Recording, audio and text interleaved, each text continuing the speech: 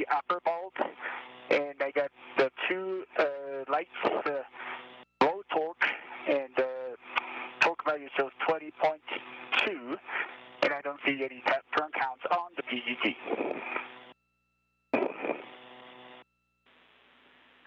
Copy that, Koichi. We'll have you try that bolt again. Just make sure you're in a good body position for leverage on that PGT, and we'll have you hit the upper bolt one more time. Okay, copy that.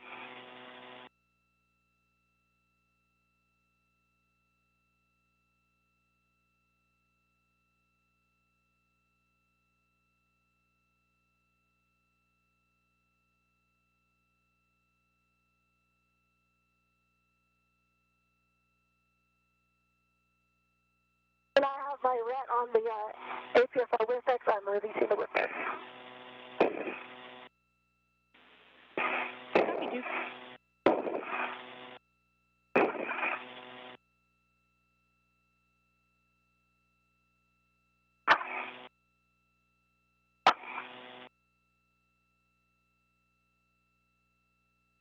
Okay, visually a little over one turn. I got a green light and torqued out in torque value 25.5, and the turn count is 1.42. Okay. Copy one additional turn, green light, and 25.5 on the torque. We'll talk about those numbers for just a moment here. Okay.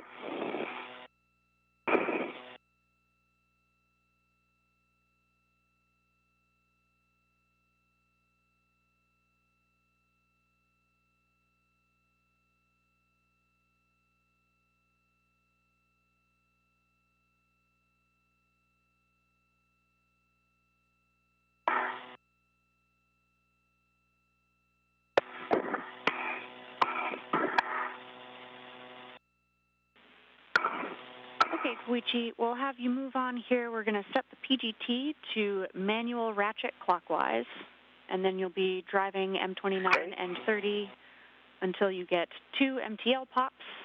So we'll expect several extra turns here. Just keep an eye out and give us a turn count visually. Copy that. Manual ratchet, and I'm going to do the manual on the lower side bolt. Copy, starting with the lower bolt. Okay, APSR is on my BRT panel there. What's one pop? Copy, Duke. Good news. You can translate out to S4 with 25.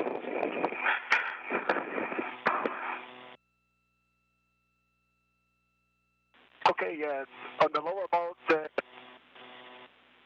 2 pops, and the bolt turn is approximately 90 degrees, a quarter of a turn.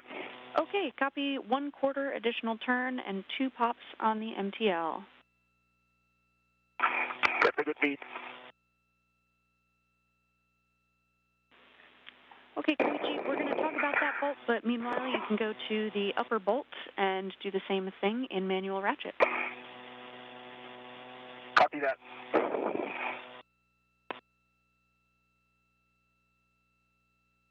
So a quick recap, there are 2 bolts on this left strut that Koichi Wakata is working at. We're looking at his helmet camera view. He's using the pistol grip tool to hand tighten each of the bolts. Now that he's done a rotation, just hand tightening them to torque. In the meantime, Nicole Mann is on the other work site. She's preparing and grabbing the materials she needs, including a work restraint, to start constructing the mounting platform. From Koichi Wakata's view, you can see sort of the final product of that mounting platform on the 1B channel. That's what they'll be building on 1A. I'm using the manual ratchet. It's rotated about half a turn, and still it does not pop.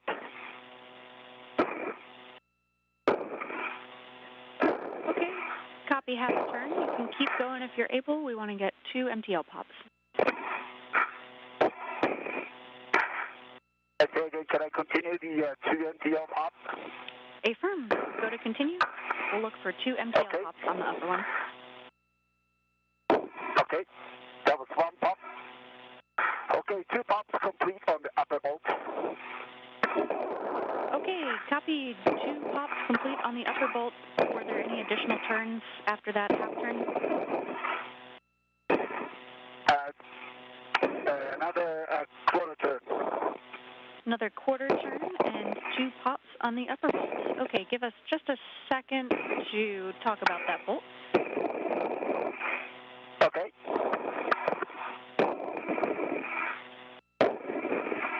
And while we give the MER and EVA a moment to talk about that, you can just hang out, take some photos for your awareness. Your met rate is looking really good right now, looking a lot better. Great, thank you. Yeah, definitely trending better from before. Awesome.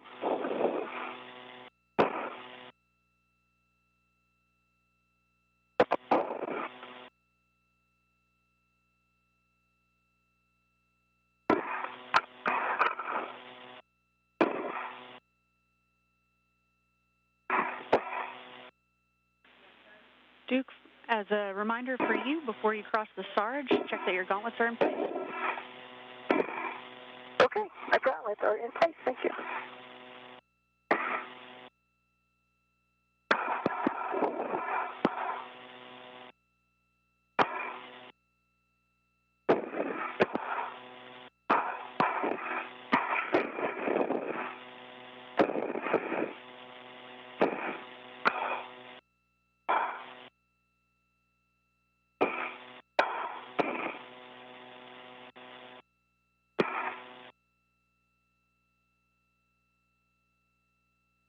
Another intermittent gap in communications from the International Space Station. The teams here in Houston's Mission Control are overseeing the spacewalk for today. 2 spacewalking astronauts, Koichi Wakata and Nicole Mann, working on upgrades to the power channel and some of the prep work needed for the arrival of IROSAs, or International Space Station Rollout Solar Arrays, later this summer. They'll be working on 2 mounting platforms, one on the 1B channel and another on the 1A. Koichi Wakata is already at the 1B channel, tightening some bolts as part of the final steps to make sure that mounting platform is secure. It's expected that that's going to take just the first hour or so of the spacewalk, and he's already getting on a great timeline for getting that work done. Which is great news. So if you haven't already, you can set your PGT back to motor and stow it. Then close the MLI to cover the power bolts.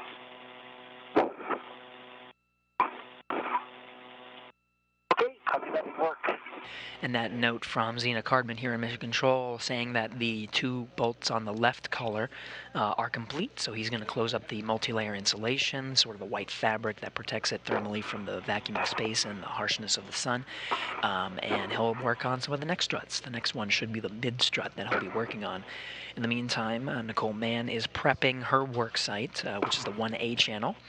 She's getting some materials she needs. She already stowed the bag that has the struts inside, and those struts will be what will be used to actually construct the mounting platform on the mast canister of the 1A channel. She got the foot restraint, retrieved it from one of the work sites, and you can sort of see it attached to her right now from this view on the outside of the space station. That foot restraint is going to help to access some of the areas that are needed for actually constructing that mounting platform. She'll be able to ingress or enter that foot restraint and give her the leverage that she needs to actually drive some of the bolts and actually construct the mounting platform. So she's got that in tow, and she's going to be going over to the 1A work site very soon to get it ready while Koichi Wakata continues to finish up the work on the 1B side.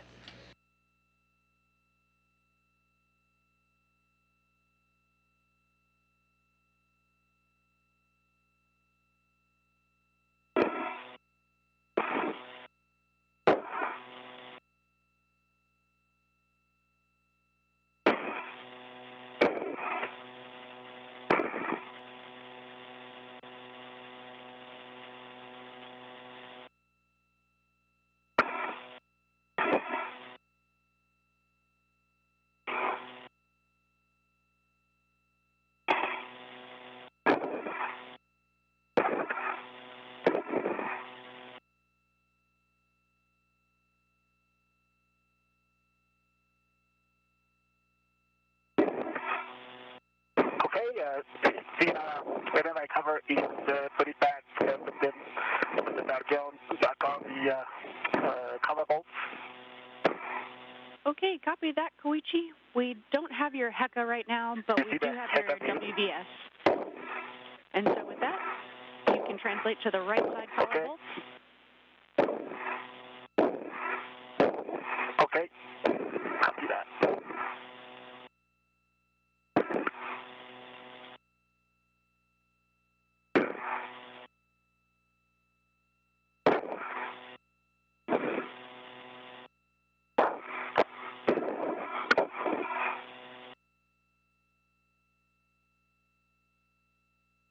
Okay, Zena, I'm going to put this in with 25 with a clocking of 6.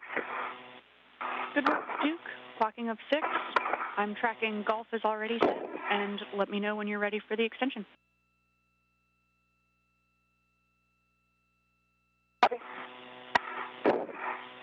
And of course, we'll be looking for black on black with a good pull test as well.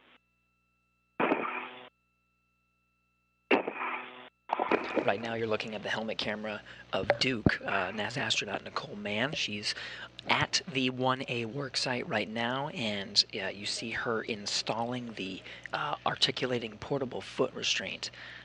This foot restraint has the ability to have some settings to angle the foot restraint so that it can reach predetermined marks that are needed for the upcoming work to actually install some of the struts. So she's installing that right now. She's going to check the settings on the articulating portable foot restraint, make sure it's really at the right angle so that she can access some of the first bolts and areas that she needs to access for some of the upcoming work. And a heads up, you guys will be flying over Japan in a couple minutes. Wave hello for us. Awesome. Thank you.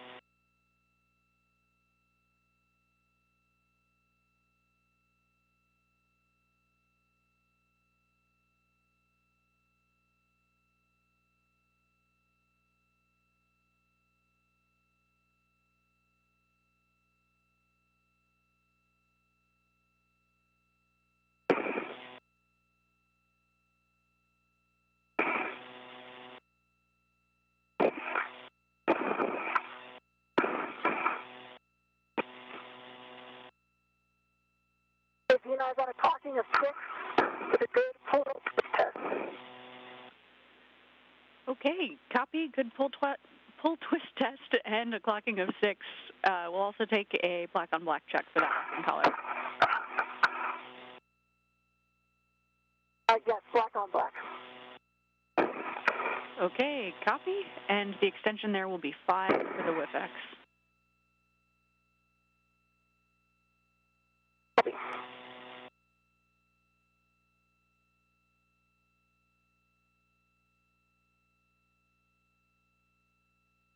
You got one side down, Koichi, you already headed over the other side?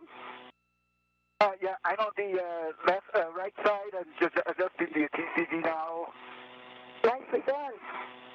Yeah, how's it going with you? Good, I got the WIFX in. I'm going to adjust the EPFR, then get started on the triangle. Great.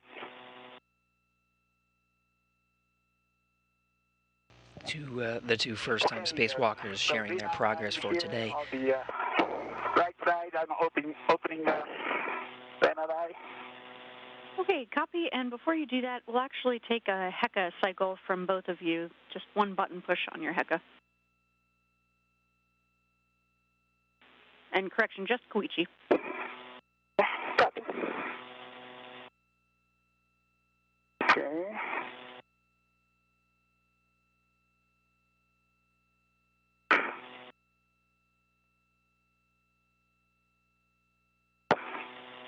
Okay, HECA should be on now.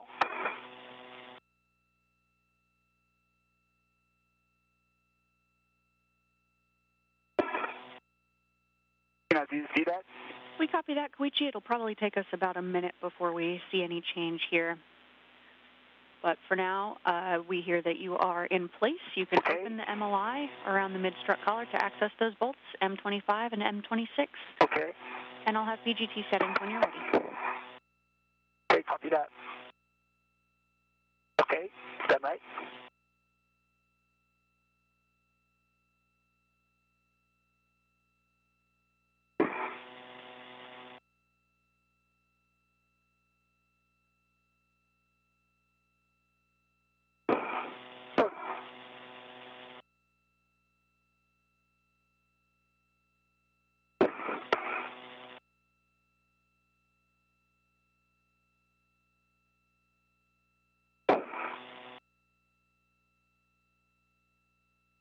I started working on the pitch here. I've got the knob is unlocked, and I'm looking for Tango Tango, but it is pretty stiff, as Josh mentioned. Copy. That is okay, the I'm correct ready. setting. PGT setting. And copy that it's stiff. Koichi, for you, PGT settings will be Bravo 7, clockwise 2.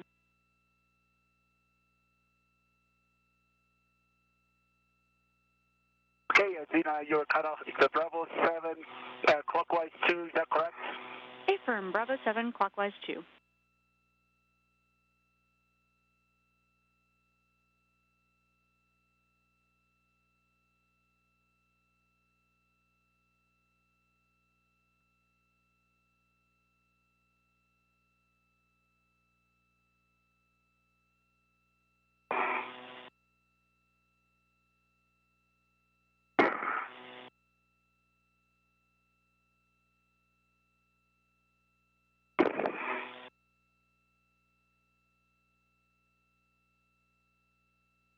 Zena, can you see in my HECA? We do see your HECA. Okay, so this is what I'm looking at. Got the black line pointed towards unlock. Then Papa Papa.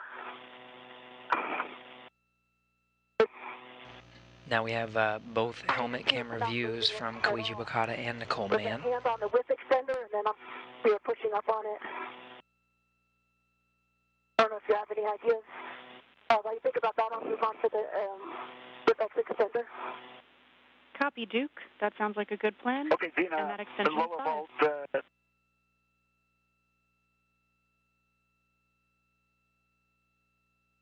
Zena, I got a lower bolt, green light of PGT 25.4, it counts 4.14 turns. Correction, 4.79 turns.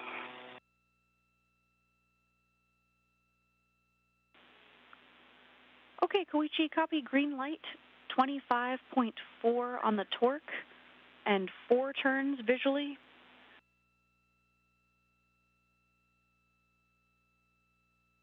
That's correct, and then the PGT shows 4.79 turns. Copy, Koichi. You can go to M26 now. This is the other bolt. Same deal. We're expecting about 4 to 6 turns. Copy that. Copy work.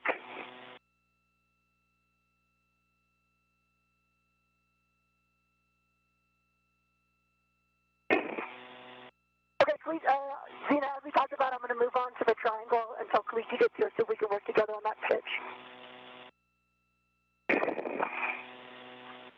Okay, copy that, Duke. So if you want to, one other thing you can try is using the boot plate for some extra leverage. But again, we'll take your expertise here. I'm happy to wait until Koichi gets there. You can also do the rest of the APFR settings if you'd like. So a quick recap of where we are. We're seeing both the helmet cameras of Koichi Wakata and Duke. On the left, Koichi Wakata working on the mid-strut. There's various components of the mounting platform. He's asking for the settings that are needed on his cordless power drill to drive some of the bolts. On the right side, Duke is preparing the work site for installing a mounting platform on the 1A channel, and she's working on the portable foot restraint. You can see sort of the area where her feet will soon go later in the timeline, making sure that that's in a good configuration. So they're both at two different work sites right now. Visually, it's more than 4. Okay, copy. That's perfect. About 5 turns. With that, you can set your PGT to manual ratchet clockwise, and you'll be torquing both of those bolts. Looking for any additional turns, report those to us, and 2 MTL pops on each. See that?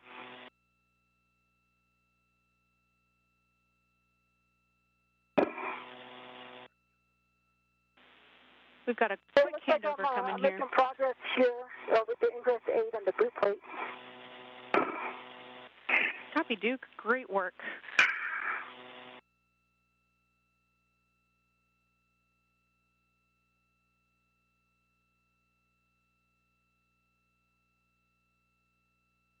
So same as he did with the left strut, on the mid-strut, Koichi Wakata is first using the pistol grip tool to drive with the tool itself, followed by some manual ratcheting to finalize the torque on each of the bolts. So right now he's working on that mid-strut. And then once again, we're in a handover period, so we're going to temporarily lose some of the video and audio from the space station. We're gaining audio first. It seems like we're getting some sounds from the space station. Back with you guys after a quick handover. Koichi, we were tracking you were in manual ratchet, but have not heard the report yet. And Duke, we're tracking you're working on the APF. Okay, so Zena, on the lower side bolt, I got 2 pops on the manual ratchet, another quarter turn. Copy, 2 pops, additional quarter turn on the lower bolt. And the upper bolt is the same, 2 pops I got and additional quarter turn. Okay, copy, 2 pops and an additional quarter turn. That's a good bolt on both of those. So with that, you can set your PGT back to motor and stow it. You can also now translate on the 1 Bravo mod kit. Copy.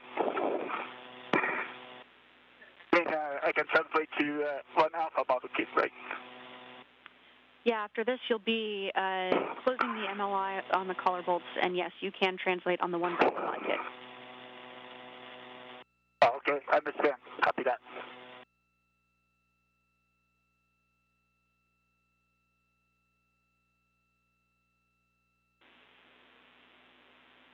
Duke, if you feel like that APFR is behaving, you can feel free to continue work on it, but we can also have you pause and head to the upper triangle and wait for Koichi to get over there.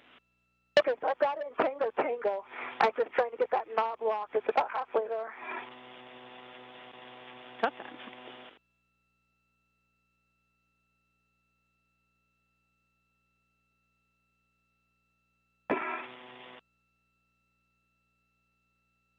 So as we regain video back from the International Space Station. Is back on. Do you have the heck of you?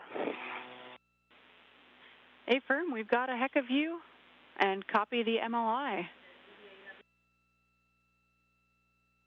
Okay. The next is the heck of scan from the bracket. Copy. The MLI over the collar bolts is just out of our view in your HECA right now. So if you can reposition just a smidge, we'll take a look, but we'll also just trust your eyes on whether that's covering the collar bolts. Do you see the view? Let me know which direction I need to move. Yeah, you look great there, Koichi. We can have you head to the mounting bracket, check that it's clear of MLI, and you'll probably have an even better view from over there. Copy that.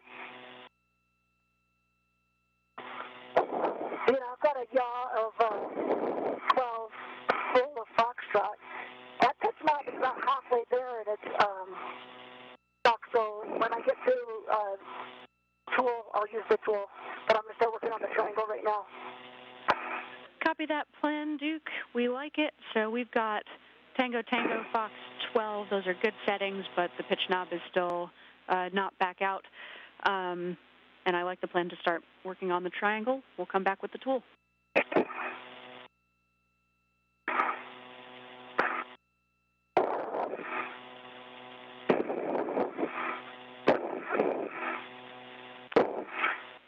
Duke, when you have a moment, we'll take a glove, hat, and gauntlet check as well. Copy, Koichi. Okay, so I'm on the mountain bracket. You have a good view? Checking, Koichi.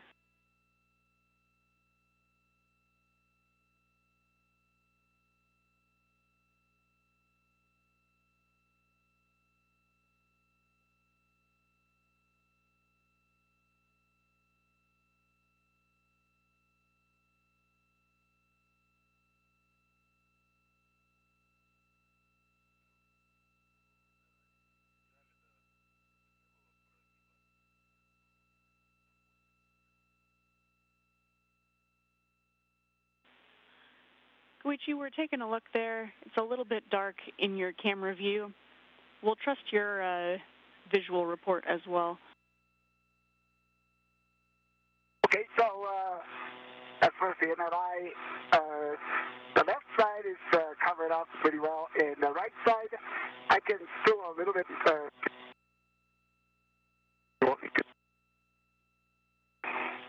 It's covering the color bolt area, and there's still some gap, and I can cinch it down a little firmly down.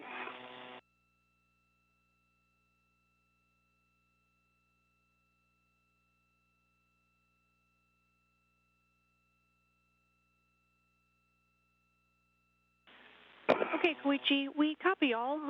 You're ahead of the timeline right now, so we'll use this time to have you go over and adjust that MLI. Just take care of whatever gap you see. Okay, copy that.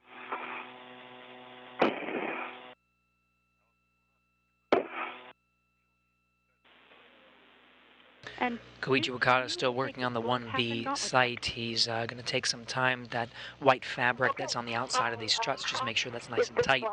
My gloves, good, good. Duke, Nicole Mann on the 1A site, working on the portable foot restraint. She's also going to start building the different components of the mounting platform, starting with the upper triangle, the topmost part of the mounting bracket. Then, you want me to do another hacker scan? Copy, Koichi, checking.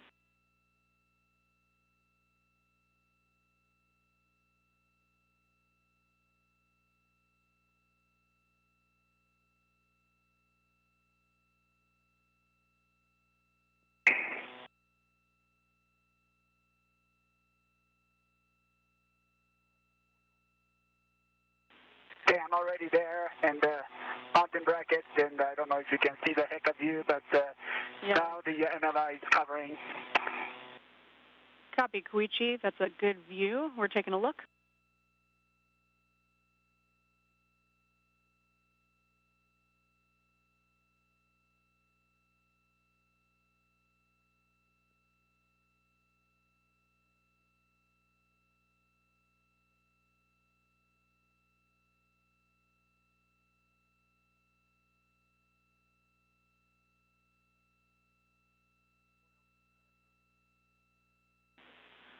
Okay, Koichi, we're taking a look, and we see a flap of MLI open on the telescoping end of the strut. If you see that as well, we'll have you go over and see if you can get that to close with the Velcro. Is that on the right side? Affirm, Koichi. Copy that. In work.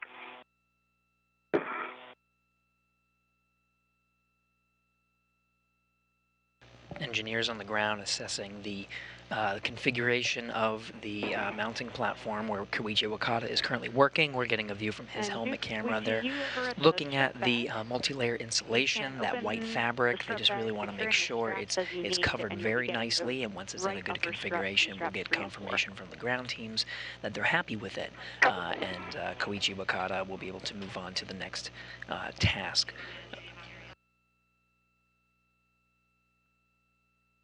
Okay, Zena, I don't know if you can see my HECA view, but I used this integrated wire tie to secure this little bit open MMI.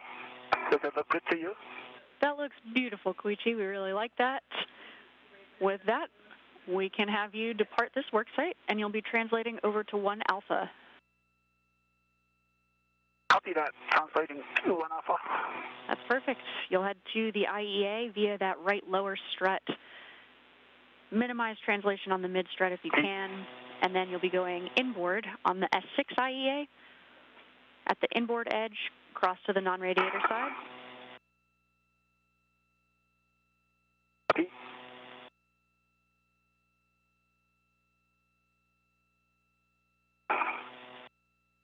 For Koichi Wakata, there are 3 main tasks that he needs to accomplish over at the mounting platform. He was working his way basically clockwise around the mounting platform. He started on the left side to work on 2 bolts, then completed the mid-strut bolts. Now he's going to complete his work by tightening the 2 bolts that are on the right side. Of course, checking that multi-layer insulation, that white fabric along the way, making sure that looks good. But once he's done, he'll really proceed into some cleanup steps and then go over to translate to the 1A worksite, where Nicole Mann is currently starting to construct some of the components of the mounting bracket over there, and then they'll work on that side together. Okay, copy that, Duke. You can keep that tethered to the bag, lock out the threat if you need to. You'll be aligning the right upper strut L7 to the mounting bracket right side. Check that the alignment tab is in the groove and the black lines are aligned on the end of the mounting bracket. I'll have PGT settings when you're ready. Copy.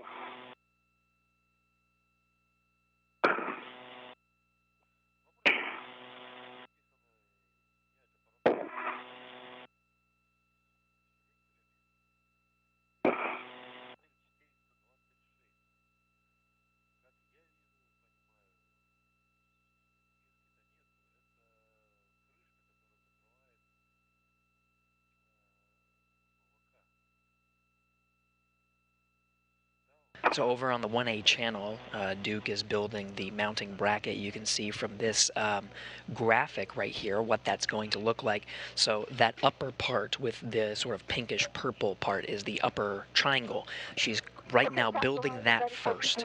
So she's getting a head start on there, and it's going to attach to what's called the mast canister. That's that greenish, bluish soda can looking structure. That's where the legacy solar arrays were originally deployed from, and this is really sort of an adapter to allow the IROSA solar arrays to attach to the mounting bracket. That's that sort of bluish indigo part labeled there on the left, the IROSA mounting bracket. So she's just right now building that upper structure.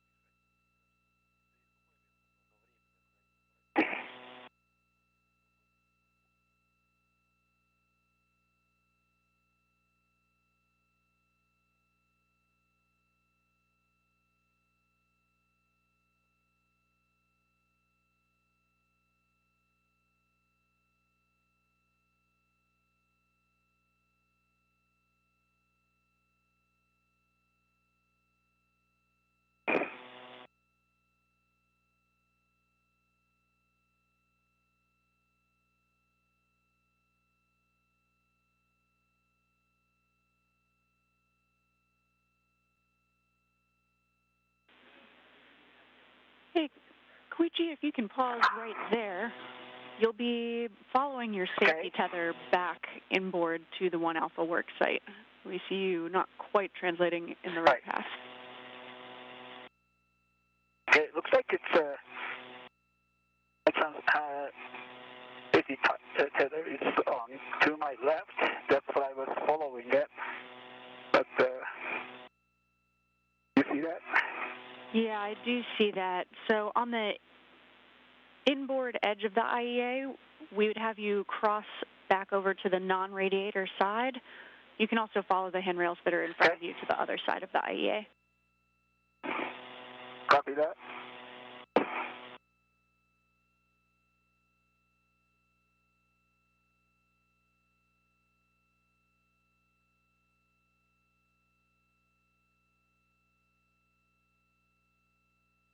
I'm going to translate here at the end of the IEA to the non-radiator side. That's perfect, Koichi. Once you're on the non-radiator side, you can head inboard along the zenith edge.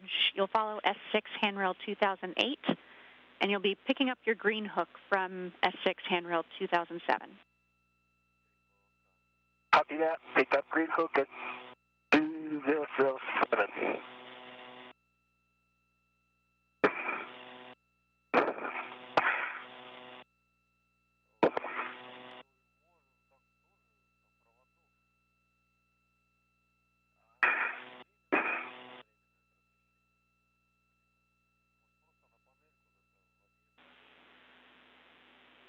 And Duke, just checking, I didn't hear the PGT settings.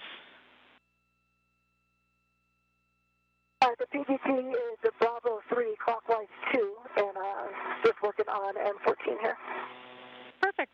Okay, we're expecting approximately 4 turns on M13 and M14. This is not to torque yet. Copy, 4 turns. Okay, Duke, now I see you.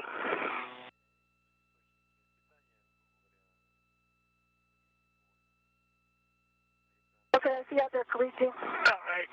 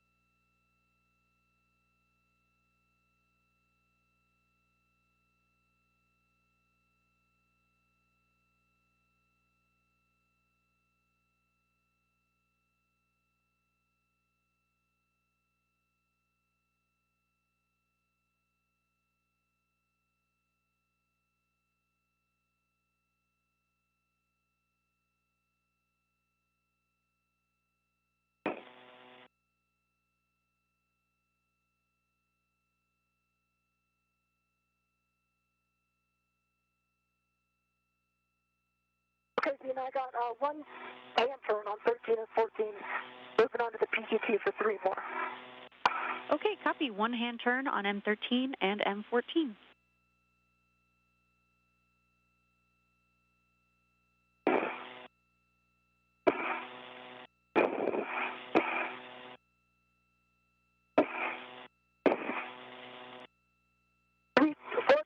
Three more turns on M14. Copy. 3 additional turns on M14. That's 4 total.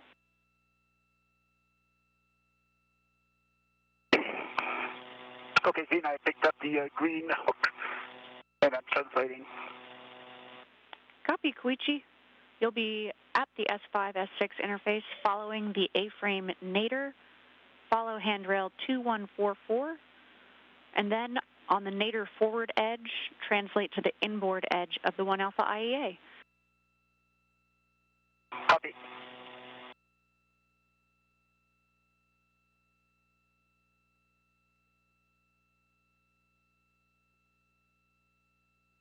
Okay, Dean, I'm moving on to upper left to center pad. Copy, Duke.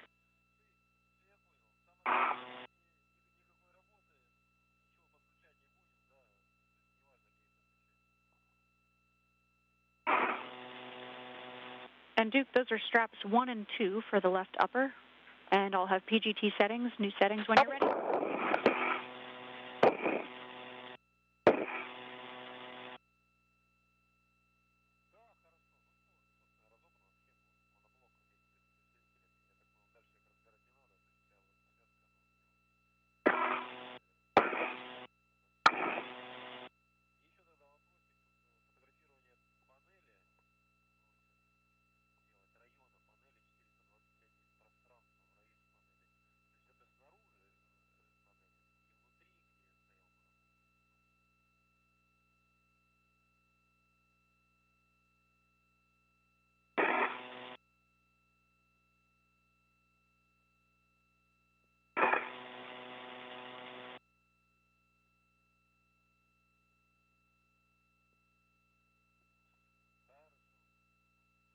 Hello, Duke. Hey, Koichi.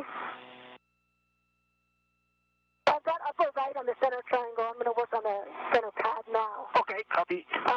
But it's not, that pitch knob was giving me a hard time. Pitch knob, okay. You want to give it a try, Okay. or try the tool? All the settings are correct. Okay, I'll try that. It's just, That sounds like Tango to Papa, right? no, the pitch is already set, Koichi. It just needs to be locked. Locked. Okay, copy. Yeah, good coordination for both of you. Koichi, if you do want to grab the Crowfoot tool, that's D-Ring Hotel in the strut bag, you'll need the ratchet wrench as well.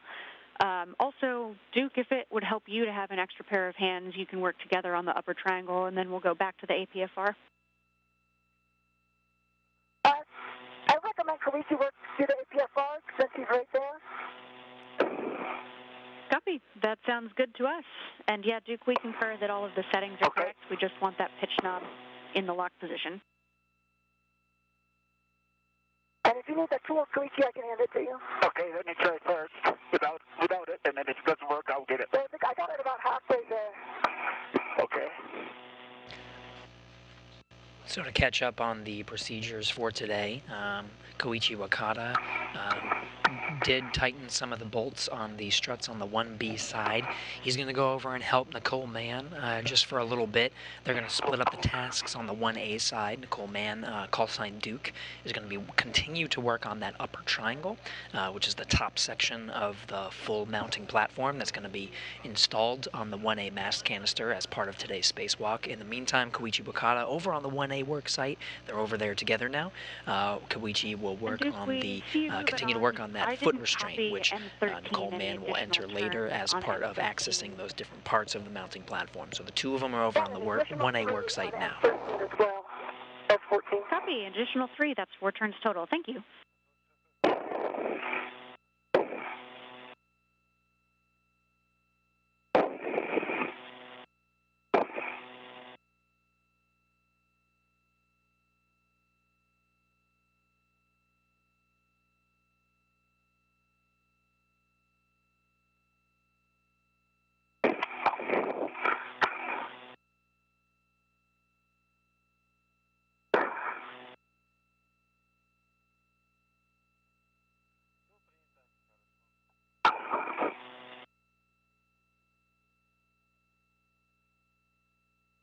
Okay, I need a tool. It doesn't go all the way. I'll get a tool, Duke.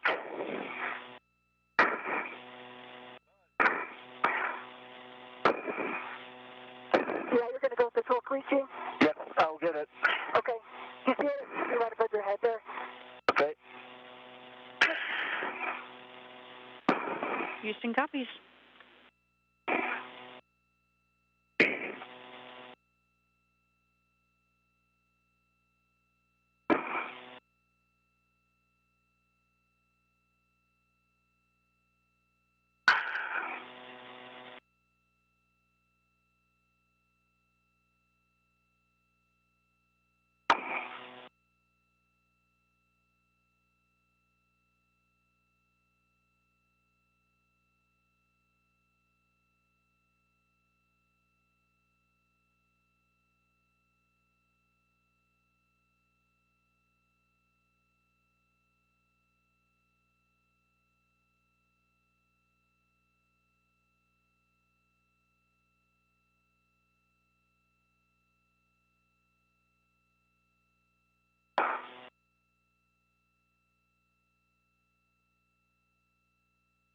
Crazy, and I got 2 hand turns on M17 ready for PGT settings.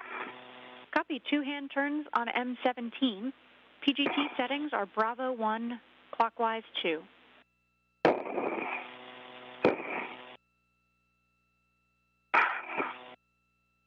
Bravo 1, clockwise 2. And confirm I'm going to torque. Affirm. You'll be going to torque. We're expecting a little over 6 turns to 9 turns. So that'll be about 4 or 5 to 7 turns additional to the 2 that you got by hand. And checking as well for black line flush.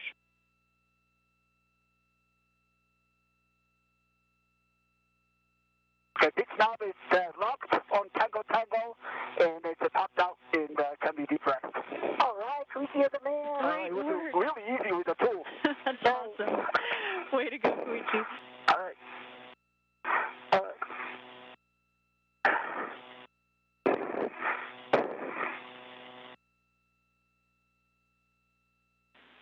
All right, Koichi will have you stow that Okay. foot tool back in the strut bag, and then you can assist Duke with that upper tackle. Copy that. Tool is already stowed in the strut bag. I'm going to assist Duke. You are the man. Trying. The Duke is the man. We love it. With one more and... Koichi Wakata able to work with that pesky APFR, the portable foot restraint. Now the settings on that portable foot restraint are complete, so he'll join Nicole Mann, call sign Duke, to continue assembling that upper triangle of the mounting platform that they're going to install on the 1A channel.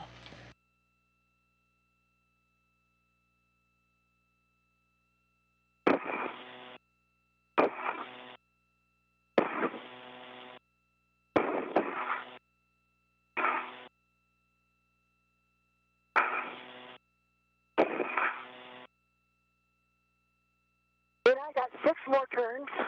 Green light, 12.0 on the torque, black line flush. Okay, copy. 6 additional turns, black line flush, and good torque. With that, you can release the ret from the right upper strut. Copy.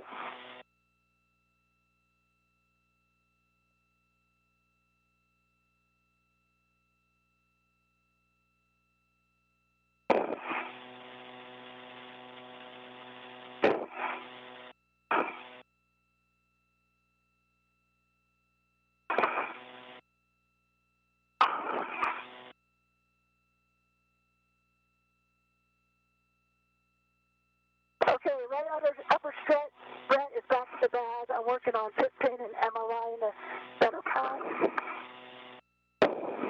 Copy, Duke.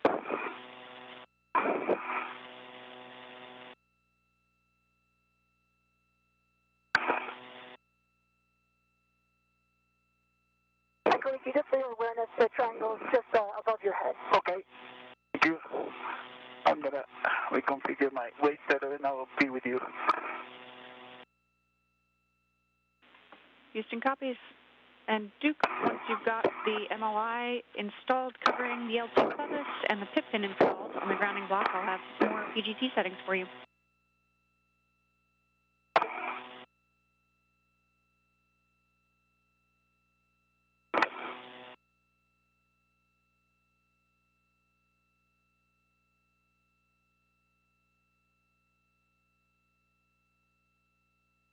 Okay, Duke.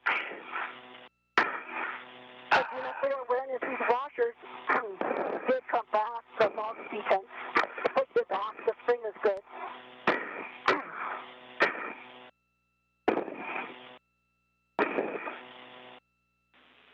Duke, we copy.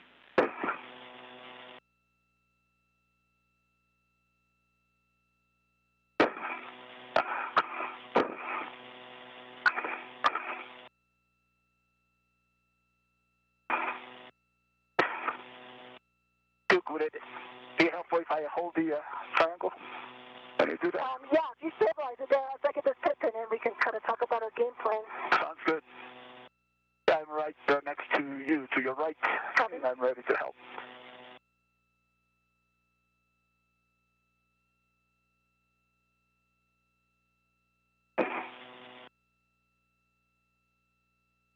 Okay, pip pin is installed. Koichi, how about I rotate the center pad to you? Okay. You can work on the MLI, and I'll start working on the left upper strut. Okay, copy that. All right, I'm going to rotate back towards you then. Perfect. All right? Yes. All right. All right, then I'm going to work on the... The MLI is just on the center pad there. Right, okay. And heads up, guys, we've got about a minute until a 2-minute LOS. So, Duke, when you're ready, I can give you PGT settings and a couple steps to work on. Okay, go ahead. with the PGT settings. Bravo 3, clockwise 2. Bravo 3, clockwise 2. I'm going to do 4 turns on one, torque on the next, and then torque on back on the original. Yeah, you got it. And just check for black line flush on both of those once you torque them. Okay, copy.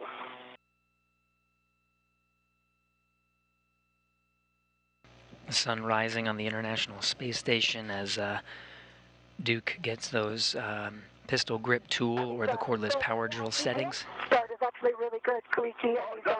Lines you put on here are super helpful. Oh, that's great. So that's good. Yeah.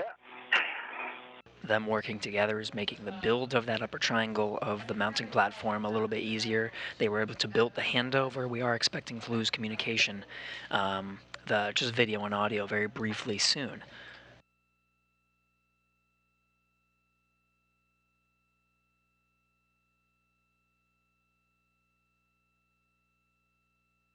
And right as expected, we're losing video and audio, but we'll be regaining it shortly. We get good communication from the tracking and data relay satellites through an operation such as this.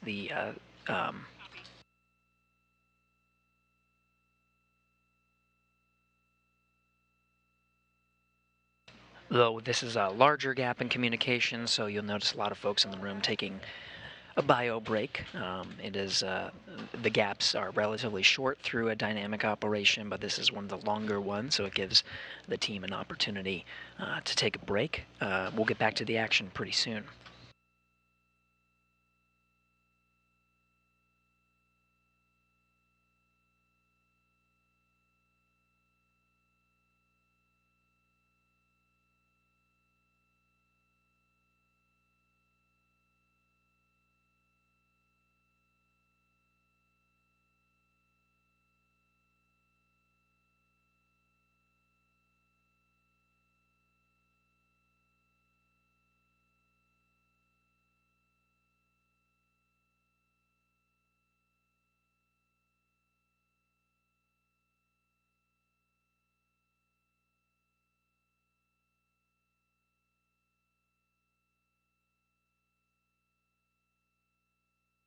While we're waiting to regain communication from the International Space Station, let's go over the plan and the work for today. So first of all, what they're doing is they're currently on the 1A channel, the channel that's marked in the yellow there. They are constructing a modification kit for future IROSA solar arrays, International Space Station rollout solar arrays. There are 4 that are installed in the International Space Station so far. That is all of the channels marked in blue, and then the green, the mounting hardware, that mounting platform was complete, but we saw Koichi Wakata tighten some of the bolts on the struts to make sure that that's ready to receive an IROSA later this summer. But the 2 of them now are over on the 1A channel, and they are working on the modification kit. Now, this is really a modification to the original mast canister. That's that light blue, kind of greenish tin can looking structure. That had a legacy solar arrays, and they are building those struts that are going to house soon the International Space Station rollout solar array on that mounting bracket that you see there in the graphic. So they're building that top portion right now, the upper triangle. That requires a cordless power drill to secure some of the bolts in place. All of these different components, as you see them now, are transported through a bag, and that bag has been transported over to their work site. You can see some of the upper struts, some of those components, they had to take them out. All of them are marked so they know which pieces are which, and right now they are putting them together to build the upper triangle. This is not the first time we've done it, so we do have graphics from previous spacewalks. You can see there on the right, that is a fully constructed modification kit. That's what it looks like. And then here's from a previous spacewalk, 2 spacewalkers actually installing the rollout solar arrays. Once it's installed, it unfolds just like you see there, and it's called a rollout solar array for a reason. It rolls out and covers the bottom portion of the legacy solar arrays, but it generates an incredible amount of power. And so far, 4 have been installed and are performing very well. So what they're doing now is they're creating the modification kit for those another pair of solar arrays that are going to be delivered to the International Space Station later in the summer. We're now regaining video and audio from the International Space Station, so let's go back to the action, where Koichi and Duke are both continuing to work on constructing that modification kit.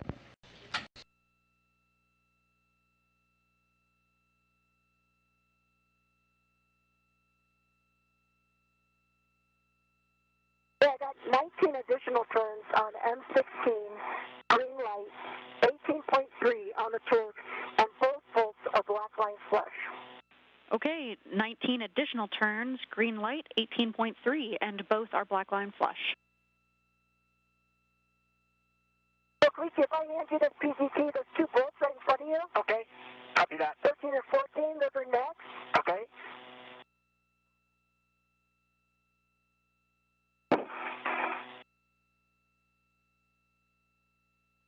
Okay, there you go.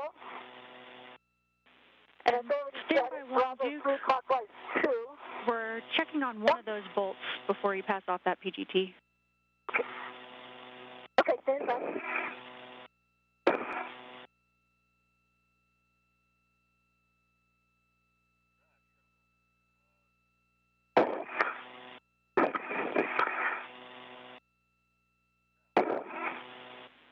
Duke, for M15, did you do any hand turns to start? Yeah, sorry, for M15 I had two turns hand start.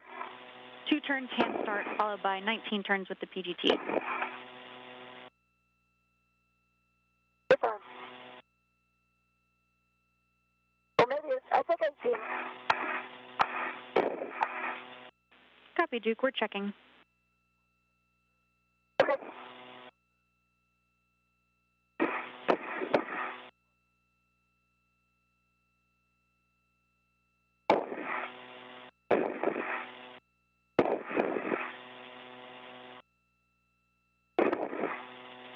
Look at me.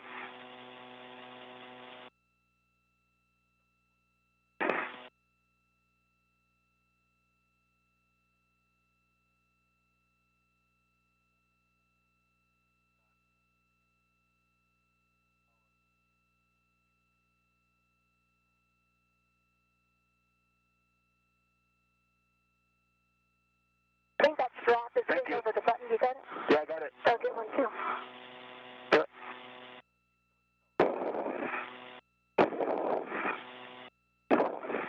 I took a few.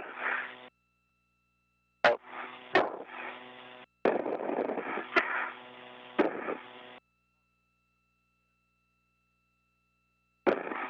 Thanks for your patience, guys. We're chatting about M15.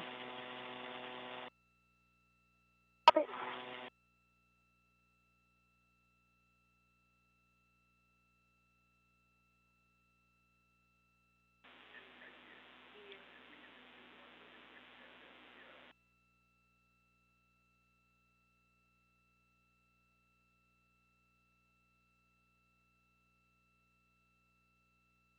Good one. Awesome. Okay, Duke, could we have you just check the alignment tab is fully seated in place? Copy.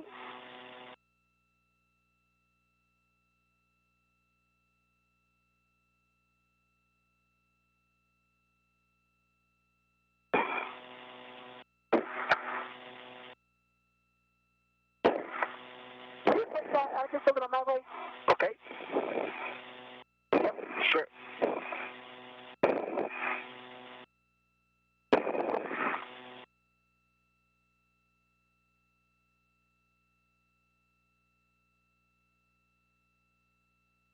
Okay, alignment pad looks good. The tab is engaged. I don't know if you can see in my HACA. You can see I got two black line flushes. Okay, Duke, we've got a great view of that. We concur with everything. If you could do us a favor and just hit M15 one more time with the PGT. Copy.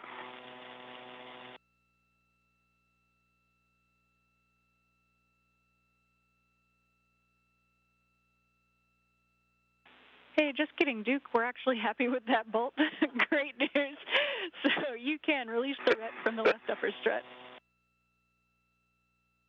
Okay. I will pass this, Chris, I'll pass this PGT to you, and I'll work on that ret. Copy that. So those M13 and 14, right? You got it? Yeah, the next bolts will be M13 and M14. And PGT settings should be the same. Okay. Bravo 3 clockwise 2. Bravo 3 set, clockwise 2 set. Perfect. Left upper is released. Copy, Duke. And Koichi, for you, you'll be driving those approximately an additional 20 turns, looking for torque, good green light, and black line flush on both of those. Okay, copy.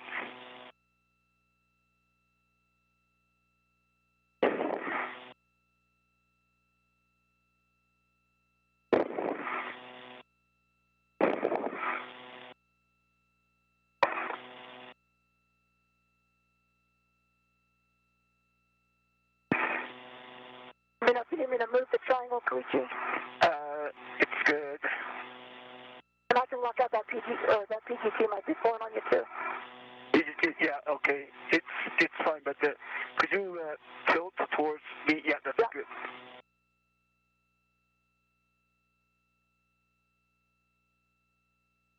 Does it say in 13, 14 on the side, does it say? It says on the side. Okay, I see that, okay. All right. Alpha 2. Bravo 3. Excuse me, Bravo 3 and Bravo 3 set, but clockwise 2 set. Additional 20 turns. You're done.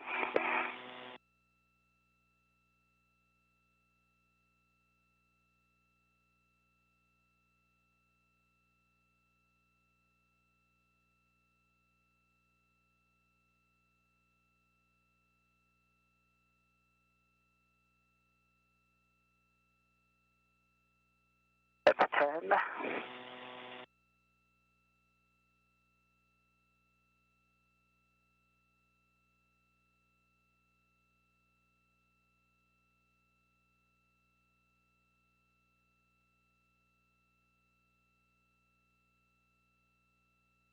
Okay, 19 and a half turns, and I got a green light, 18.5 foot-pounds, 19.03 turns. Okay, 19 and a half turns visually, green light, 18.5 on the torque. That's good speed, and that was on the M13. I'm going to do M14. Copy and M13 black line flush. and copy black line flush, going to M14. Okay. Copy in work.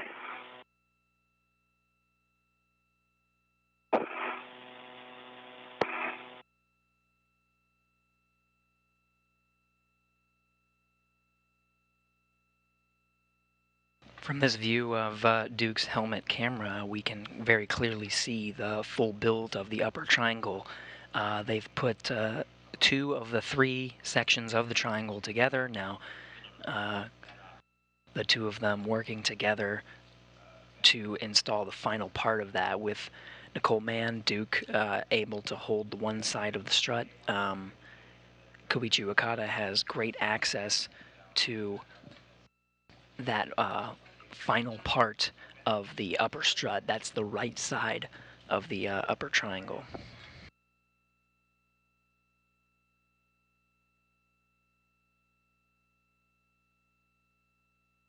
That's 10.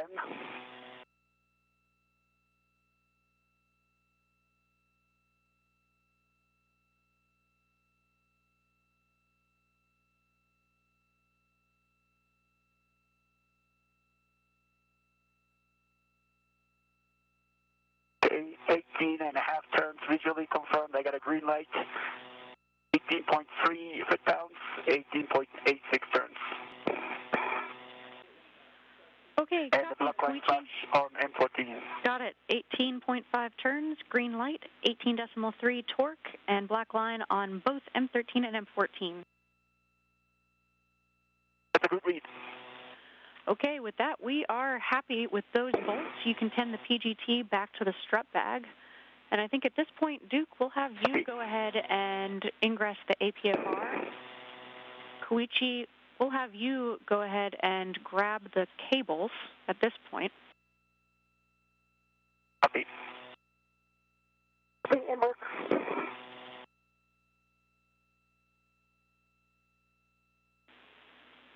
Big picture for you both.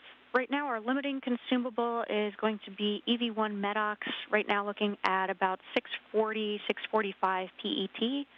We're just about 20 minutes down on the timeline right now. You guys are doing good work. Okay. All right, Koichi, I'm all cleaned up. I'm headed over to the APFR. Okay. The untangle the PGT.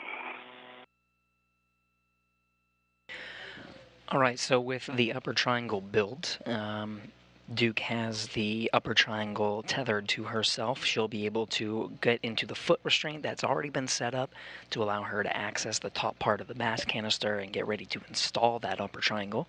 In the meantime, Koichi Wakata working on the pistol grip tool, making sure that's going to be stowed away. And if you remember, on the way out to the work site, Koichi Wakata had a cable bag in tow and put it off to the side to temporarily stow it. He's going to go ahead and access that cable bag and grab some of the necessary materials needed for continuing to build this mounting platform.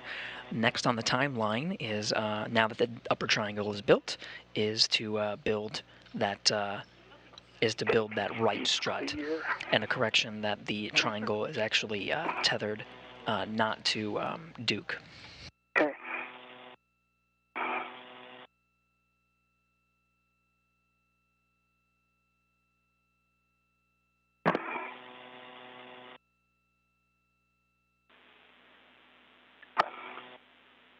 Duke, for you, as a reminder, no sudden movements on the mass canister or mod kit. Limit your lateral loads into the BGA, avoid cyclic loading, and don't impart forces into the mod kit before they're fully installed. Copy.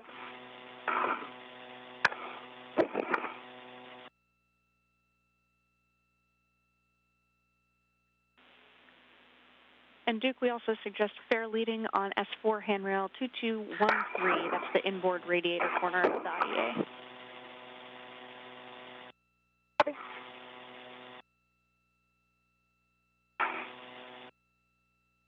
Okay, so Zena, I'm going to grab the front alpha cable.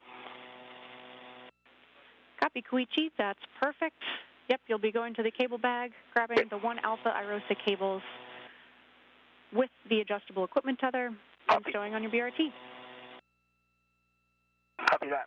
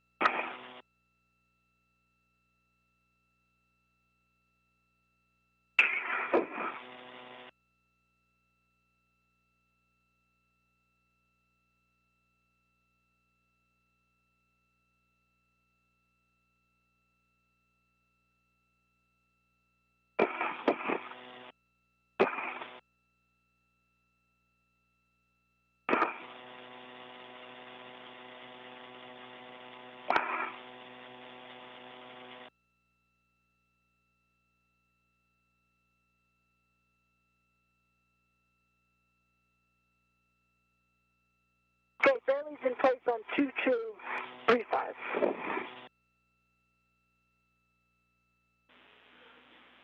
Copy, Duke.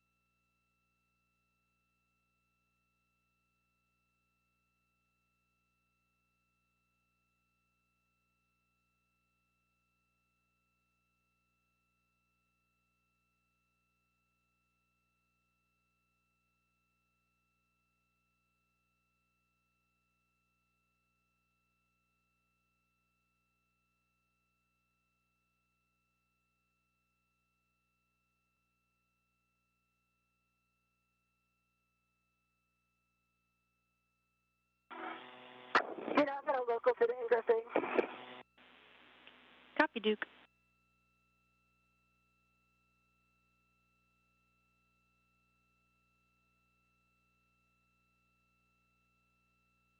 Okay, I'm ready to the 1 Alpha cable bundle, and I'm going to take it out from the cable bag. That's perfect, Koichi. You can stow that on your BRT, close the cable bag, and translate to the upper triangle. See that?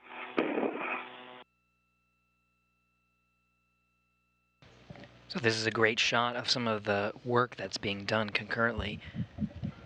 You can see EV2 Duke with the suit with no stripes is ingressing or entering the portable foot restraint that was set up for her to access some of the parts that are needed to install that upper triangle, which Koichi Wakata has in tow.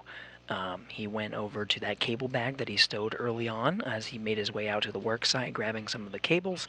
So he'll have the upper triangle and the cables in tow.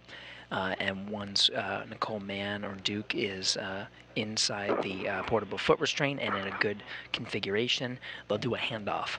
So he'll be handing off some of the components that she needs to construct the mounting platform one at a time. And they'll work together to install this mounting platform.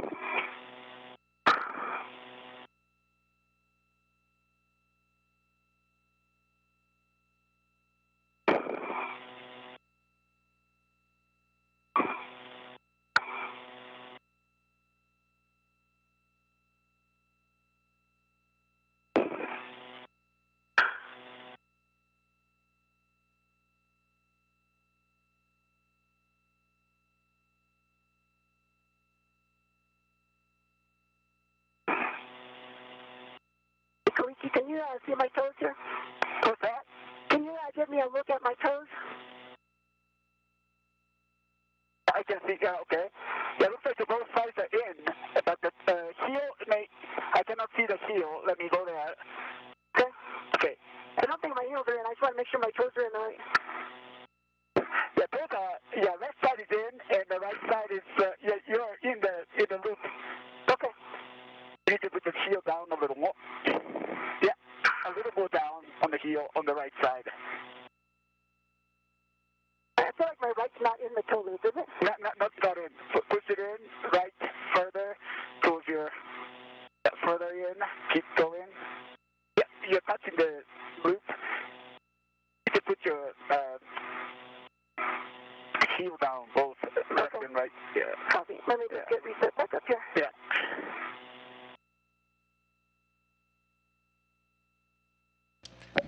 Koichi Wakata has a great view. He's aiding Nicole Mann and guiding her. He's got a better view of where her feet will go inside the portable foot restraint.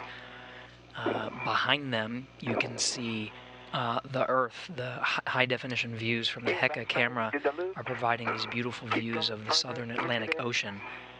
They just passed over the eastern border of South America and are heading on a northeastern track towards Africa, but they're over the South Atlantic Ocean right now. Heel further down a little more. And a correction that upper triangle is specifically attached to the strut bag, to the bag where those the upper triangle components actually came from. But it will be Koichi Wakata that will grab it and hand it off to Nicole Mann once she's in position.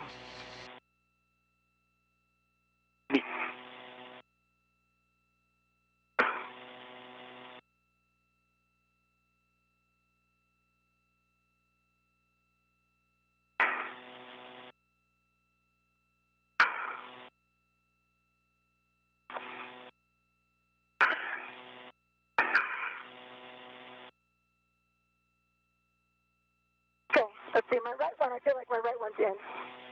Yeah, looks like it. Okay. Left one, I think I need to heel a little more. Yeah.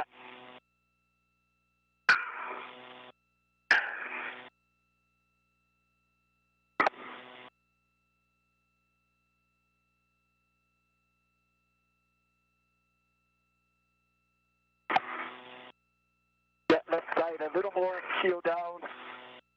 Position is good.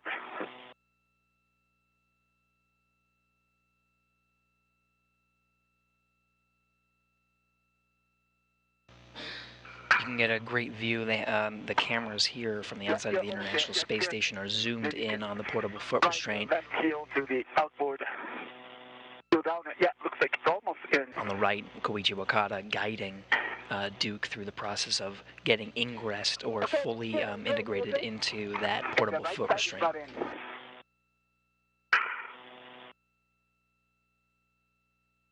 Stay there, stay there. Right side heel, you come out to the left. Heel to your left. Right to your left, or heel only to your left. Wait, which foot? Right foot. Heel, yeah. And then heel down. Okay, and then stop, go to the left. Right heel to your left side. That's good, and stay there. And then you're in. Okay, thank you. All right, sure. Perfect. Looking good. Great work, guys. That was awesome All right, coordination. just touch in. Copy ingress aid, Duke. All right.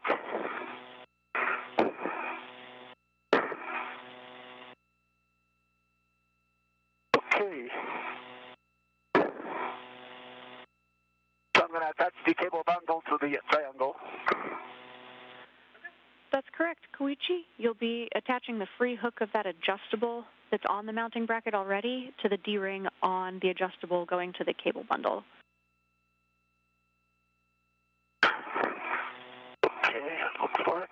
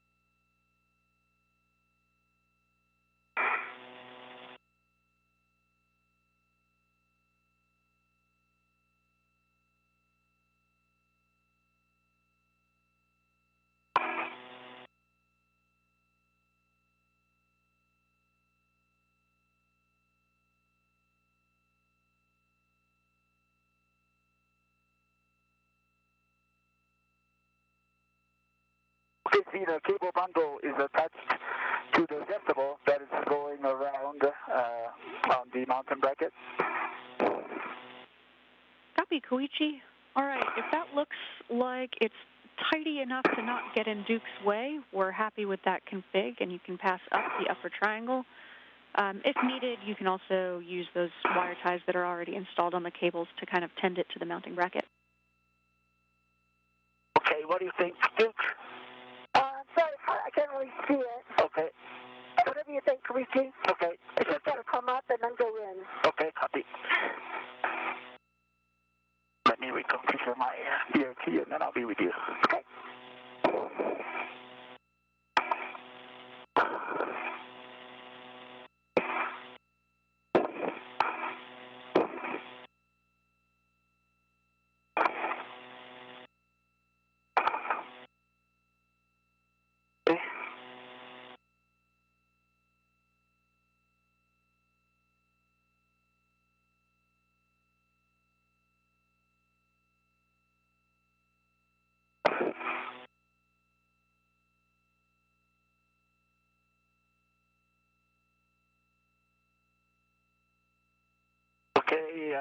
I'm coming from your right. Can you see the triangle? I see it. Let me know when you can grab any part. I think maybe if you bring it back towards me a little bit. Okay. Okay, I have control. Okay, you have the controls. You have to rotate it. Good words, Koichi. We see you looking good. Just a reminder, you don't need to ret swap for this one. We've got 2 rets in series. Copy.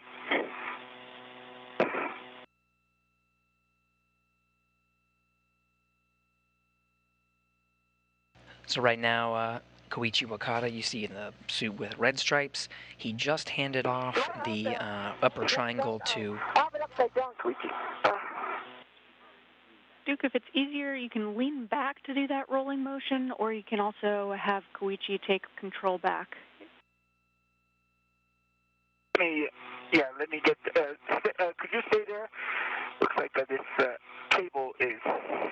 Okay, I'll stay still. I think I can rotate it. Okay. But, just let me know when it's clear. Okay, stand by. Stay there. Yeah, so Duke has control of that upper triangle. Koichi just guiding her as she needs to rotate it into position that's appropriate for installing it on the mast canister.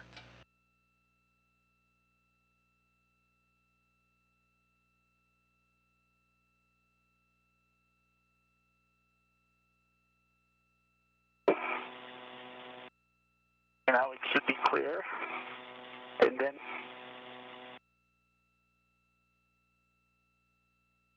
And do you want me to get it back and rotate it and bring it back to you, or? No, I'll Can you rotate it? Okay. Yeah. Right. Okay, Dana, this time, can we do other tasks like GoPro setup, or?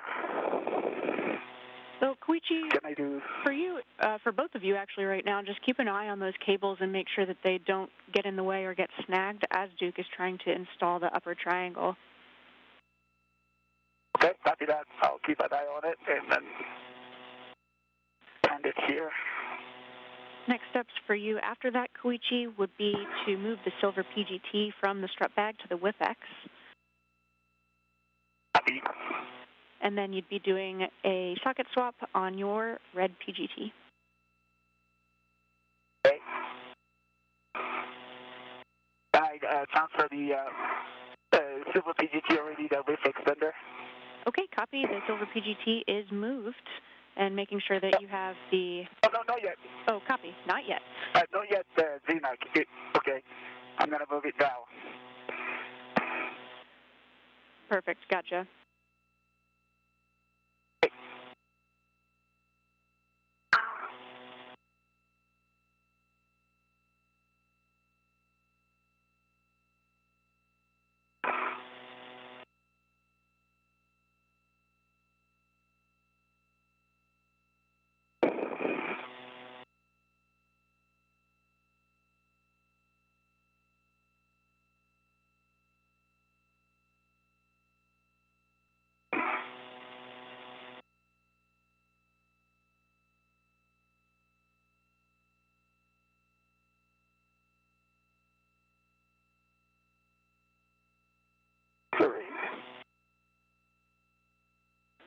Nice work, Duke. If you need to lean back at all to get enough clearance for that maneuver, I know you're working in a tight workspace there. All right. Whew, got it. Awesome, Duke. Great job.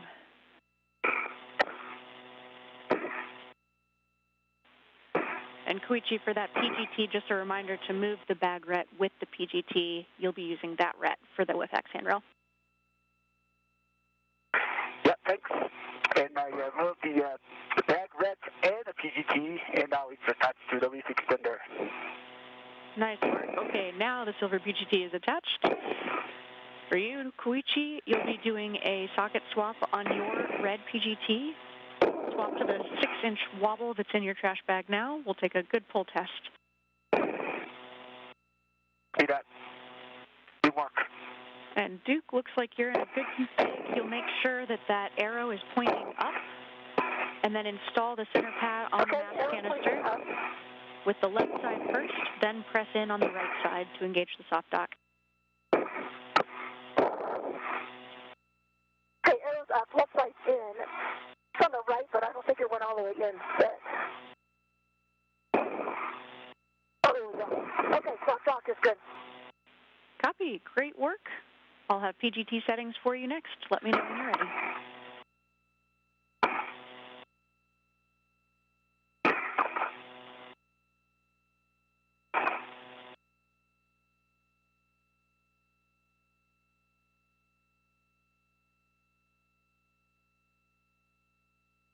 So with a little bit of finagling and getting the upper triangle into the right rotation, Duke has successfully soft docked it to the upper part of the mast canister.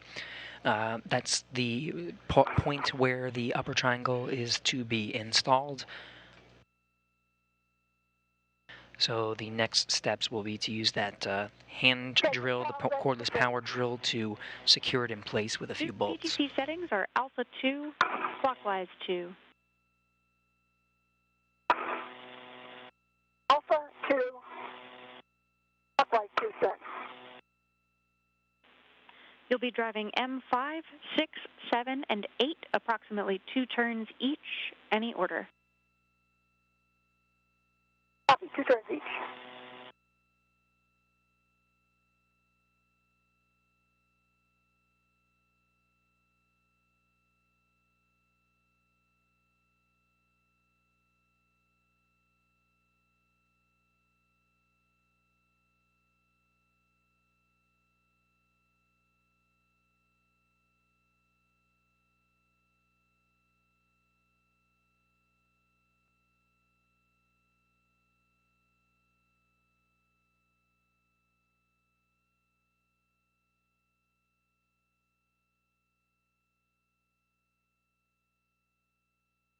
Okay, Dina, head stop is complete. 7/16, 6-inch wobble is on my red PGT. Good pull test. Copy. Installed with a good pull test on your PGT. And I have 2 turns on M5 through 8. Okay, copy. 2 turns on M5, 6, 7, and 8. You'll now be going to torque on each of these in any order, an additional 3 to 8 turns or so.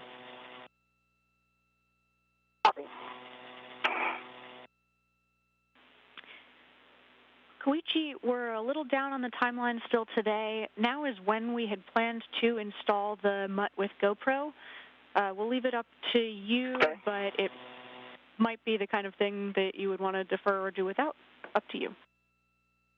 Okay, I concur. What do you think, Duke? M5, 5 turns, green light, 3.6 on the torque. Copy. Additional 5 turns on M5, 3.6 on the torque.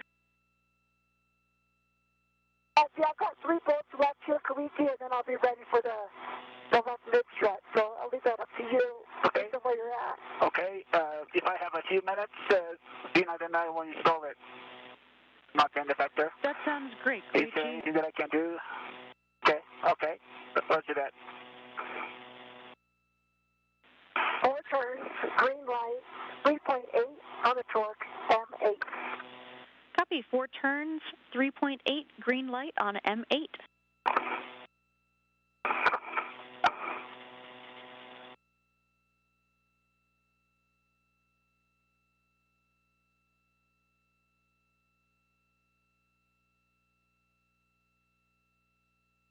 Four and a half turns, green light, 3.9 on the torque, M6. Copy. 4.5, 3.9, green light on M6. And Koichi, for you, we do think you have time. Totally up to you, no pressure. You'd be, per the plan, installing that MUT end effector on handrail 2214. That's the inboard edge middle handrail. Okay, copy that. In work.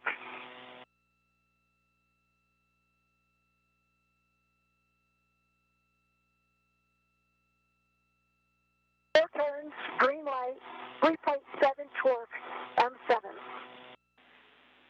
Copy. 4 additional turns, 3.7, green light on M7.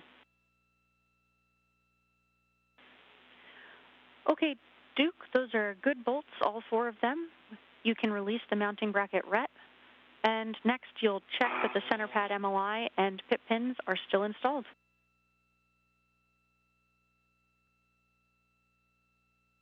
Okay, MOI and pit pins, we're good. Copy, that's great. You can rotate the upper triangle down for later access after you have the RET released. And then from both of you, we'll take a good glove, hap, and gauntlet check.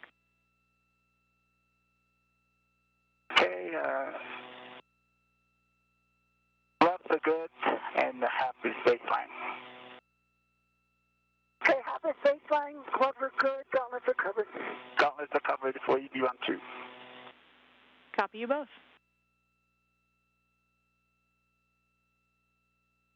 With that, the upper triangle has been installed onto the 1A mast canister. Picture for me, I think I'm popping out and adjusting the APFR. Big picture, I think I'm going to need to pop yes. out to get to RET on the mounting bracket. Okay, copy. Yeah, that's what we're waiting on, is just that mounting bracket RET.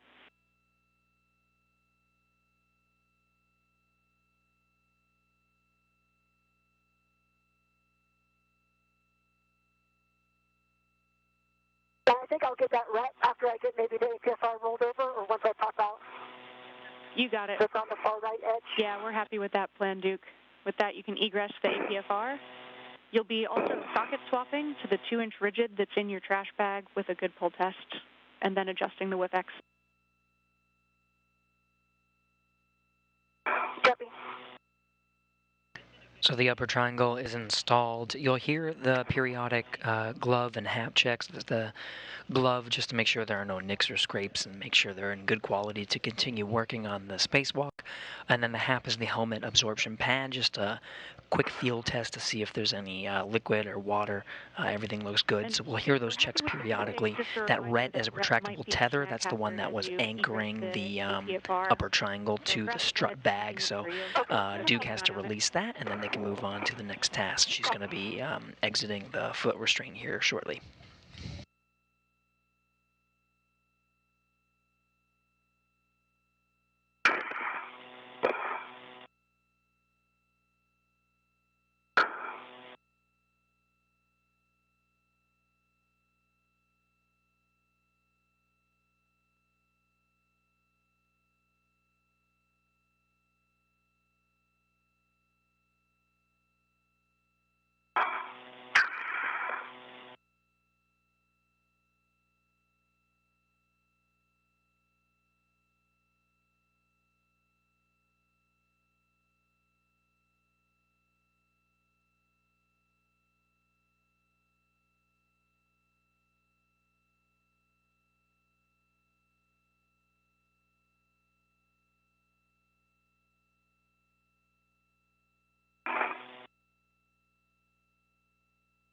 Okay, Gina, GoPro is installed, and I'm back in the work site.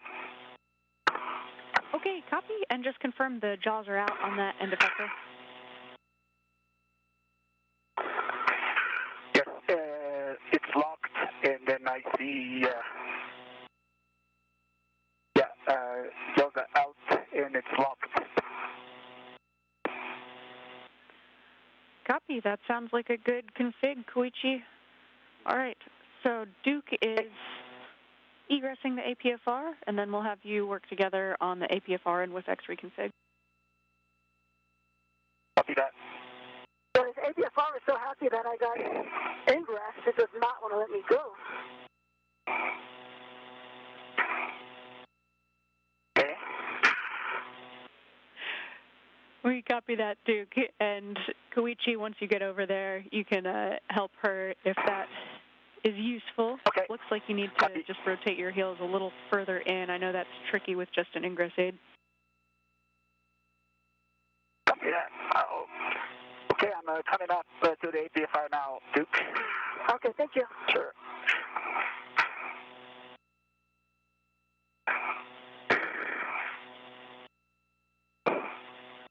I see the tether coming from the... Yeah, there's still that RET there on the mounting, on the see that. Okay. I just local here. Well, I'm going to go my right heel in if you'll maybe give it a check. Okay, okay, right heel. So right now, Koichi Wakata is helping Nicole Mann, callsign Duke, to egress or get out of the foot restraint. That foot restraint was configured such that it gave her just the right angle to install that upper triangle. It was the right angle for her to use that cordless power drill, the PGT, pistol grip tool, and then drive those bolts. She needs to get out. They're going to reconfigure it, angle it a different way. So now, and then she'll get back in it. So she'll be able to access the next set of bolts for when they install that next component of the mounting platform, which is the right strut. So they'll work through that methodically, getting her out, re-angling it, back in, and then they'll get the new component of the mounting bracket from the strut bag handed off, and then bolt that to the mass canister. Okay, now you can pull out straight. Yeah, that's good. Okay. All right.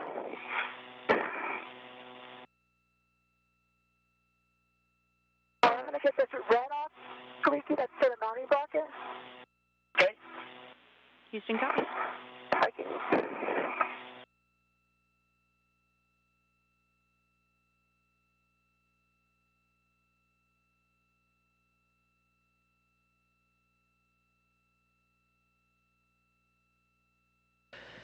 So we're in another handover period. Again, we're receiving video and audio from the geosynchronous TDRS satellites, tracking and data relay satellites. Another intermittent gap. We'll be regaining video and audio here shortly. As a quick recap, the two have completed the installation of the upper triangle on the 1A power channel. There are several components that make up the mounting bracket, so that's done. And they're currently trying to reposition the foot restraint to get a new angle and allow Nicole Mann, callsign Duke, to access the next part of the installation, which is the bolts that will attach the right strut to the upper triangle. Extend the setting. Houston's back with you after a quick handover. And Koichi, that sounds like a good plan. We've got you adjusting the APFR, but if you want to coordinate who does APFR, who does WIFX, that's fine by me. Okay. I'm doing the WIF extender, and Duke will do the APFR. Okay, I'm going to work on the socket swap right now. That's okay. Copy, working on the socket swap for you, Duke. And big picture update for you both. Right now we're looking at about 30 minutes down on the timeline. Our limiting consumable is still EV1 MEDOX, but moved up to about 6 hours, 50 minutes. And we'd love your input on just how you're doing and how you feel about that big picture update.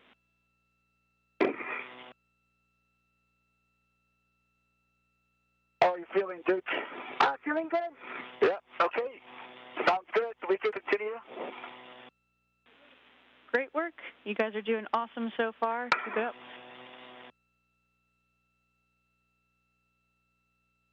Awesome.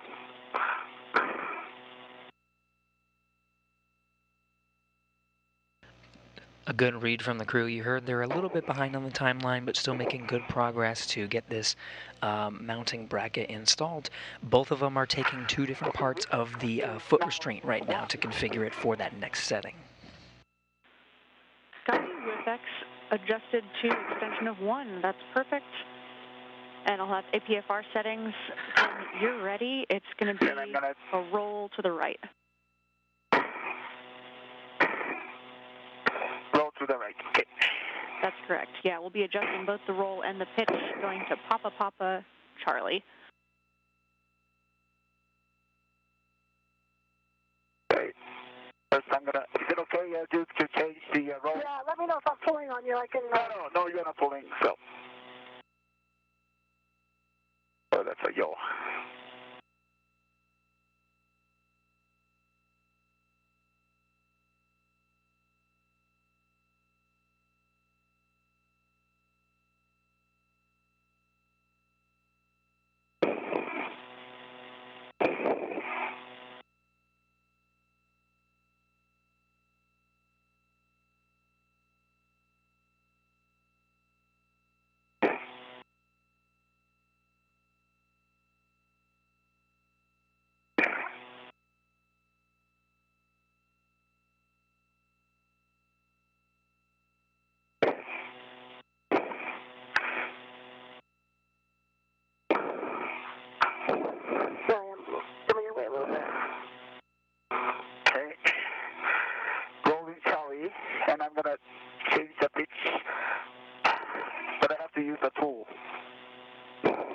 Houston copies. You can certainly grab Lucas's ProFit tool if you need it. All right. I need it.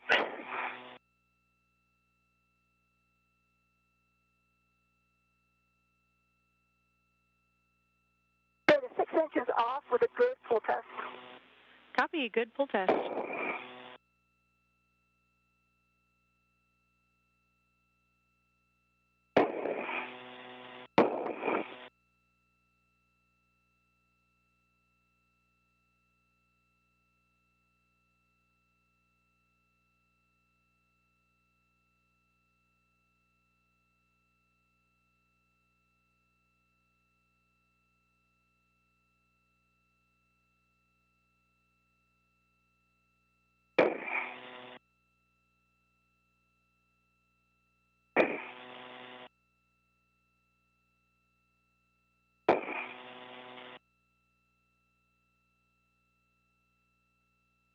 Let's see. Cannot access this. Okay, 2 inches on with a good pull test. Copy. Duke. Good pull test on the 2-inch. And Koichi, you will need to push that pitch knob in before you'll be able to ratchet. Copy that. As soon as I can just put away a quick check and help you. If you could, it's a 2 actions. If you could push in the pitch knob. Okay, let me just get my PGT and sockets put away.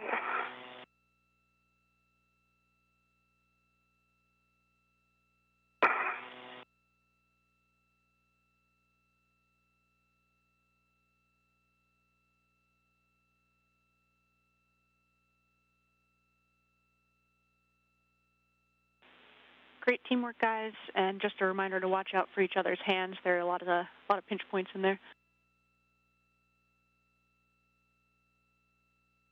Okay, I was able to unlock it. Nice work, Koichi. Right, so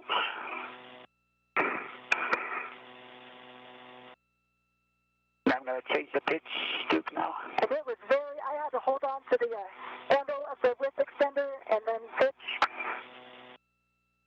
It's a boot plate.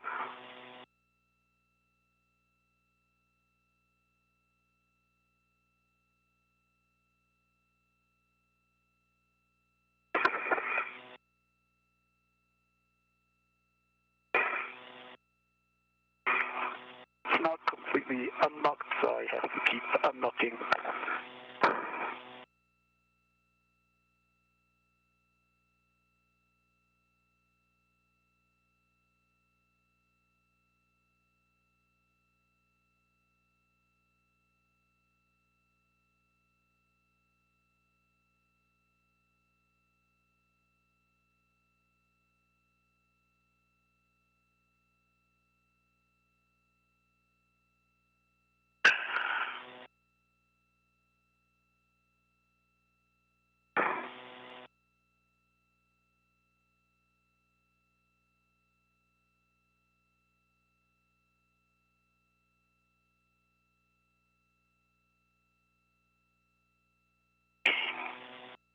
Okay, now it's completely unlocked.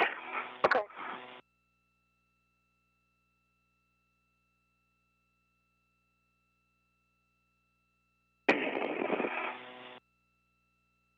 I can push down here. You may have to hold on to the handrail.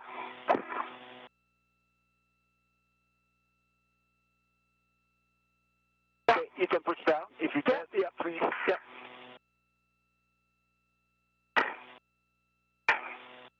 Not moving. It's in the unlocked position. Okay. Yeah, it was pretty tight before. Let me see if I can come down lower. Okay.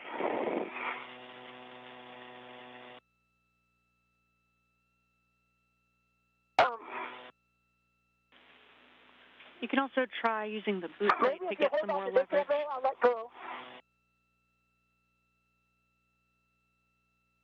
Again, Zena? You can try using the boot plate to get a little bit more of a lever arm there. Yeah.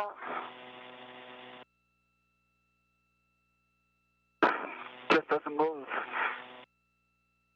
maybe I'll roll the boot plate back up so that we can use it. Okay, yeah, let's do that. Could you roll it back? Yeah. Good. Foxtrot position.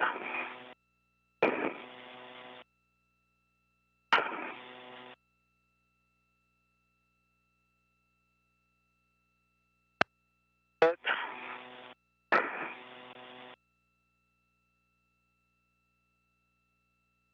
One more.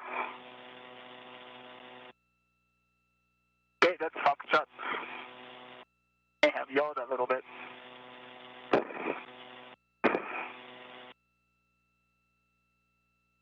Want to yaw it back, and then we can pull on the boot plate? Okay, go ahead. The yaw's right on your thing.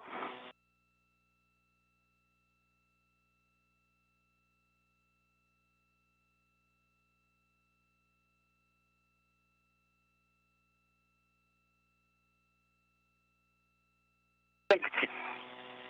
There you go. Oh, Very that's good. it. There we go. Very good. Yep. Okay.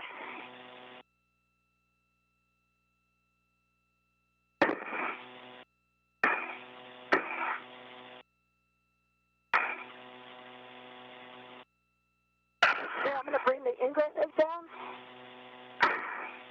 Okay. Maybe we can pull on that.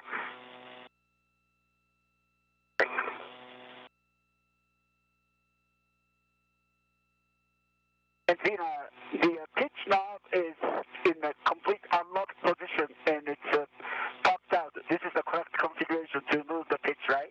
It shouldn't be popped out. Let me look. It should just be all the way pointed to unlock. It is all the way pointed at the unlock. Yeah, okay. And it looks like it's popped out. Yeah, that's what we expect. We know this is a really sticky pitch APFR.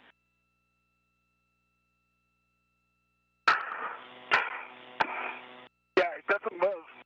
The complete unlocked position, I don't know if you can see it on the photo. Yeah, we see that. Stand by. We'll talk about some possible suggestions for you guys. So, Okay. before when I did it, I used the boot plate to have a little bit more of an arm. Maybe I hold on to the toe loop. So if I rotate the boot plate all the way around, would that help? And it was like a smooth squeeze Yeah, maybe, to get it to move. Yeah, so, yeah, Not let's like it try ever that. unstuck. It was sticky the whole time. Yeah, let's try that. So, in order to do that, do you need to roll 90 degrees? Would that help? Or because I don't know, can you grab onto here? Where the heels go? Like if you can grab onto that heel, then we'll go down to some smooth motion down. I don't have much leverage here, but Just try that. Shall we just move? This reaction to that motion. maybe if you push away, like push on the front of it. It's got to be You guys not like a can baby, but like a smooth. roll and yaw that boot plate Right. as you need in order to get the boot plate in a better position for leverage. And just a reminder to avoid using the glove for a pounding motion like that. Concur. It's not like it ever. Just pushing, the boundary. Okay, it's moving. It's on us. It's working. It moved a little bit, but now it's stuck in that position. So it just needs to go a couple more.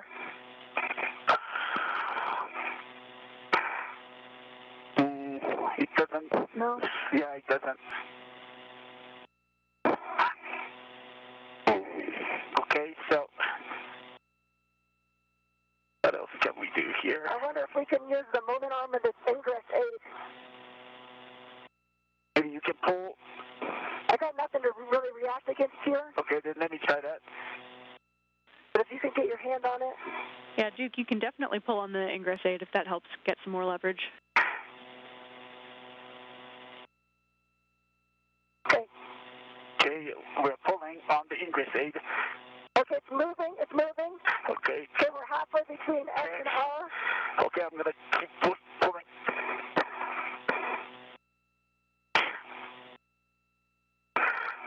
It's still in R. It's already, yes, all the way to R. Right. 2 more notches.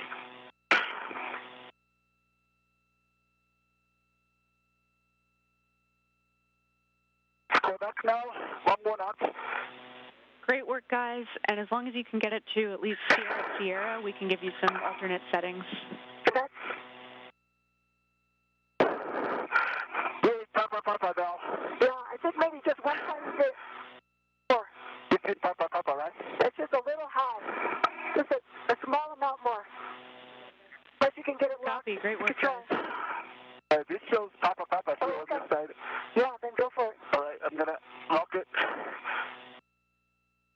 Okay, now I need a tool.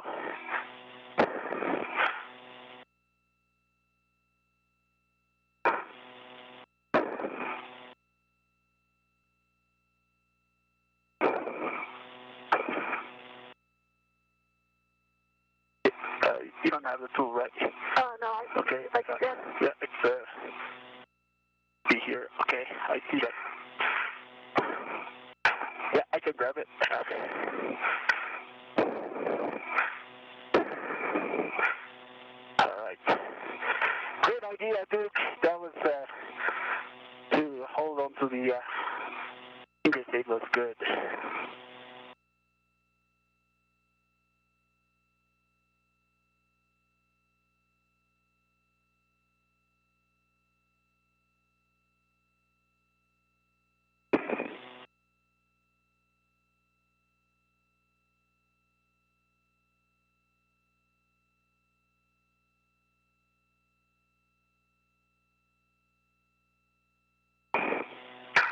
Okay, it's set at Papa. Papa. It's now is set in locked position and can be depressed. Copy. Amazing. Great work, guys. Nice work, Koichi, and I'm going to roll it back over to Charlie. All right. And just to make sure you're still in Charlie on the roll as well. I'm fixing that now. Okay.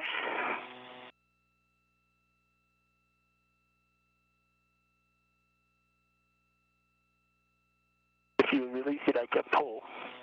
Okay. Oh, no, that rolled it. Or sorry, that yawned it. I need to roll, yeah. Okay. That's better.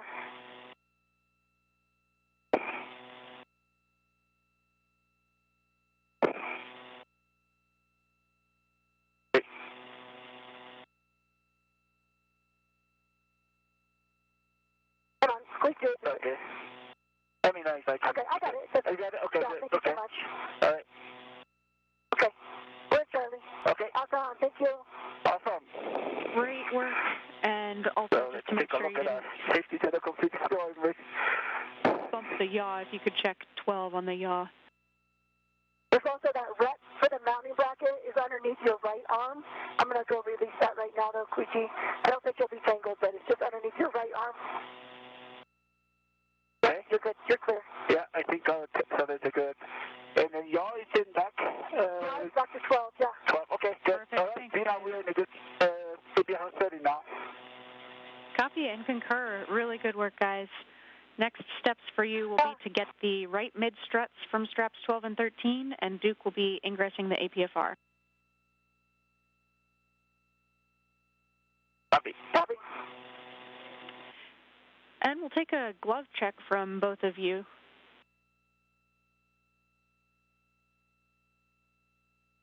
Okay, 81 gloves. Good.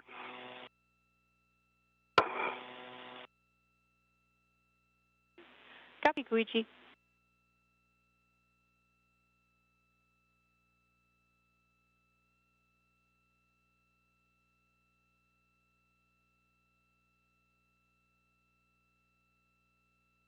Okay, easy two. Gloves are good.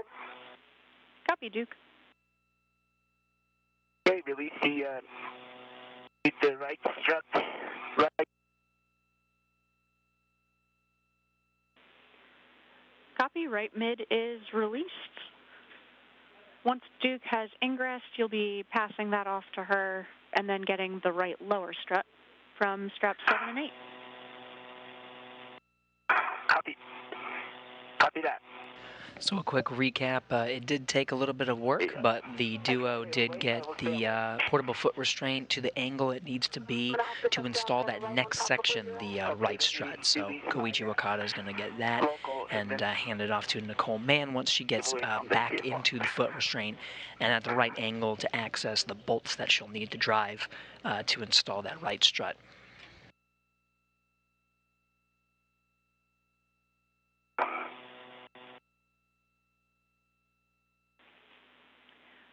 And guys, feel free to just stay together there by the APFR, make sure that we get in a good config. And a reminder also, we've got that RET attached to the upper triangle still. Yeah, I can get to that right now. Yep.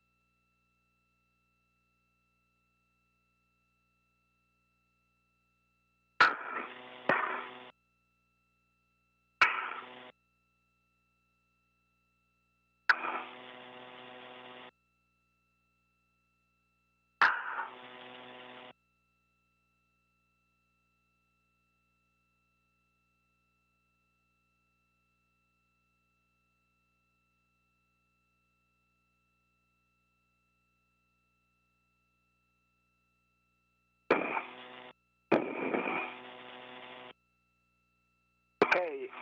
Yeah, looks like left side is almost in. Yeah, left is in the loop. Right side is, position is good. You can go a little bit forward.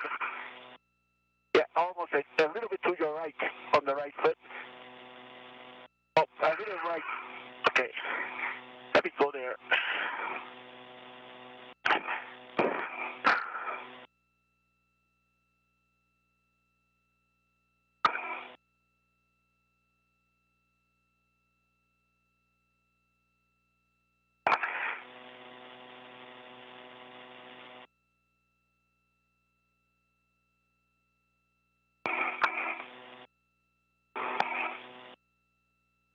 Okay, you can come in.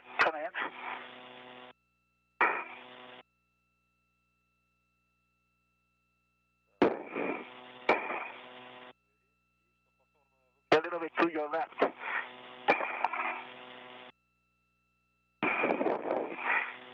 Okay, a little bit to your left.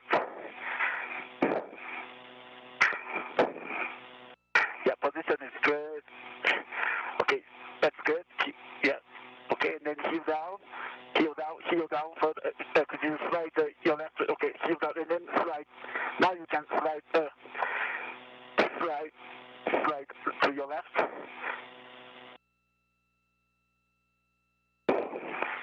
Push in further.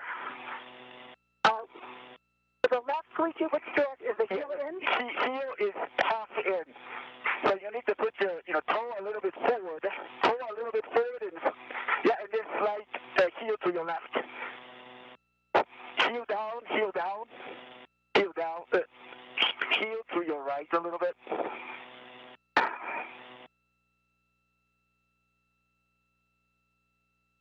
your right a little bit. Okay, give me 1 sec. Let me get my right in the tool loop.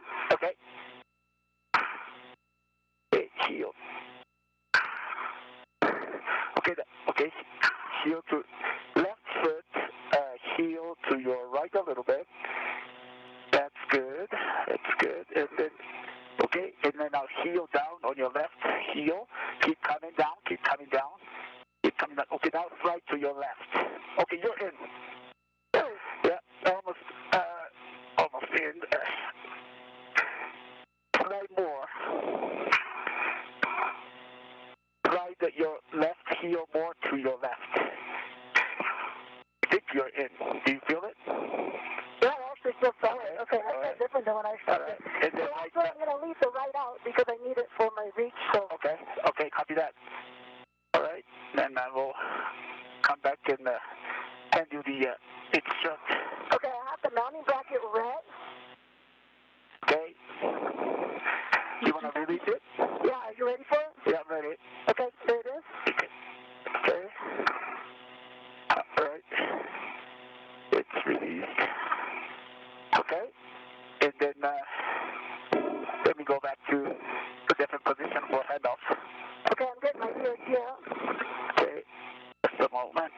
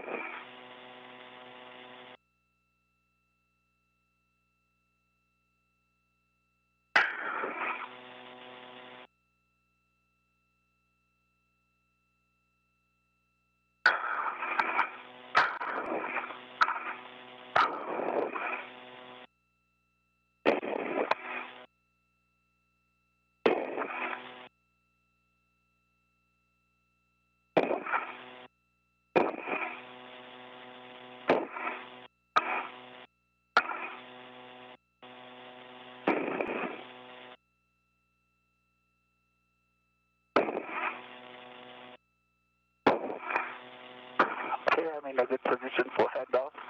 Okay, I'm ready for it. All right. Just let me local here.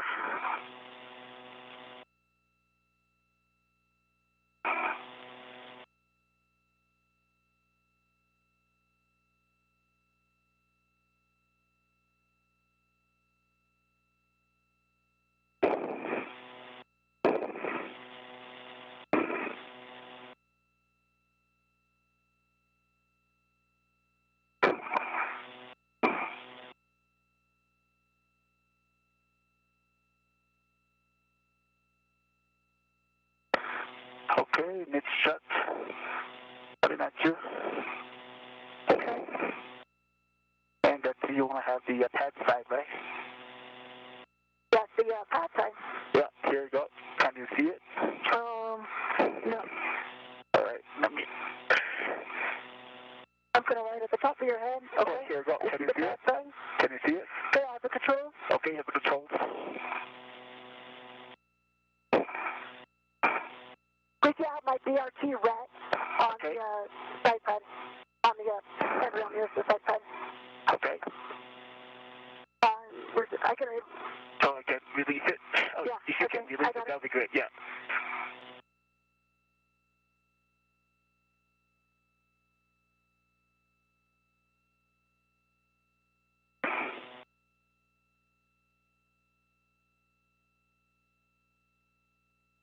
Okay, the red is released. Okay. All right.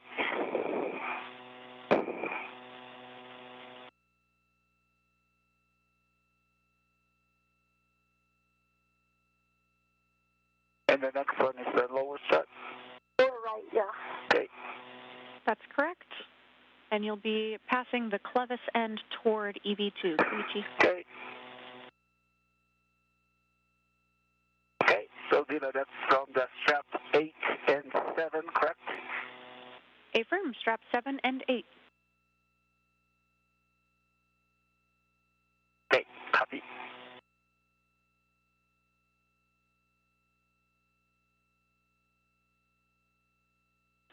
And then, Duke, you'll want to ret to the handrail stanchion that's nearest the clevis.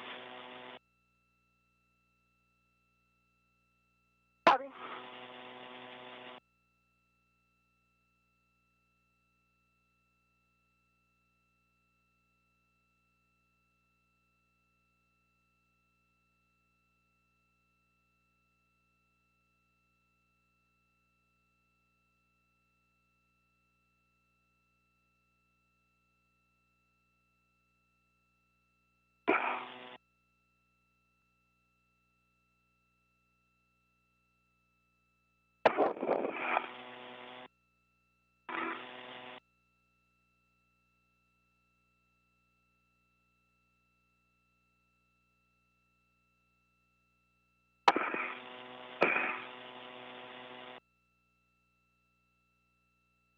Okay, Duke, clevis side is on that, sure. Okay.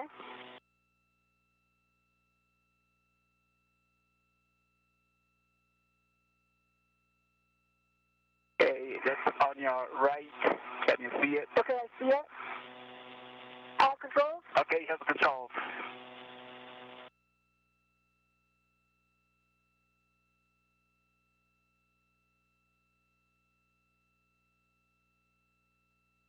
Okay. Please stand by. Okay, so stand by here. If you have a ret on the right lower right, you can release your ret. Okay, that's a bag red. Is just a moment. Let me.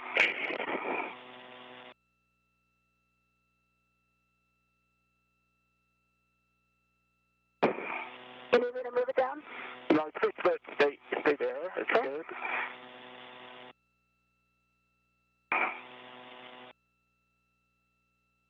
Okay, bag red is released. You have the controls? All the controls. Okay. Hey. Great work, guys. Okay. See, now I'm going to translate to the. Okay. Yeah, Koichi, that's right. You'll be translating to the right sob spherical bearing on the mass canister right side and just report to us the spherical bearing alignment. Then you'll be grabbing the silver PGT from that WIFX handrail. Copy. Copy that. Duke, once Koichi gets down there, you'll be helping out with the lower strut alignment, and you'll work together to install.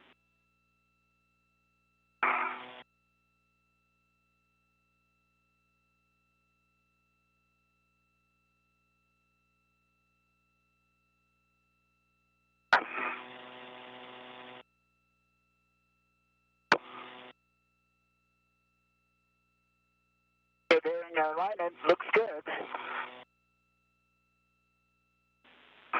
Copy, Koichi. You can grab the silver Not bearing PGT. alignment looks good. Copy.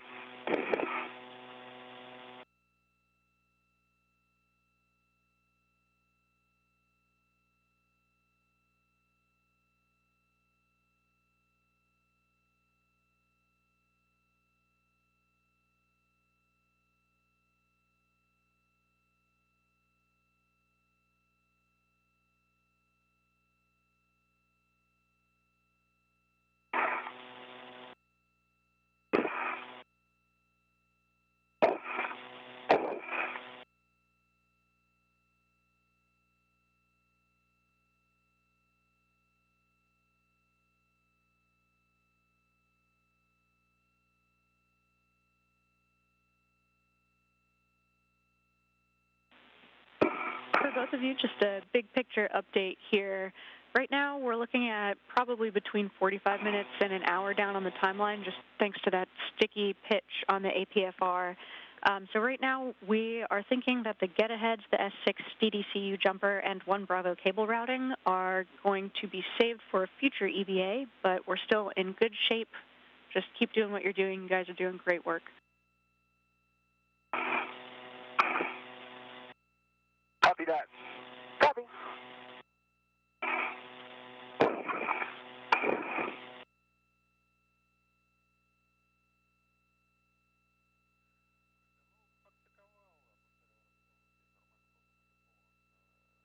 Okay, I have the silver PGT, and then I'm ready to install the bearing. All right. M19. I've got some PGT settings for you, Koichi. That's going to be Alpha 1, clockwise 1. Okay, Alpha 1, clockwise 1.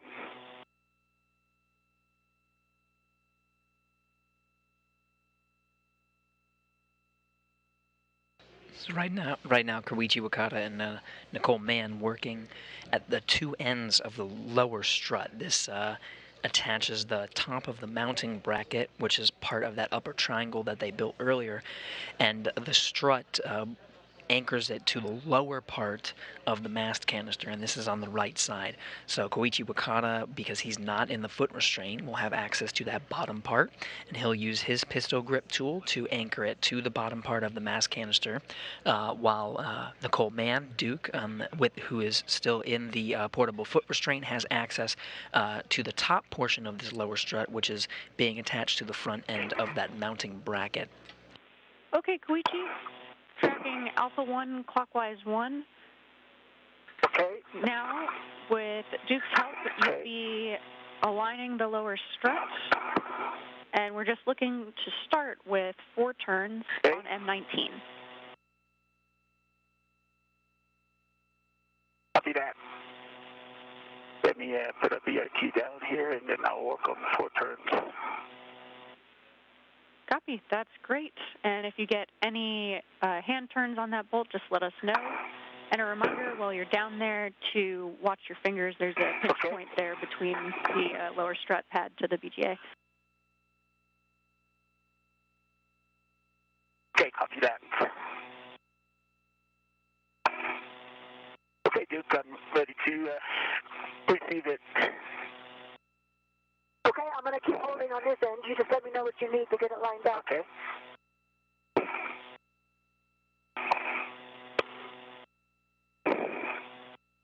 All right, that's good.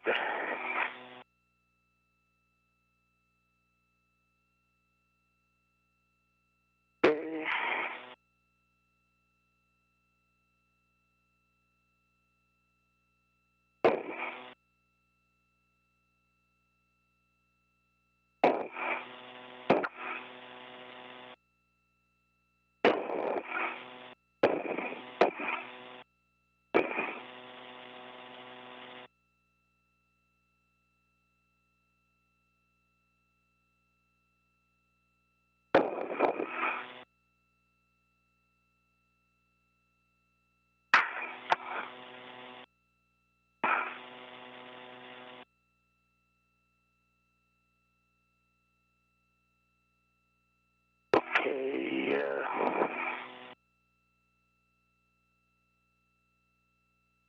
Doesn't align well.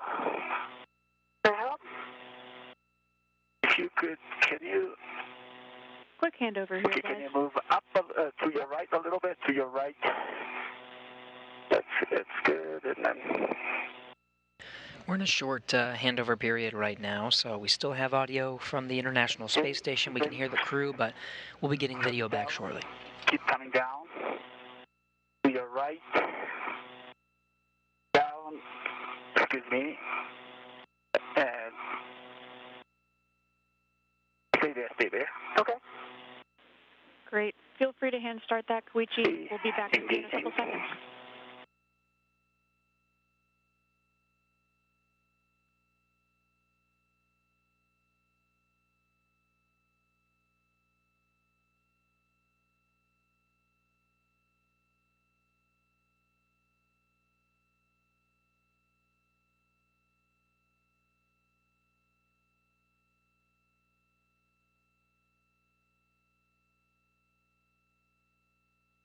Works. All right, let me see if I can hand start this one up here. We're back with you after a handover, and any turns that you put on that M19 bolt, let us know. Okay, that's 4 turns on the PGT. Copy. 4 turns on M19. Great work. New PGT settings for you, Koichi. Bravo 7, clockwise 2. And Duke, now that M19 is started. Bravo 7, clockwise 2.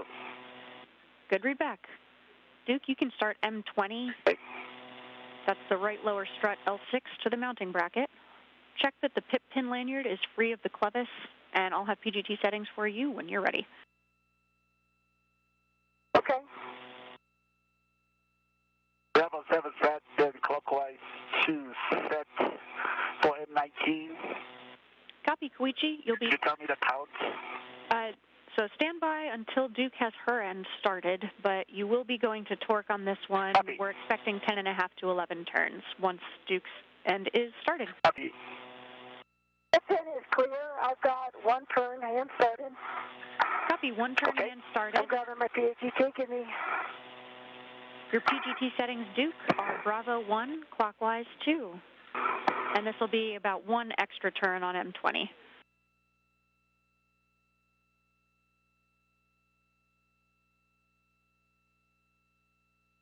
Wait, how many extra turns? Just one extra. We're looking for about 2 total here. Just one, 2 total. Okay, sorry, I should have done that with my hand, but... Yeah, that's my bad. I could have helped you out there. Dina, do you have a go-to turn, M19, 10.5 to 11 turns? Once Duke gets one more turn I gotta on get one more M20. turn here. I got a Bravo 1 clockwise 2 set. Copy.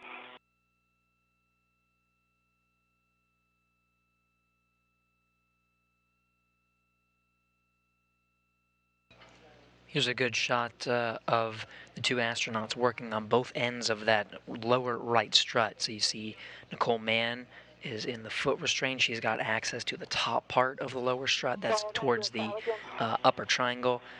She's got a pistol grip tool to secure that to the top portion, and then Koichi Wakata at the bottom portion, securing the lower strut to the base of the mast canister.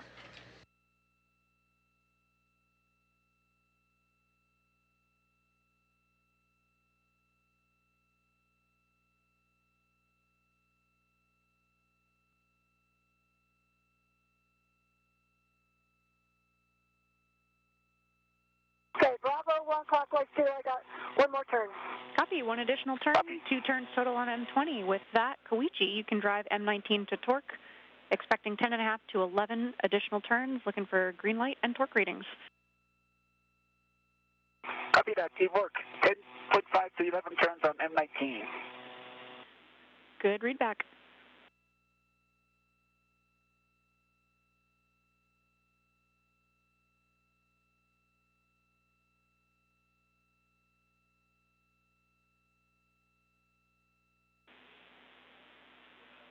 And Duke, once you've got your PGT stowed, we can have you start on the 1 Alpha right IROSA cable routing.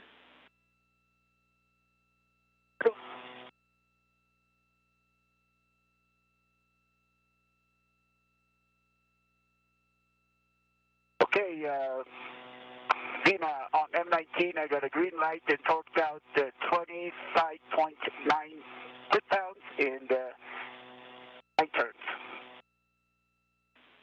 And the block line flash, I see a little bit of a gap. It's almost there, but yeah, I would say the block line flash. Yeah, I don't know if you can see it on the HECA. Koichi, we are expecting to finish this off with the torque wrench, but we copied green light 25.9 torque.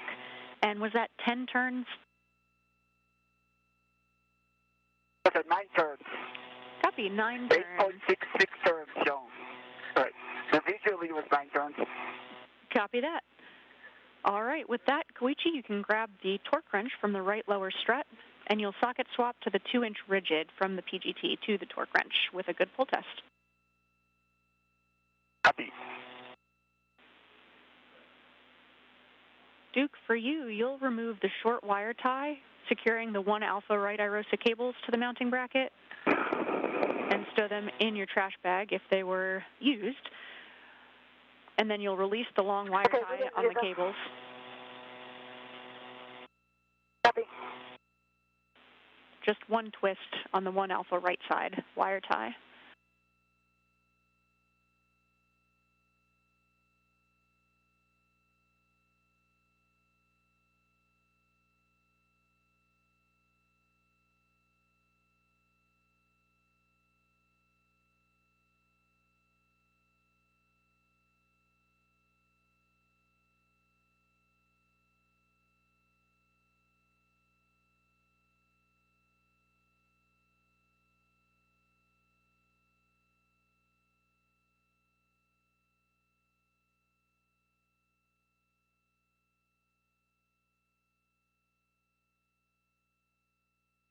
So from this helmet camera view, we're looking from the vantage point of Duke, or NASA astronaut Nicole Mann.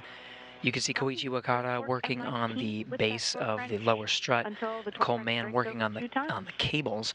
Of course, the strut is really a support structure that allows the IROSA, the International Space Station Rollout Solar Array, to be installed, but it does need to provide power ultimately to the International Space Station, so these cables will be positioned accordingly so that when the IROSA is installed on the mounting bracket, that they'll be able to basically hook it up to the International Space Station, and the power that will be drawn from the new solar arrays can be sent to all of the appropriate downstream places on the International Space Station. So they're positioning those cables now, so when they later install the IROSAs, right now we're looking at this summer to get the IROSAs up to the space station and installed, that they'll be able to hook it up. 15 turns with this torque wrench until you break over 2 times.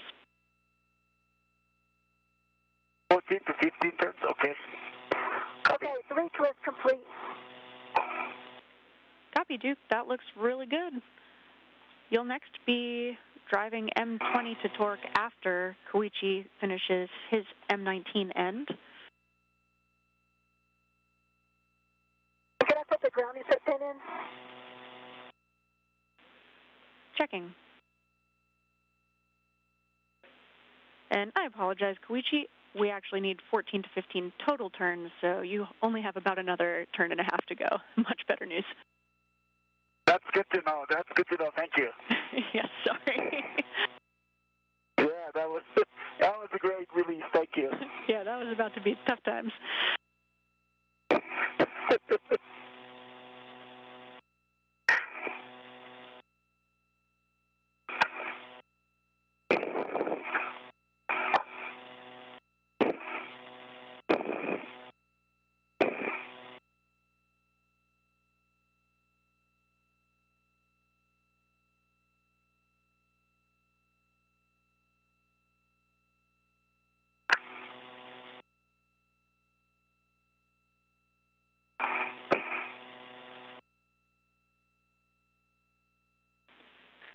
And Duke, you can install that grounding pit pin into the mounting bracket. Copy.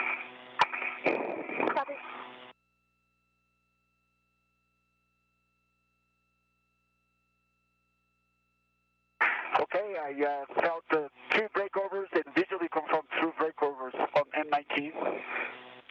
Great work, Koichi. Next, we'll take a check that the black line is parallel to the cylinder and flush. There's no gap between the strut boss and bearing, and there's no movement with a wheel test. Okay, black line flush and parallel to the cylinder.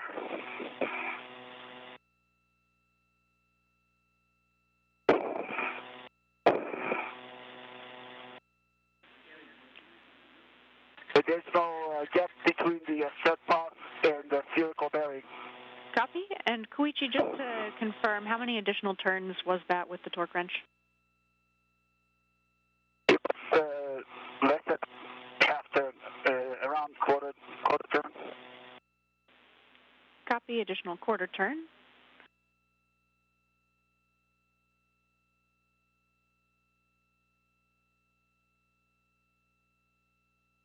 I would say Z-nights between quarter and a half turn. Okay, copy, Koichi. We'll be checking that real quick. It's a little less than we were expecting.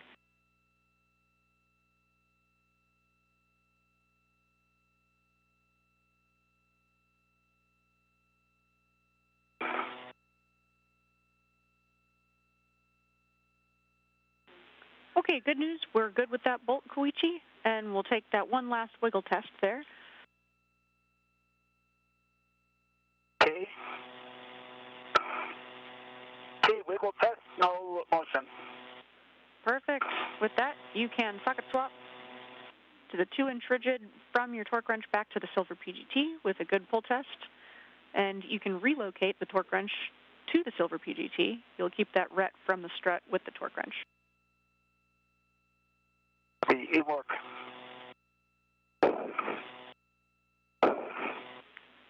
Duke, Once you have that pit pin installed, you can go back and drive M20 to torque. We're expecting 5 to 7 additional turns, looking for black line flush. Copy, pit pins installed. 11 M20. Copy.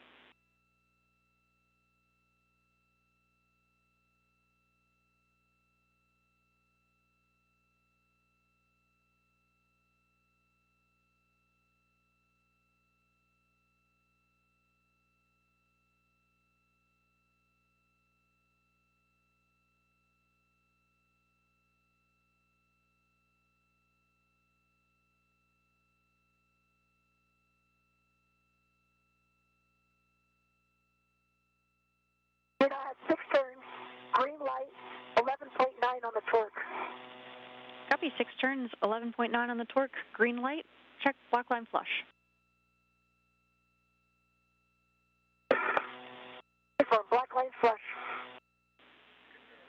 Copy, Duke. Hey, good test. Socket drop to the silver PGT complete. Okay, copy. Koichi, check the lower strut MLI is covering the strut pad. Duke, you can stow your PGT.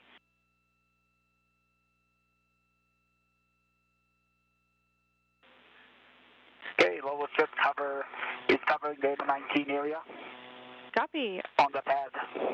Great work, Koichi. You can translate to the side pad location on the right side there. Okay, before that I will attach the torque wrench to the silver PGT. Good words.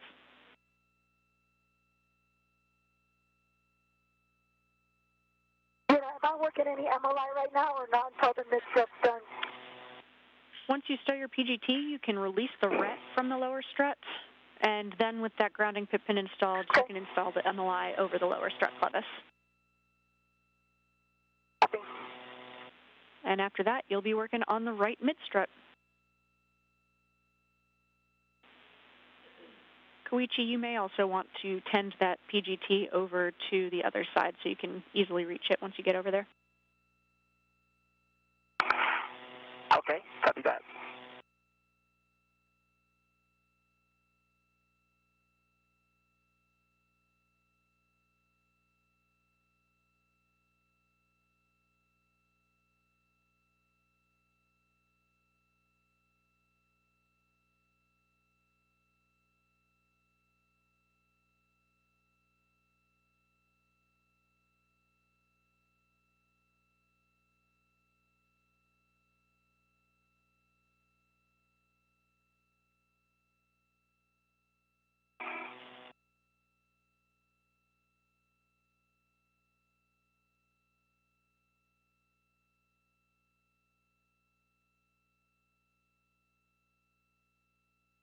How's it going, Duke?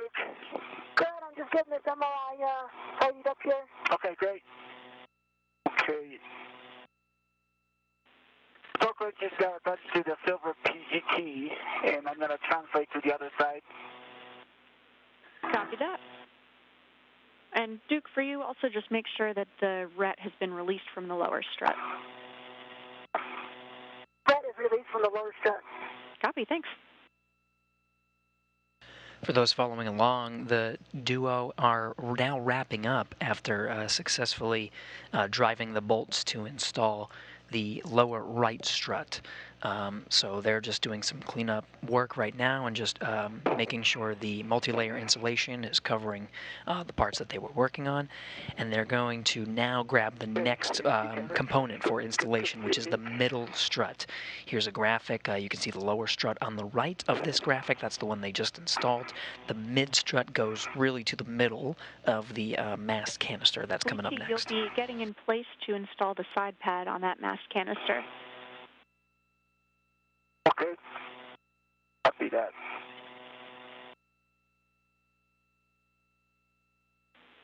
And Koichi, once you're in place, I can preemptively give you some PGT settings for those bolts.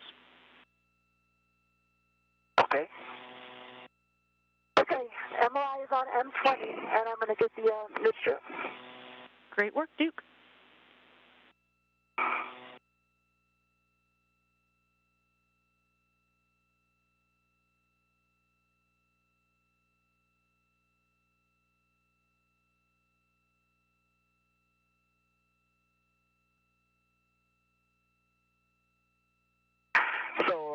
then I can concentrate on this canister long handrail, right, to go up to the mixed strut area. Hey, from Koichi. Okay.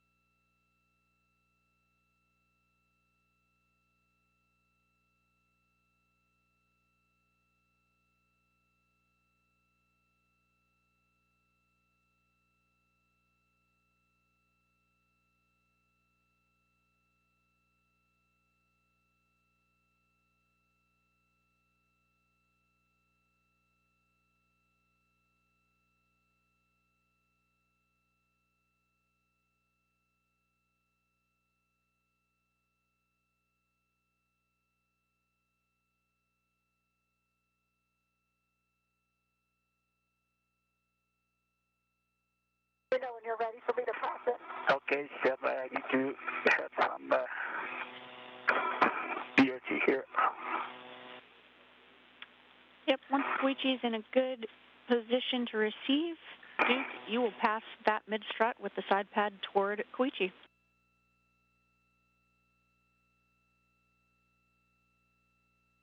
Hey, thank you for waiting. And I am ready to receive it now. Okay. Just be careful your safety setters. Okay, I see you. Okay. It's just running on your right, and I watching it. Okay. All right, keep coming.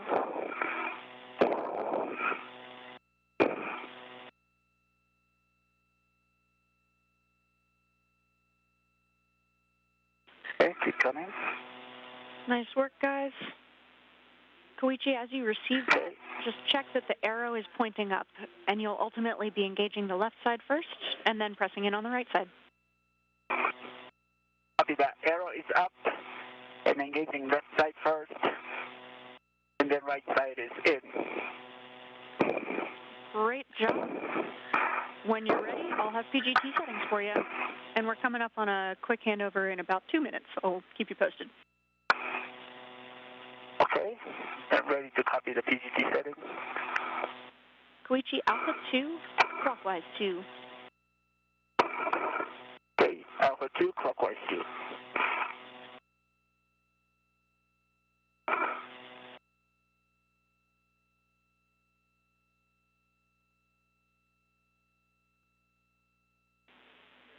And Duke, I will also have PGT settings for you once you're ready. Okay, I think I'll start with the AN turn first. Copy, no problem. Your next steps, once Koichi has... Yeah, exactly. You'll be waiting on him to start 2 turns on M9 through M12, but then you will go to torque on M24. Okay, copy. Okay, Alpha 2 set, the clockwise 2 set for at 19 to 12, 2 turns. Those are good words, Koichi. You can go ahead and start. Okay, starting in 9.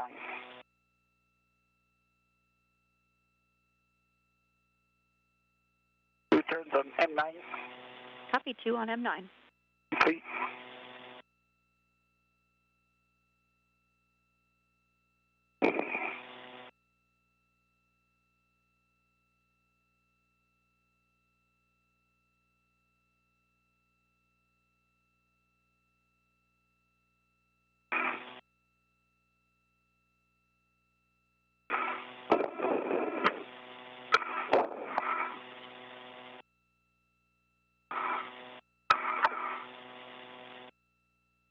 This is the helmet camera view of Koichi Wakata. He's on the mass canister. From the mini workstation. So let me reconfigure that. Can you see that? Say again? Duke, can you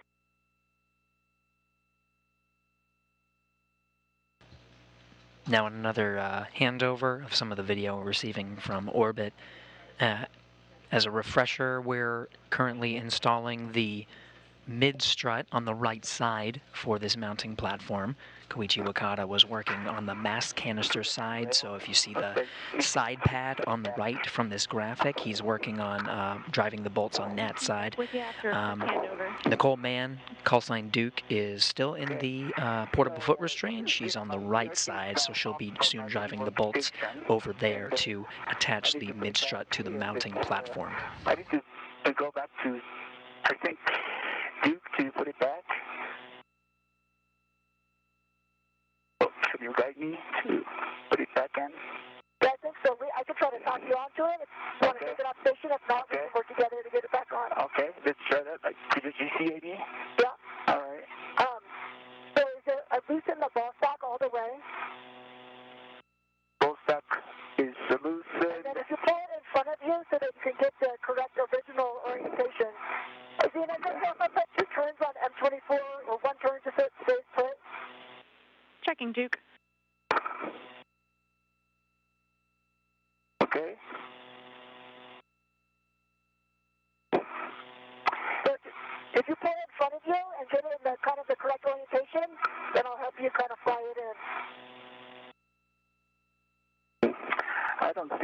I really don't see the interface. So. Yeah, not the interface. Just hold it in front of you and have it lined up like in the correct orientation. Like way in front.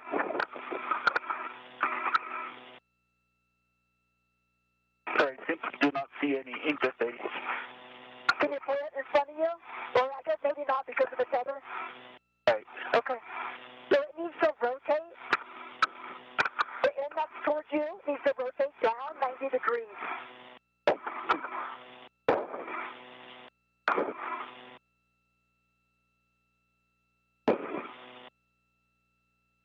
I think we might need to come together. Is that in a good orientation now?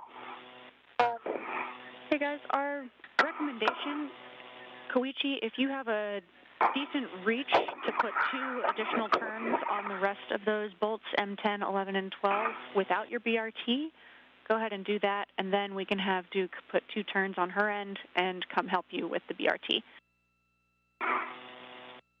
Okay, sounds good. I will just continue with the 2 turns, and after that we'll get to Duke's for the BIT.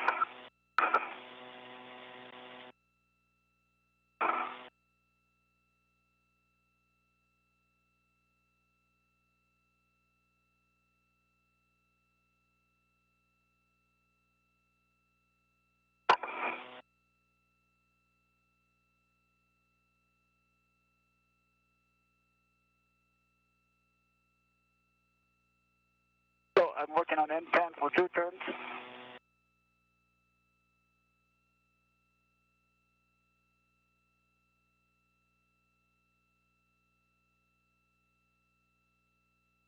Two turns on M10. Copy, 2 Working on on M10. M11.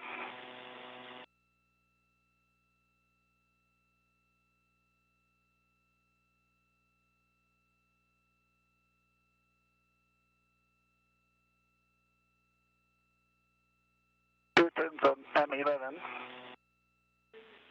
Complete. Copy, Koichi. Working on M12.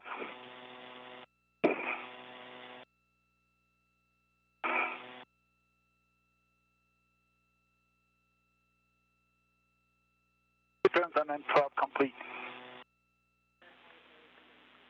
Okay, copy, Koichi. With that, Duke, you can go ahead and put a couple turns on your end.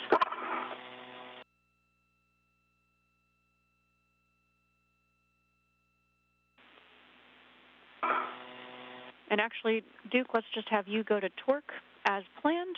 So your PGT settings are going to be Bravo 1, clockwise 2.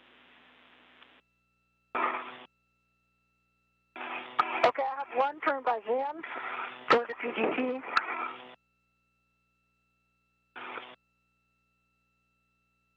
With that, Zena, can I translate to Duke for BRT fix? Stand by, Koichi. If you can, let's have you go to torque since this is an alpha setting on your PGT. So we're expecting an additional... Okay, I can do that. Yeah, more than 3 additional turns on these, expecting 5 to 10 turns total on M9, 10, 11, and 12. Okay, copy that. Bravo 1, clockwise 2. Copy, Duke. You'll be going about 6.5 to 9 turns on M24, looking for black line flush.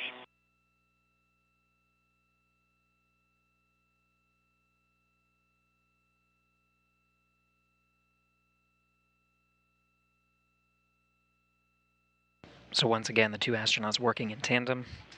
And big picture, Duke on the left side, you see her driving the bolts towards the bracket, and then back together. So we want to just run the procedure, and then we'll have Koichi come to Duke in order to work together for his BRT. Copy that. Copy 7.5 turns, green light, 11.8 on the torque. Copy 7.5 turns, 11.8 on the torque, green light, looking for black line flush. Yes, black line flush. Copy. Duke, you can stow your PGT and install the mid-strut pit pin into the grounding block on the mounting bracket.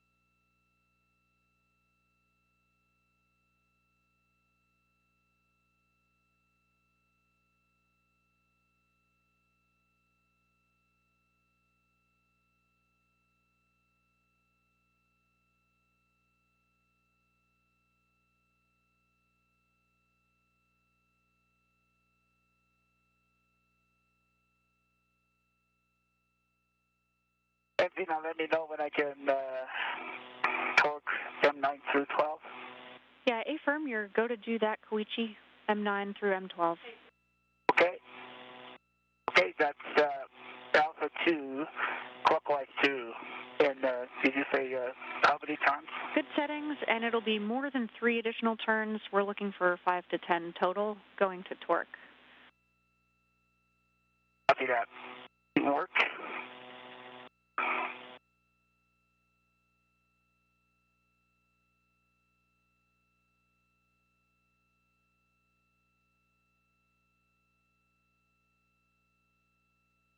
Okay, Vina, pit pin is installed. Perfect. You can install the MLI over M13 and M14. Check that the mounting bracket upper surface is clear. After that, we'll take a glove, hat, and gauntlet check.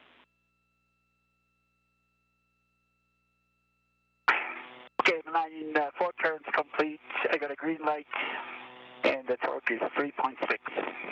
Copy. 4 additional turns, green light, 3.6 on the torque for M9.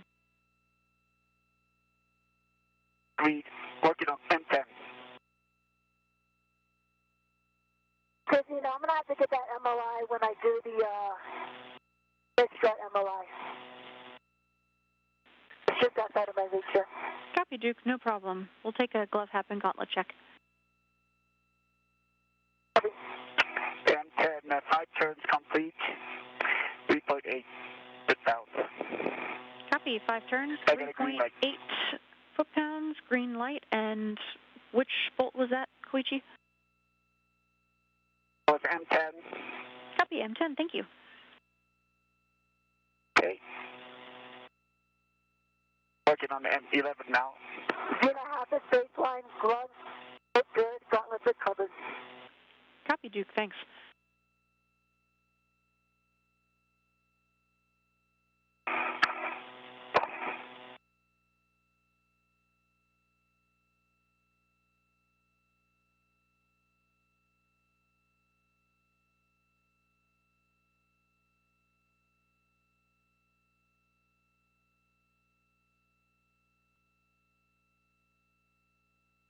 M11, 5.5 turns complete. 2.6 foot-pounds. I got a green light. Copy, 5.5 additional, green light, 3.6 on M11. Working on M12.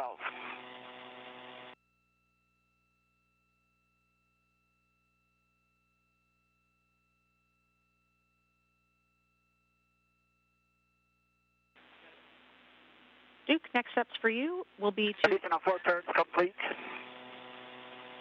Copy, 4 Additional 4 turns. turns complete on M12, 3.6 sit down. Copy. I got a green light.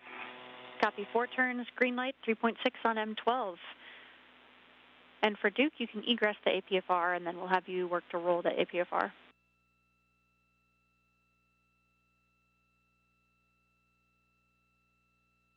I think I need to get the ret off of the mid.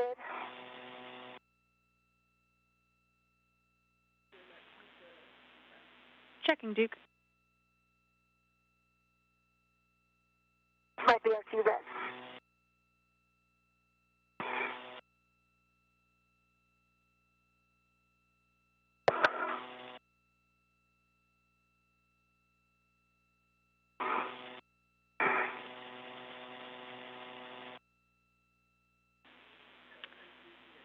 Yeah, Duke, if you can reach that, you can release the ret from that one, but we're assuming you're probably not going to be able to reach it, so that'll be a step for Koichi once he does his PGT, which, Koichi, you can do now.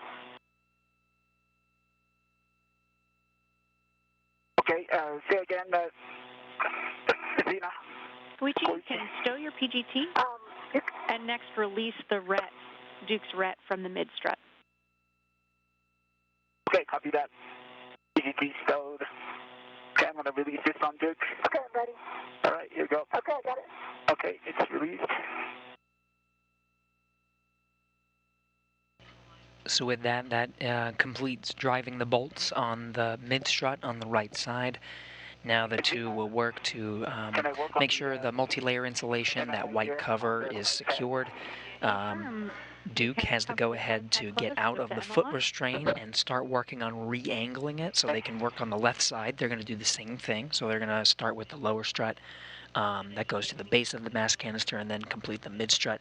They'll just do the same thing really on the opposite side of the mass canister, but they're just wrapping up the work on the mid-strut as we speak. With that, we'll take a glove, hat, and gauntlet check from you. Okay,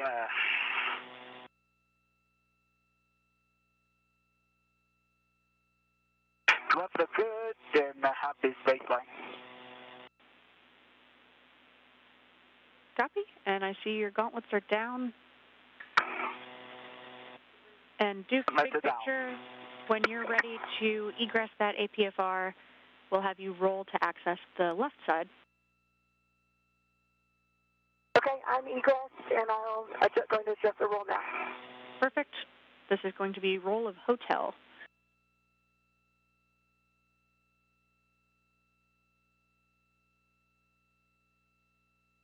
Zena, meanwhile, can I go back to the strut bag? Affirm, Koichi, and take your BRT with you. Okay, see that.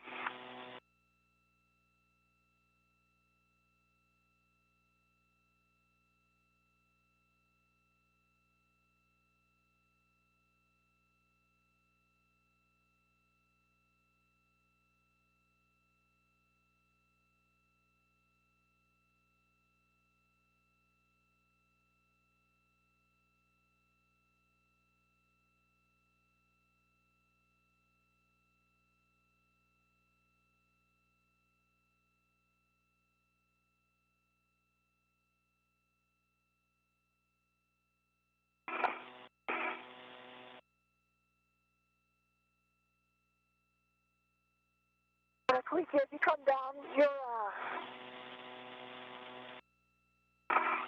safety tether, I think, might be tangled on my leg, so we need to take a look at that.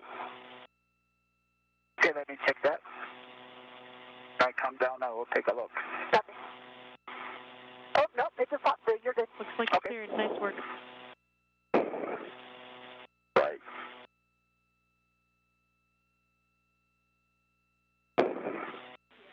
And hey, Duke, for your essay, we've got a really good camera view here.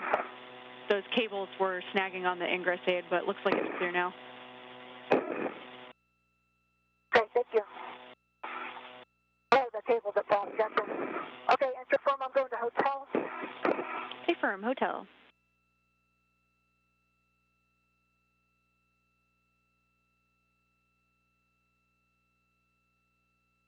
Okay, hotel is set. Copy. And I think now is a good time to work on the BRT. Sounds good. So, let me local here.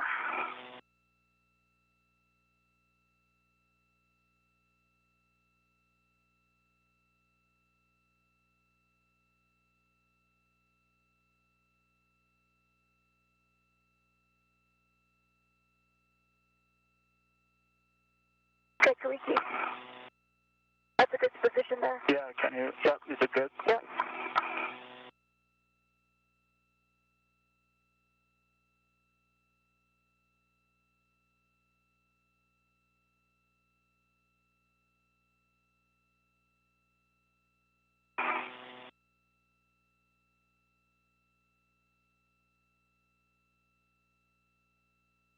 Koichi, can you put your hands, this hand out so I can hold on to it? Like this? There you go. Yep. Okay. Perfect. All right.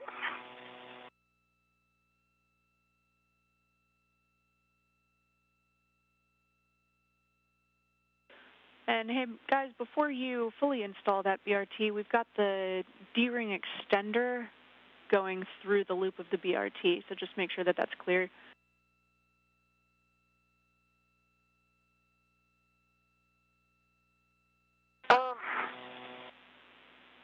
And I think it'll be easy to clean once he releases the BRT from his totally, that's a good plan. mini workstation. Yep, Yeah. that's great. Okay.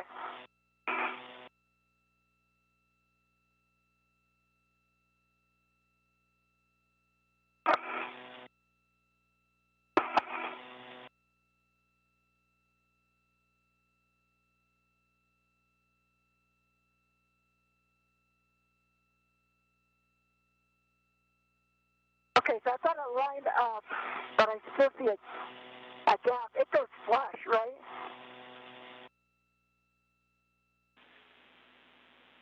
Guess I can lock it and give it a full test. Okay. It I'll do doesn't that. look flush, just to confirm what you said, Duke. Yeah, but it's locked, and I'm giving it a good pull test. So Okay. you can see it in the hacker. Gotta make sure that's expected. Yeah, we If the tab is up, copy. and I'm pulling on it. I didn't get a good view of the gap, but if you've got the tab up and a good pull test, I think that's likely a good config. Let me confirm. Okay. Yeah, ground is happy with that Thanks, config. Duke. Yeah. And yeah, now might be a good time Okay. to just get the BRT on the correct side of the D-ring extender. Okay, so you just release the jaws. Okay, let me.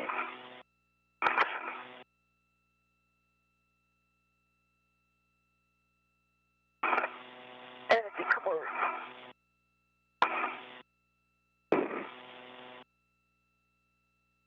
Okay, great. Thank you. Okay. Nice work, guys. Oh, the other side. Yeah. Okay, great. Perfect. Thank you. Thank you, Duke. Appreciate it.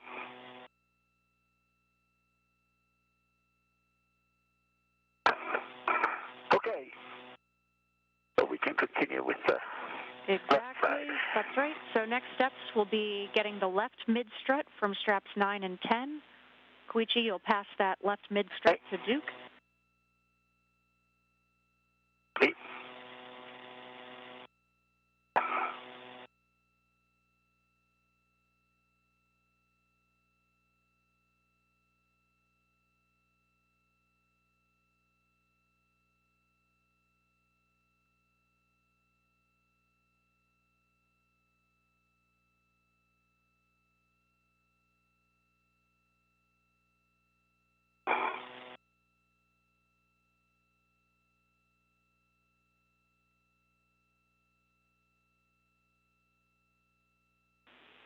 And guys, big picture, we've got a small win in that the MEDOX limiting reagent is continuing to look better and better, so we're looking at about a PET of 7 hours now as our limiting consumable. We're still about 45 minutes to an hour down on the timeline, so no changes there since the last update. Copy that. So right back to you. This is I need the, yeah, this is the right one. Okay, let me get back over.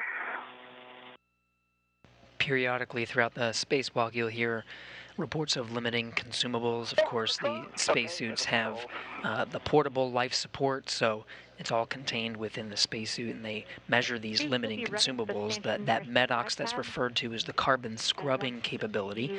Every time the crew members exhale, there is a system that is currently pulling that carbon dioxide from the environment inside the suit. It's trending in a good direction, which means that if needed, the crew members can use a little extra time at the back end of this spacewalk, up to 7 hours total for the duration of the spacewalk if needed. Lower strap, next. A-firm, left lower from straps 5 and 6. And then, Duke, you can ingress the APFR once that's stowed on your BRT.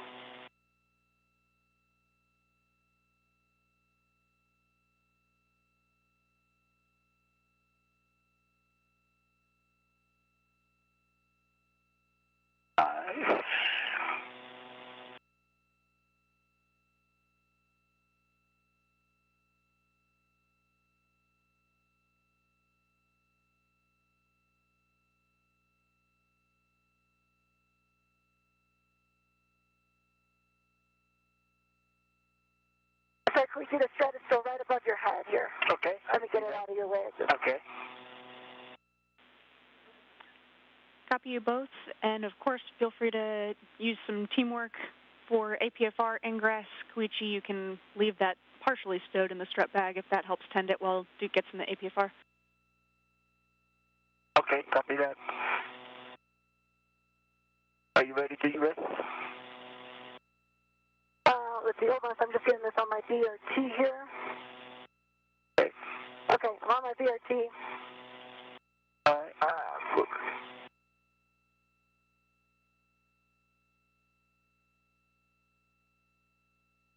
Let me go to that. Yeah, when you're about to ingress, I'll go there.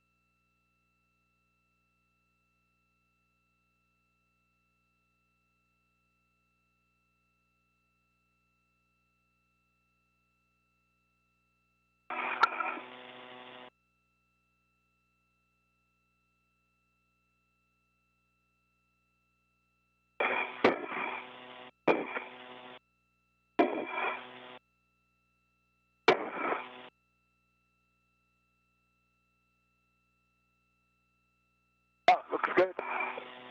Let me go.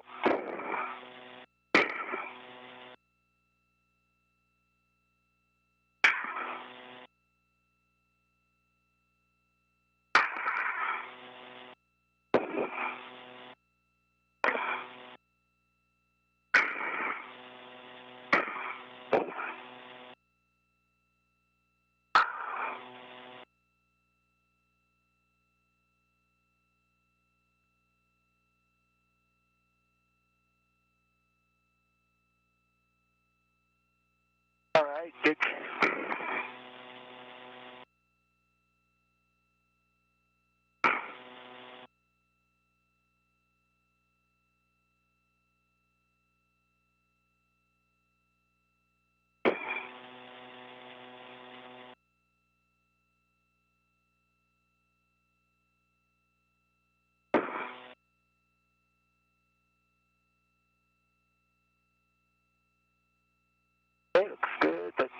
little bit to your right.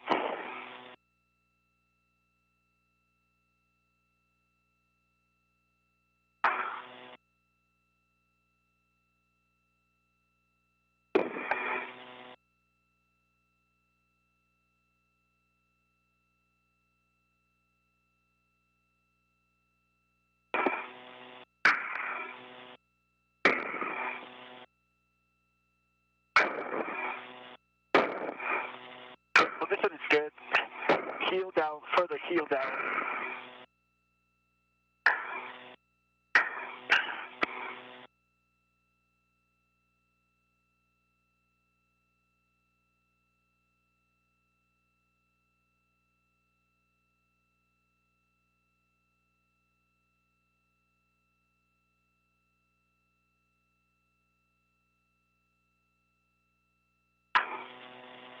Is my toe still in, Koichi? Toes are not. Toes. The left side is up. Position is good. Further, you have to put the heel down further, and then position is good. Put the toes in forward, and then that's good. And the left side position is good. Left side. Oh, okay. Further.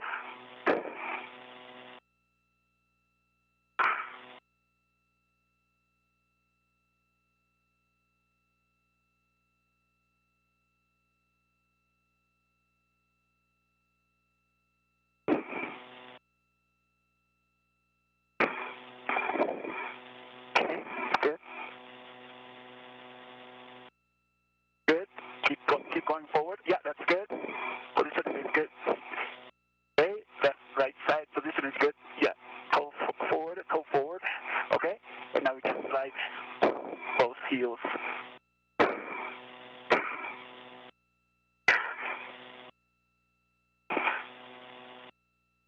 Heel down. Left heel down. Further down.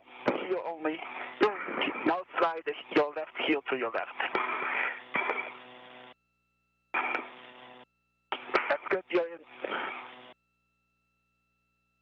We're getting a great view from the high-definition helmet camera of Koichi Wakata, who's guiding his spacewalking crewmate Nicole Mann, call sign Duke, through the ingress process of the APFR, the portable foot restraint. And so we're seeing up close how the heels actually ingress into the portable foot restraint for it to lock the astronaut into place so that they can access the work site. Heel down. Further heel down. Little more heel down. Okay, now you're in. Okay, slide. That's good. You're in. Awesome. Thank you, Koichi. Awesome. Great. Awesome teamwork, guys. Looking really good.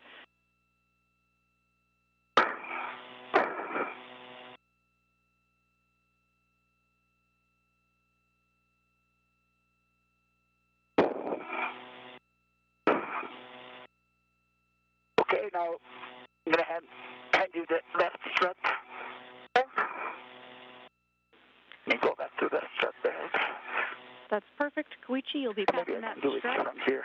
to Duke with the clevis end toward her. Copy. And Duke, you'll pop that ingress aid, and then you'll be reading to the handrail nearest the clevis.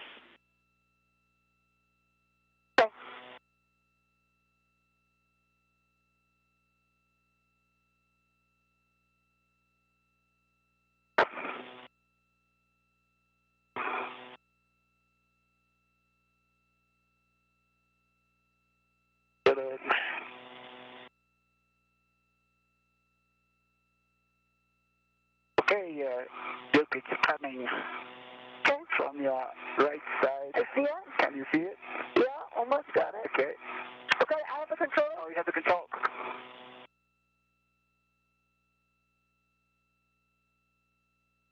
And it's still redded here, so. Okay, stand by. Okay. There's that handoff. We're really just repeating the process that we saw on the other side. See, I'm ready to it. You can On the repeat right that side, now. we're repeating the same process on the left. Lower strut first, Here. and secure it with bolts to the mounting bracket that you see from the view of Duke's helmet camera, and then from Koichi's, he'll install the lower bracket on the base of the mass canister. So that'll be the first steps. Koichi, Same thing we saw on the right side, we're doing on the left. left. You can translate to the left stab spherical bearing. Copy that.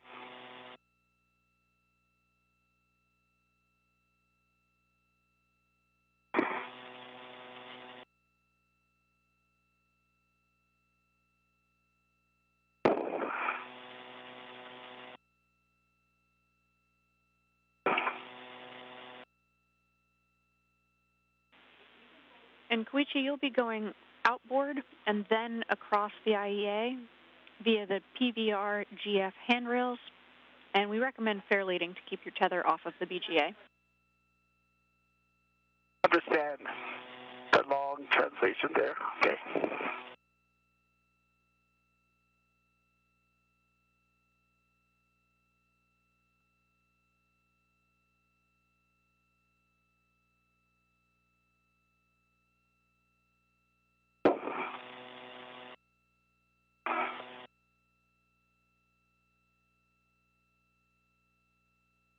Safety tether is still good.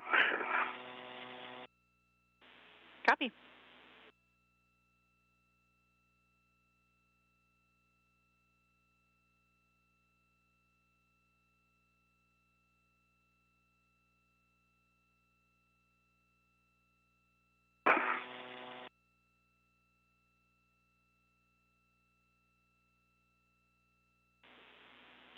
Duke, I can give you PGT settings for when you are eventually driving the M22 Bolt. Okay, go ahead. That'll be Bravo 1, clockwise 2. Bravo 1, clockwise 2.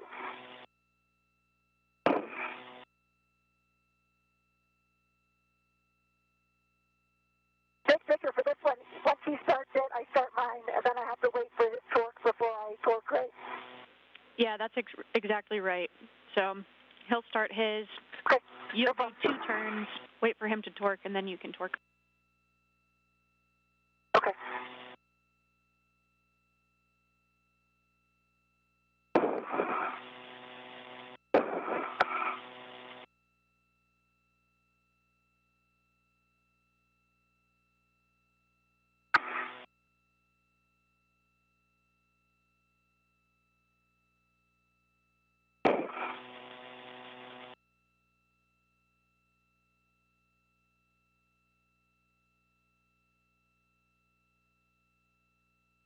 Okay, I'm here. I'm gonna lead here.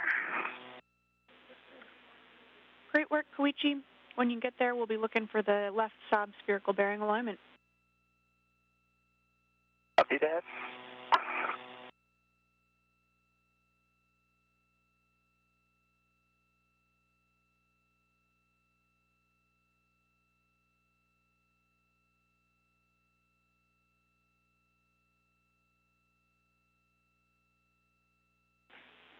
And Duke, just to start thinking about it, in between those first 2 turns that you put on M22, and then while you're waiting for Koichi's bolt to be torqued, you can start the left side Aeroespacial cable routing. Okay.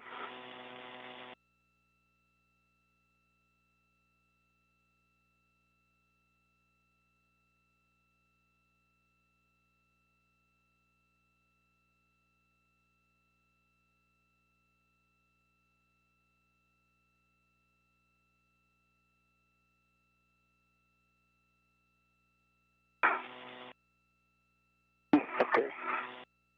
That should. At first, I don't cross the safety tether with yours. That's okay, right? Again? At first, our safety tethers do not cross. That should be okay, right? Yeah, they don't cross. Those are on the back side of the A-frame, so. And then, Tina, as far as the fair leading, I'm going back. I mean, I went around the grapple fixture side, so it's still clear from BGA and from. Yeah, I don't think it'll touch the BGA. Right. Okay. So I'm going to continue to translate. Copy. As long as it's off the BGA, we're happy. Great. Great.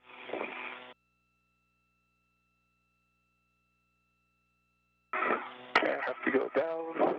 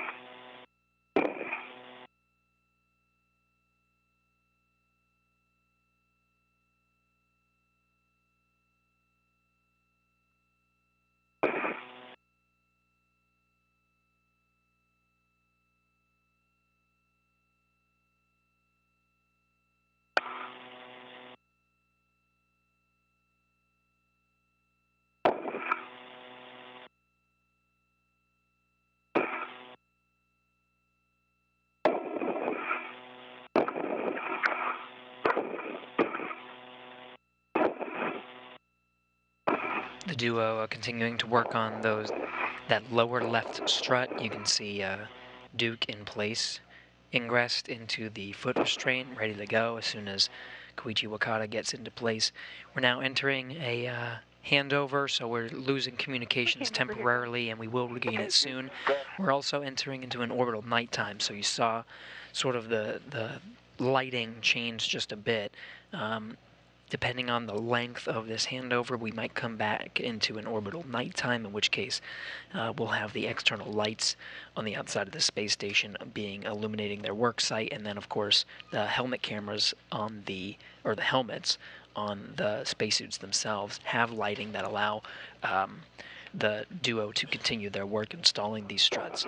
There are no lighting or thermal constraints when it comes to the installation process. Sometimes astronauts have to pause during various lighting and thermal conditions, depending on the work that they're doing, but we'll see Duke and Koichi together continuing the process nonstop through their installing this mod kit.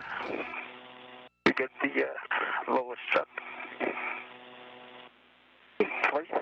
Okay, copy that, Koichi. Just to confirm, the soft spherical bearing had a good alignment.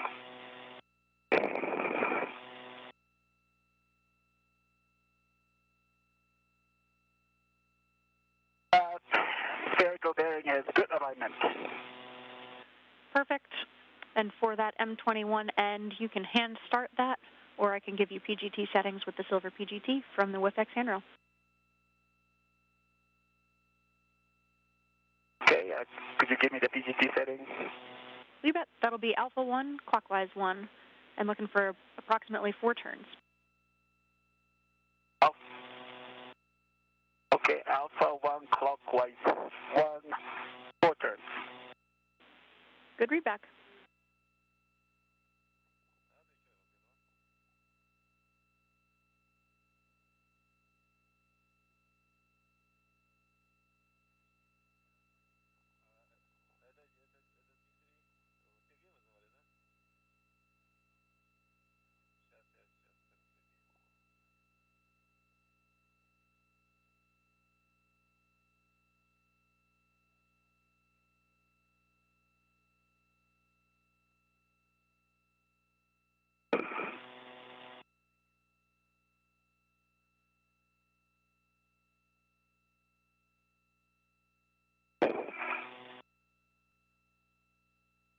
Okay.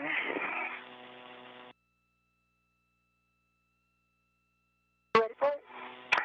Just a moment, let me position myself and the spot.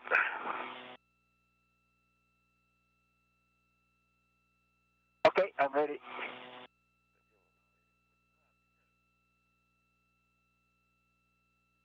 Okay, keep coming down.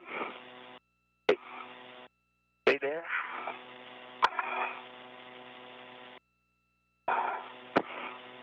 Okay, can you bring it closer to the Okay, yeah, give me 1 second, sir. Okay. Good.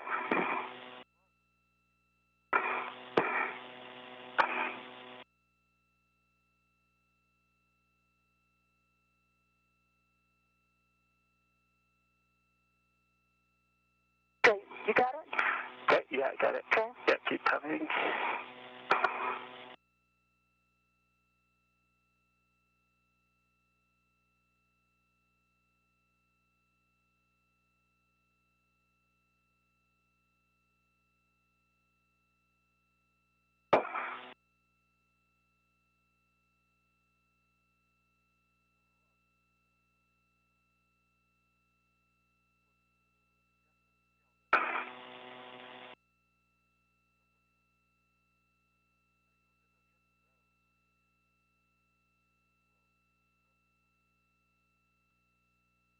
Let me know if they need a different alignment.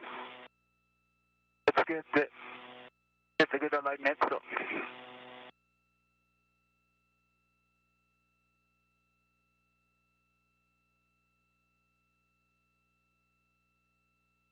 Could you come to your left a little bit?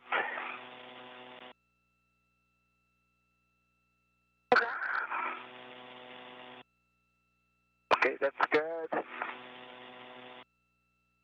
Okay, and so I'm going to start.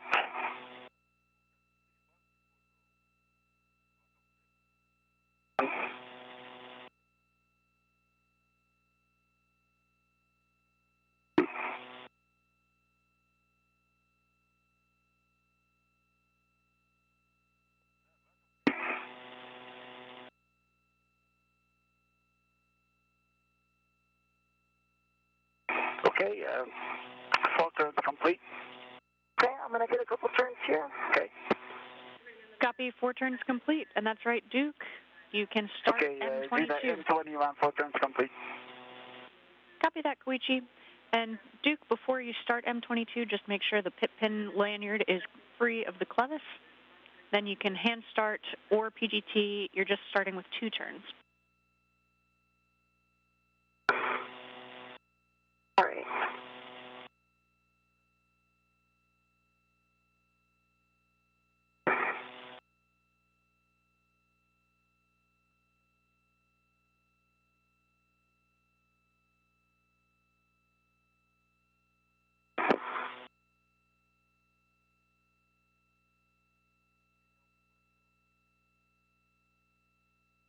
Get my right part out for reach here.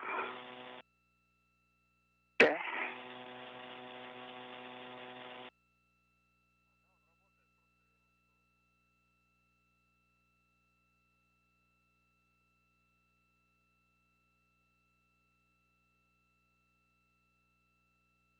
Engine, I'm ready for the setting after Duke starts. Right, this is clear. I'm working on getting the bolt started. Okay. Copy both of you. Koichi, it'll be Bravo 7, clockwise 2, but as you know, we are waiting for M21 to be driven 2 turns before you can start. Copy that. Bravo 7, clockwise 2.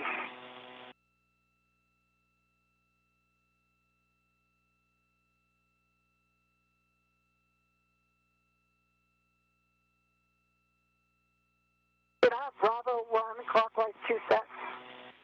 Copy, Bravo 1, clockwise 2 set, and 2 turns on M22. So with that, Koichi, you can drive M21 to torque. This will be an additional 10.5 to 11 I have not done turns. any turns. I have not done the turns yet. Copy, Duke. Thank you. Okay. Stand by, Koichi. Stand by, Koichi. Okay, 75. Copy.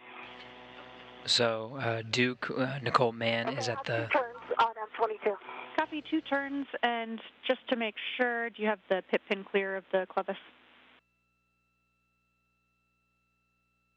From pit pin was clear. Copy. Okay, now Koichi, you can go. This is 10.5 to 11 turns going to torque on M21. So recap, the 2 astronauts are on the 2 ends of the lower strut. Nicole Mann towards the mounting bracket. She's got the pistol grip tool so she can secure it to the mounting bracket. And again, Koichi Wakata is at the base of the mast canister at the other end of that strut, also with his own pistol grip tool. So they're just bolting both sides of the strut to make sure it's secured in place. It's going to go with the lower strut on the left, and then they'll work together on the mid strut next. Lower strut with 3 twists. Copy.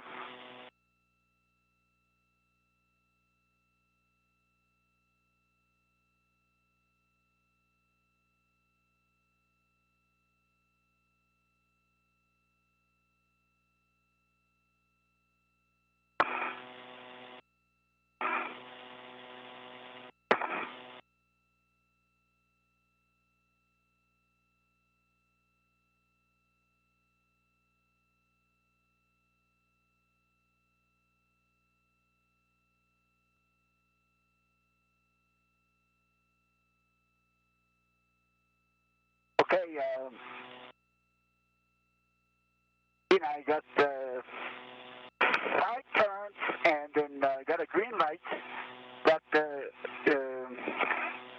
is far away from the block line flush. Okay, copy, 5 turns. We are expecting to use the torque wrench for this. So you'll be swapping the 2-inch rigid from the silver PGT to the torque wrench with a good pull test, and then we'll continue driving M21. Okay.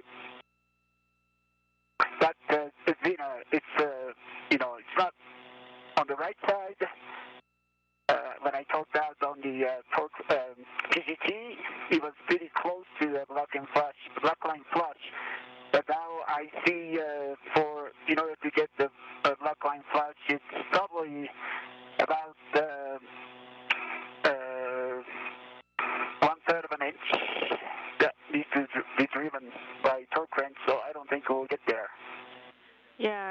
stand by.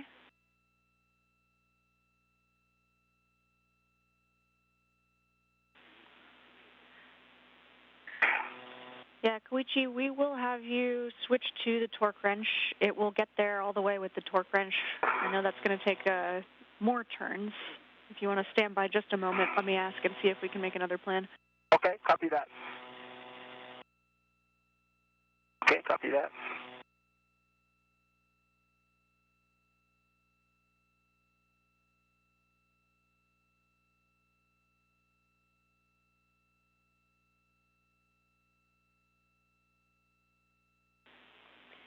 All right, Koichi, we will have you switch to the torque wrench. So we're expecting more turns than you had to do on the other side. Okay. But this will get us to the correct torque and correct alignment with that bearing. Copy that. So switch the 2-inch rigid to the torque wrench with a good pull test. Okay, copy that. Okay. Copy that. It works.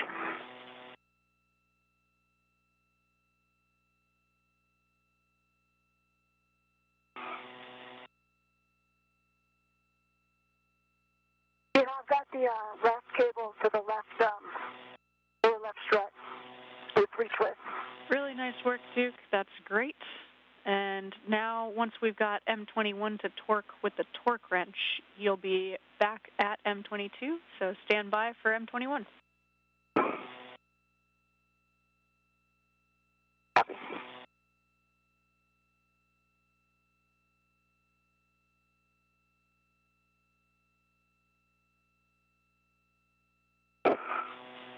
Duke, you can also go ahead and install that grounding pit pin into the grounding block on the mounting bracket.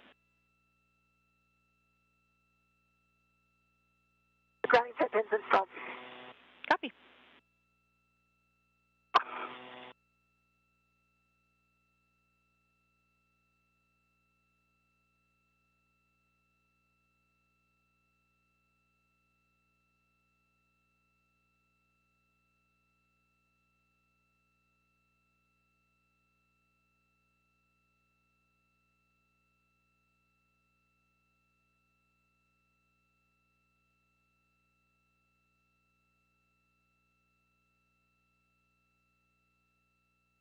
Okay, socket swap to the torque wrench. Good pull test. Copy, good pull test. Next, you'll drive M21 to torque with that torque wrench, going to full torque so that the torque wrench breaks over twice. It's 14 to 15 turns total, so we're expecting 9 or 10 additional turns with the torque wrench. Copy that. Okay, copy that. Didn't work. Godspeed. I know that's a lot of turns. I need it. As a quick overview of installing these struts, with the astronauts at both ends of the strut, they alternate driving the bolts. So it was Koichi Wakata who started with his pistol grip tool. Once he was done, it went back to Nicole Mann. Now it's back to Koichi Wakata, and then Nicole Mann will do it again. There's only one bolt, but they just address that same bolt 2 times while alternating. Part of the procedure is to just to avoid anything like stripping or anything like that. So right now you see Koichi Wakata using that torque wrench, and that's really just to make sure it's super secure. He's also going to do a pull test, just a quick tug, just to make sure there's no wiggle and it's truly installed. And so they'll continue to alternate. Nicole Mann has one more time has to address that bolt on the top side next to the mounting bracket, and then they'll wrap up with the multi-layer insulation, making sure it looks good before getting to the left mid strut, and that'll be the last component of the of installing the mounting bracket before they go around and secure the MLI and address any last-minute items, but that's the last component needed for installation.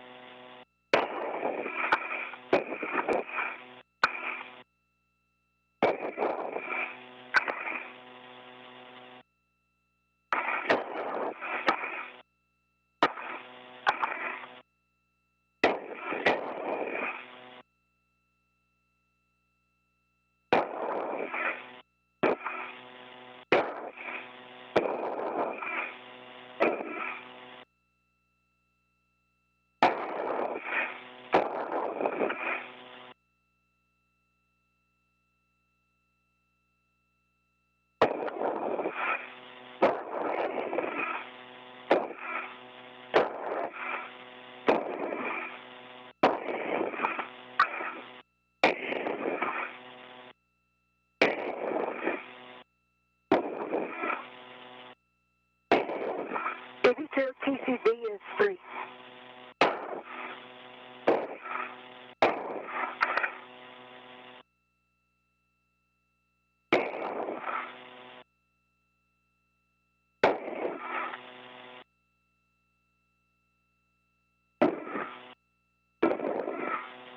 About 4 turns now.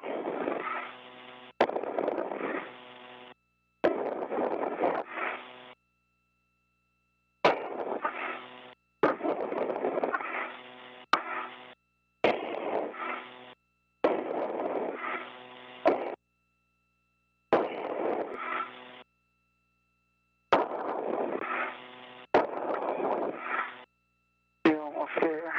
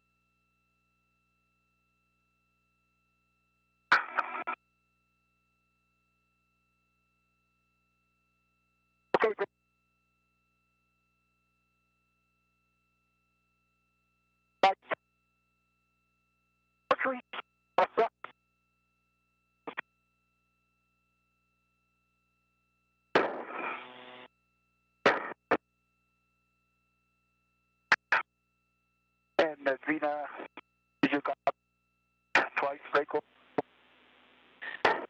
Koichi, you're coming in a little broken there. Will you say again the turns?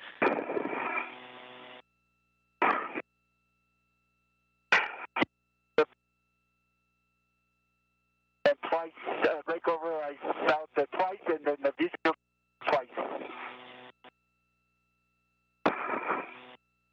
And then black light flash, and I'm looking at us. Okay, copy black line flush, and the torque wrench broke over twice. We'll look for no gap between the strut boss and bearing, and a good wiggle test. And I was unable to copy the total number of additional turns that you added.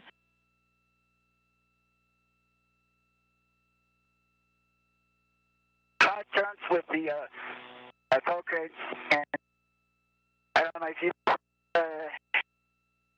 extra camera view, I see gap between the strut boss and the spherical bearing. Okay, Koichi, we hear you see a gap between the boss and bearing, and copied 5 turns.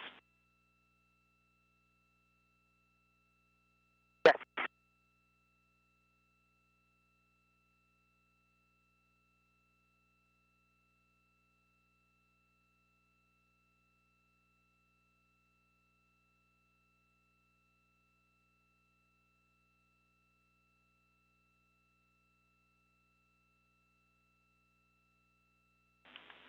Okay, Koichi, stand by 1 while we talk about that. Copy.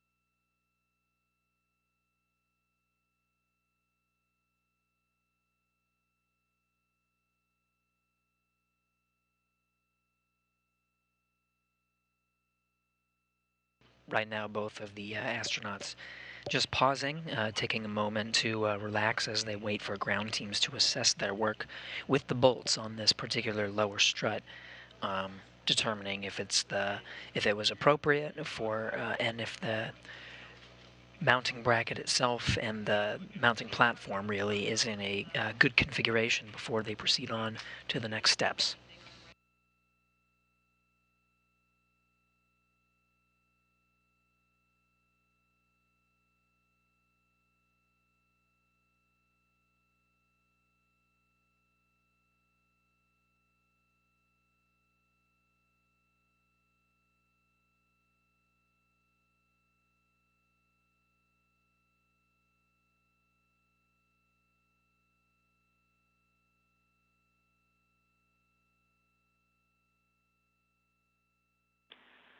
Okay, Koichi, we've talked it over. I know you will love this. You get to use the torque wrench even more. What we're going to have you do is continue going until the torque wrench breaks over and then keep going. So this will add extra torque.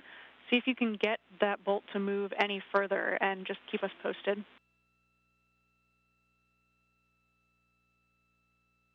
Okay. So it will break over at 60 pounds, and then can I keep torquing? A-firm, yep, it's going to break over, and as it breaks over, just keep applying torque. I'll do that.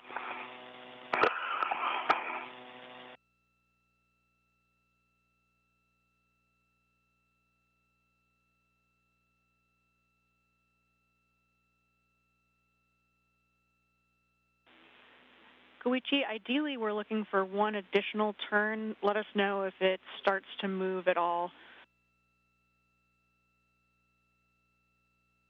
Okay. And meanwhile, Duke, we're checking to see if you can start M22 in this configuration, but stand by for now. Copy.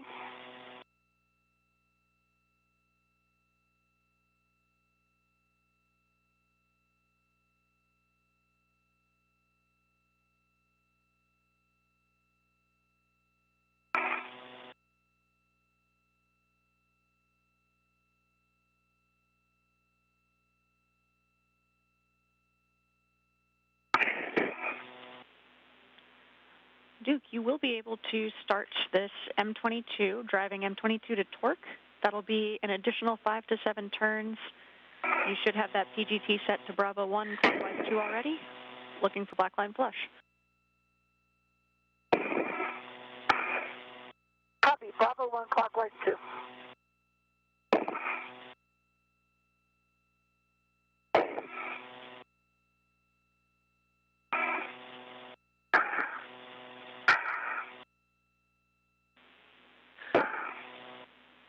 Hey, Koichi, we're watching your camera view here. It looks like it's not moving as you apply more torque.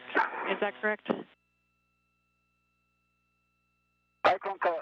Yeah, I concur. It doesn't have any sign of moving.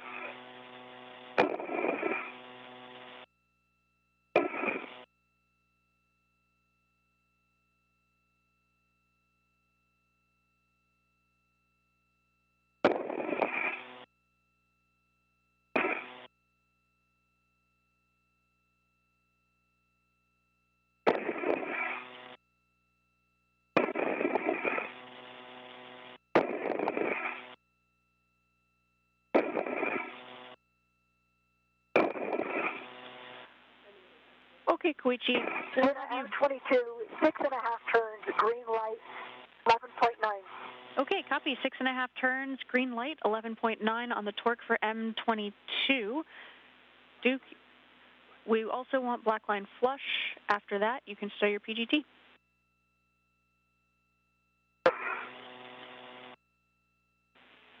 And then, Koichi, we didn't have a great view of that boss and boss bearing, just to make sure if you can take another look at it, see if you can get eyes on. I know it's dark, and make sure that we're looking at the boss-to-boss bearing clearance as opposed to the pad itself from structure, and also take a wiggle test.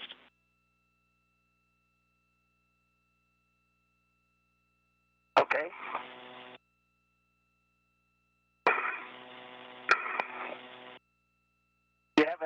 of you now? We don't have a great view of it, so we'll trust your eyes in person there. And just looking for the gap between the boss and bearing, see if it's changed at all. Actually, Zena, just looking at the view, there's no change in the last, attempt, to torque it down toward the, the braking torque value. And as a matter of fact, with this, helmet light, I really do not see the spherical bearing side, because the spherical bearing is dark, or it's black, and it's really dark, and I cannot tell if it's a shadow or bearing. And on the strut boss side to the spherical bearing, it looks like the gap is small or almost gone, but with this lighting condition, I cannot confirm. Probably what you see is what I'm seeing. Okay, copy that, Koichi, and we'll have a quick handover coming up here in a couple seconds. If you can do a wiggle test just to see if the boss and boss bearing move together.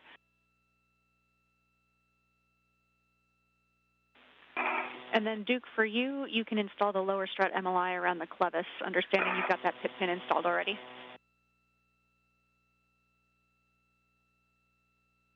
Charlotte, M22, slot line flush, working on MLI. Perfect, and you can also release your the rep wiggle from test, the lower strut. and the boss and the bearing seems to be working together. Copy, Koichi.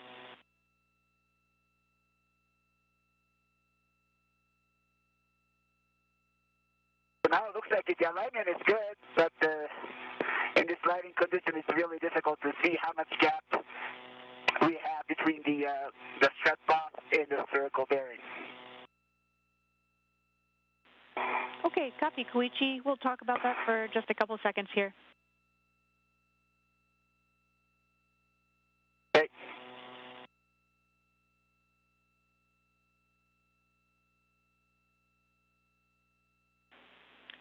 And we've got a quick handover coming in 20 seconds here, but we'll have you just install the MLI on the lower strut pad, Koichi. Copy that. It worked. I confirm I can release my rack. Affirm, Duke.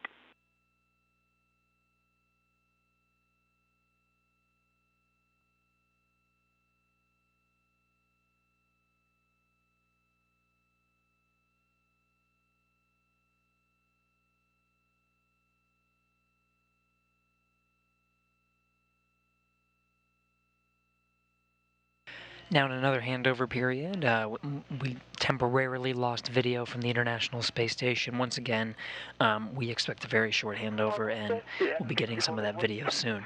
But a quick look here in Mission Control Houston, it's these teams that you're looking at that are guiding the Great work, guys. two astronauts through their procedures today. From here in the room, they're working hard to get through the procedures and understand the next steps and guide both Nicole Mann and Koichi Wakata through today's spacewalk. 21 volts. Copy, Koichi. I see that in your heck of view. Big picture, we'll be probably trying to come back to this in better lighting conditions so we can get good eyes on. Meanwhile, we'll work on that left mid-strut. Copy that.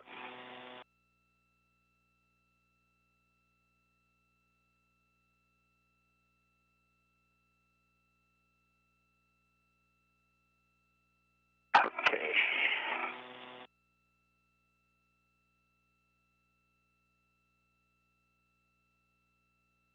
And Zena, can I just leave the full trench in the PGT, green PGT here in this area? Affirm, Koichi.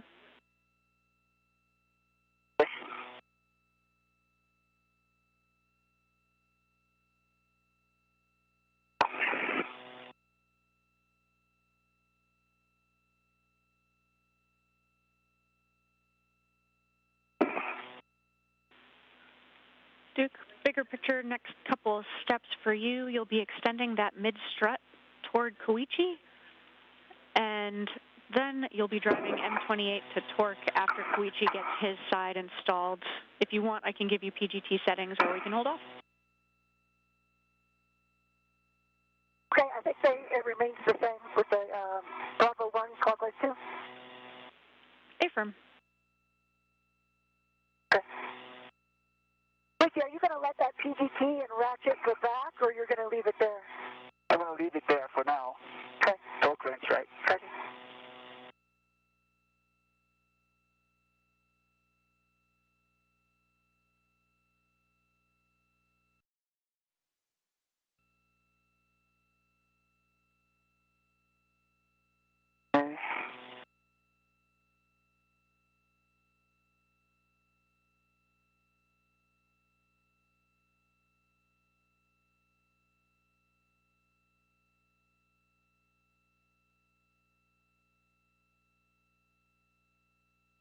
Okay, torque wrench and the ratchet will remain here. The PGT. Copy, Koichi. You can translate to the left side pad installation location, and once you're there, check that your safer handles are down. Copy that. Me check the better config of the PGT and then torque wrench.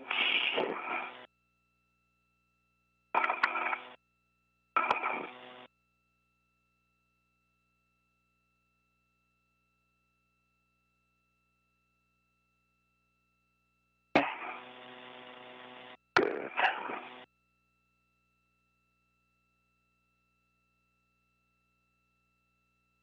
It looks like they came back to the WIFX, just so you know. That's okay. Okay.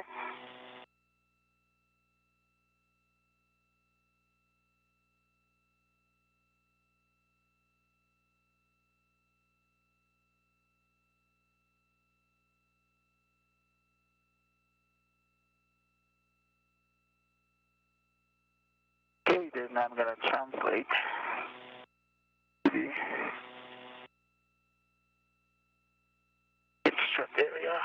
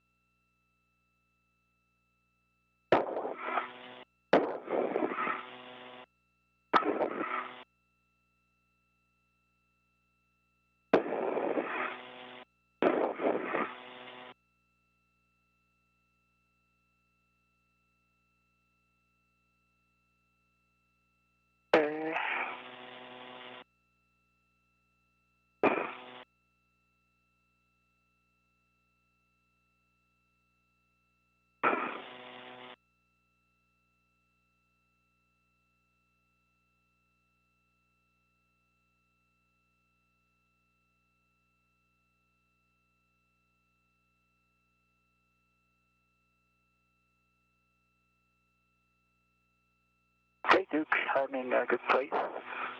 Okay.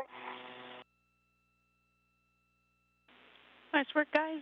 And Koichi, if you could just check that your safer handles are down as well. And then, Duke, you can extend the strut to Koichi.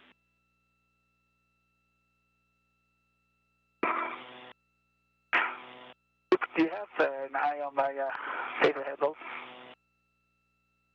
Let's see, if you move your right hand up, Right hand up. can you swing your PGT forward? Yeah, your right saber handle is down. Okay, that's good. Okay, safer handle is down. Copy. Thanks so much, Koichi. And then the left side. Left side, yes, is down. Okay, good. Okay, great. Thank you, Duke. Because the safer handles are down. Copy. We appreciate it. All right. For that mast canister side pad, just check that the arrow is pointing up. And once you've got it from Duke, engage the right side first, then press in on the left. See that? Okay, arrow is pointing up.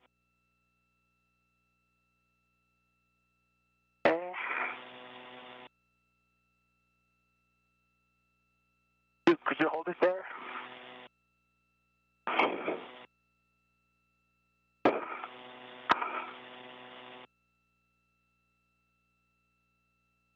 Okay, thank you. Okay, right side first.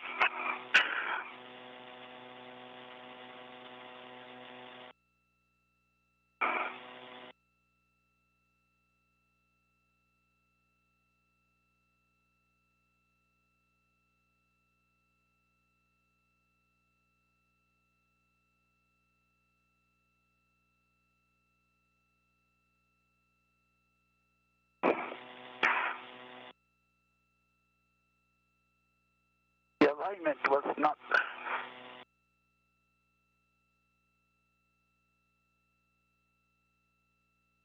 Okay, try that again. On the right side.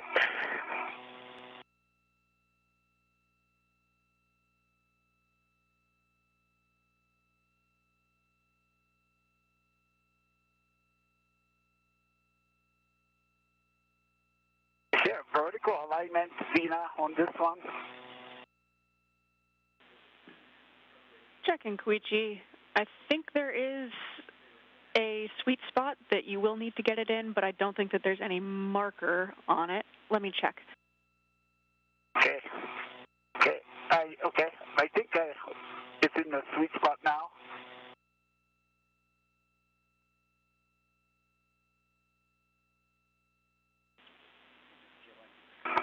Can I start with the M1 through M4? Yeah, you got the side pad engaged? It is engaged. Okay, perfect. We'll have PGT settings for you. That's alpha 2, clockwise 2. Alpha 2 clockwise 2. On the red PGT. Affirm. And you'll be going 2 turns on each of those bolts. Each returns.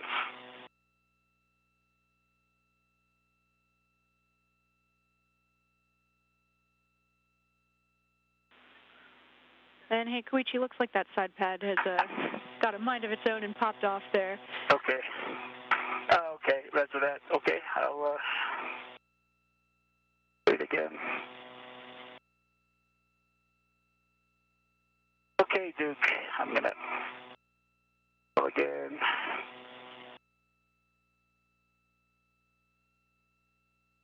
Right side first. Okay. Left side in.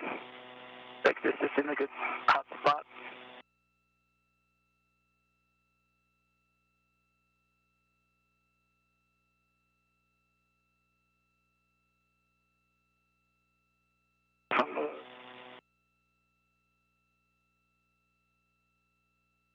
Okay, clockwise 2. Set alpha 2 set. Copy, Koichi. Take 2 turns on M1. 2 turns on M1. Copy, Koichi, and stand by. We're seeing a little bit of movement in that side pad. If you could just kind of push on it or give it a little bit of a pull test.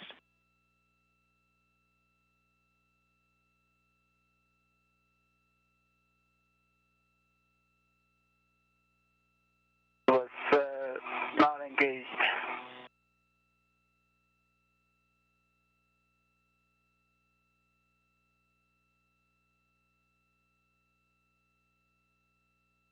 Is there a soft dock feature to this one? Affirm, there is a soft dock feature. So if you start from the right side, there's kind of a lip that you have to engage underneath the plate that you're driving the bolts into. Right. So see if you can get that hooked I first. understand that. Yeah, and then press down on the left side. Okay, I'll try that again.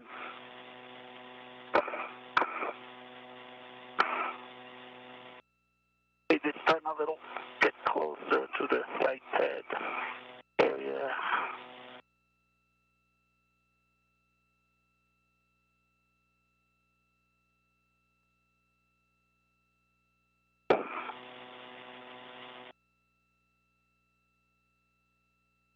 Okay, Duke, can I move it a little further?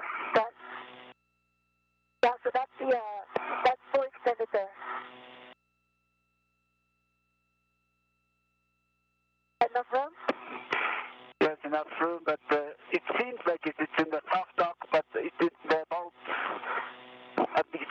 do not engage. I'm just looking at it. Yeah, looks like it's in a good spot, but it doesn't go in. Yeah, Koichi, there's still a little bit of a gap. We have not a great view in your Heka. I agree. So I'm trying to align it. Somehow it does not go in fully.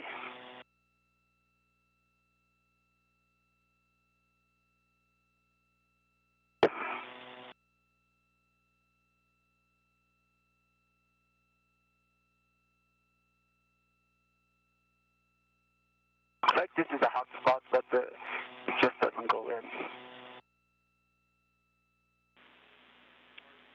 Okay, copy that, Koichi. One thing that might help is having Duke add some leverage on her end. And just to correct one thing that I said earlier, there's not actually a sweet spot vertically in that alignment. The soft dock should work anywhere vertically on that physical structure. Okay, understood. So this time I will have Duke push in, is that right? Yeah, have her push it in and towards you. Right, okay. Can I do that, Duke? Collapsed again, hold on.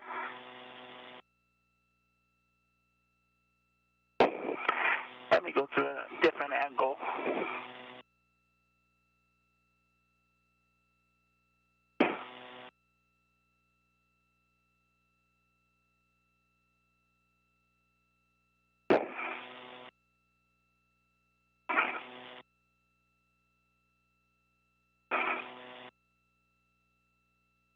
Okay, there it is. All right, there you go.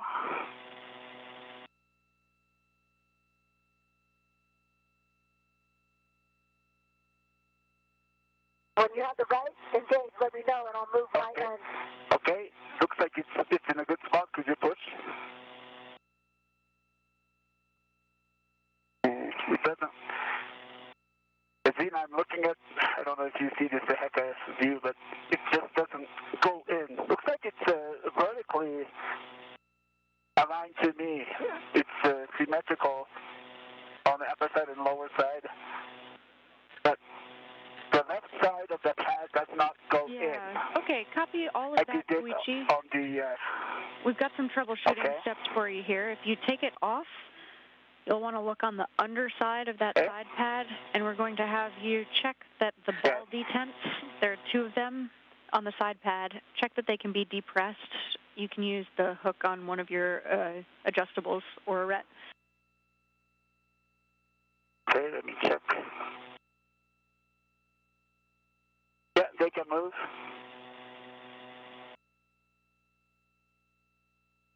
The detents can move. Copy that, Koichi. Stand by.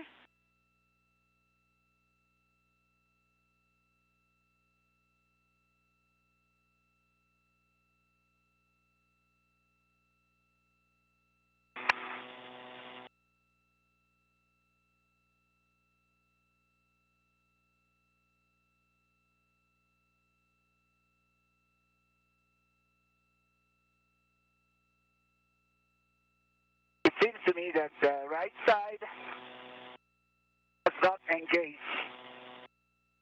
What I mean? Okay, Koichi. So on the right side, you'll see there's kind of a tongue on the soft capture mechanism on the side pad. Yes, I see that. Yeah, so that tongue will have to fit into a gap on the right side. There shouldn't be much of a sweet spot, but just try installing it partially and moving it up and down to see if it will slot into place. Okay.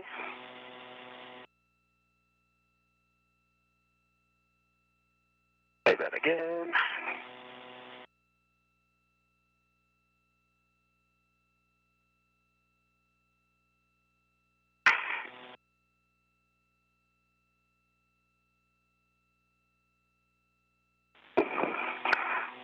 We'll have you guys try working on this for 5 or 6 more minutes, and then we'll formulate another plan.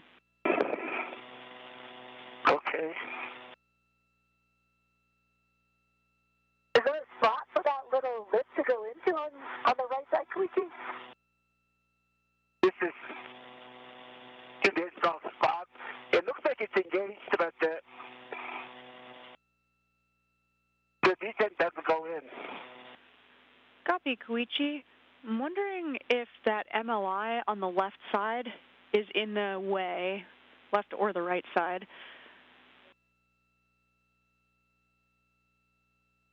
Okay, so you want me to remove the MLI and try that? Yeah, Koichi, if you're able to peel up that MLI a little bit, on the right side there's a gap. Exactly, yep. And we'll just get that out of the way fully. Then also, the left side is also interfering. The MLI is interfering. Yeah, I concur with that based on what I've seen in your view. Stand by and we'll figure something out. Can I? Okay. Okay.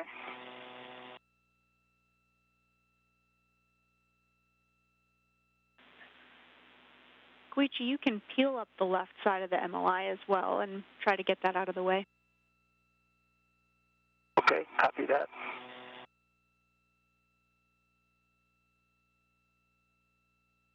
It looks like it's glued onto.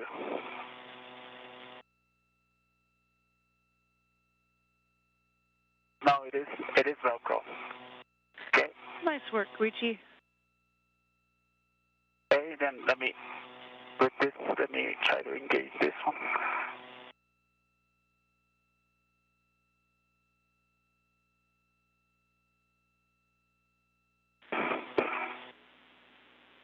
Duke, just checking in. How you doing over there?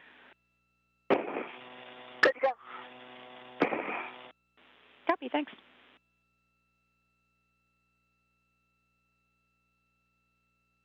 Okay, Duke, let's try that again.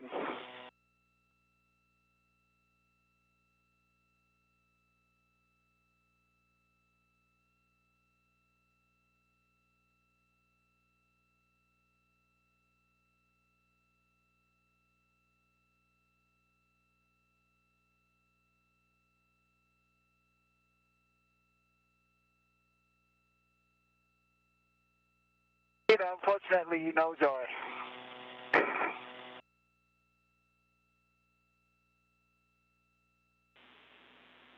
That looks like a good move that you just did. We'll give it one more try. If you can go up and down with that side pad. And then push in on the left side. If Duke can apply some force as well, give you a little extra leverage. Could you push in towards me? I know that telescoping feature is probably not helping you here. Okay, you can release the force. Okay.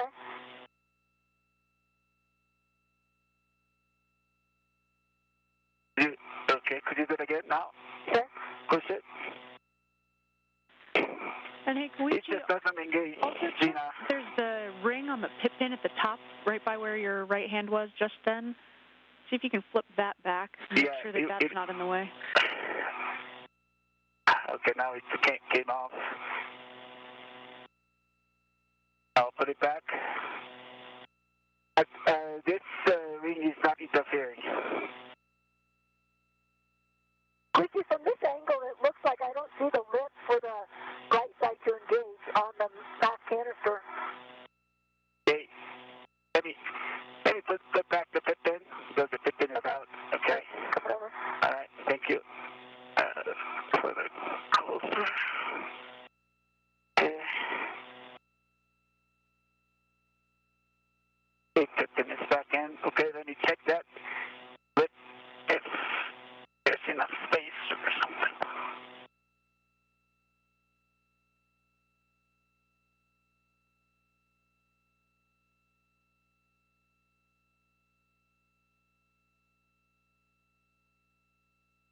Gina, do you have a Heka view Not quite, of this? Koichi. You're a little too side? far to your right. That side pad. How about now? is a How little about to now? the Can left. you see that? Negative, Koichi. We're probably going to have you pull off of this task, and we'll just put this strut back in the bag. Okay. Copy that. Do you have a good hacker on mine?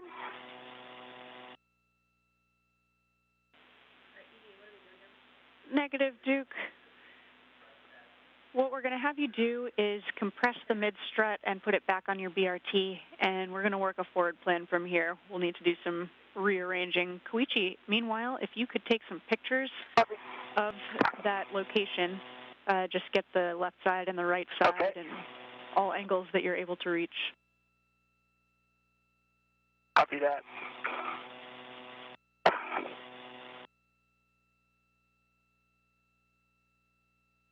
What were you trying to say? Did you say that? I was just not seeing an area where that lip went into. It just looks different to me. On this side? There's a flange. There are two flanges on this side. I don't know if if you have Duke's hacker camera, but yeah, I can see it in two here. flanges pointing up. These flanges is interfering with the side pad. Yeah, like it doesn't look deep enough to fit this lip. It looks different than the other side. Well, it just looks different than I think what maybe what I expect. Yeah, we copy everything. Quick handover here.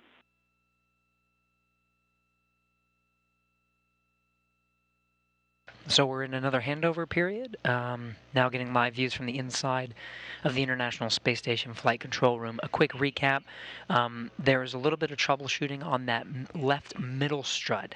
It didn't seem to soft dock properly to that side pad on the mast canister for them to get a really good, secure latch to it and allow them to drive the bolts.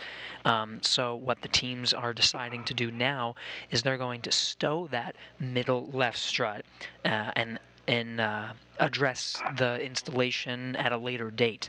In the meantime, Koichi Wakata is taking photos to allow the ground teams to assess and troubleshoot and come up with recommendations so they can address it the next time they're out there to install it. But it looks like they'll be just leaving it in the configuration with the upper triangle, the right middle and right lower strut, and then the left lower strut. And then they'll just leave the middle, the left middle strut off for today's installation.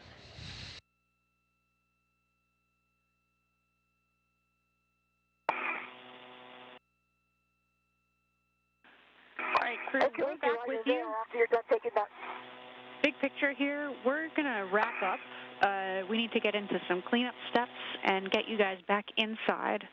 So what we want you to do is, Duke, you'll compress that mid-strut, put it on your BRT, get it back in the strut bag. That's straps 2 and 3. Koichi, you can close out those pictures, and then we'll be having you help with cleanup as well. Okay, copy that. Koichi, before you go, Kuda. Okay.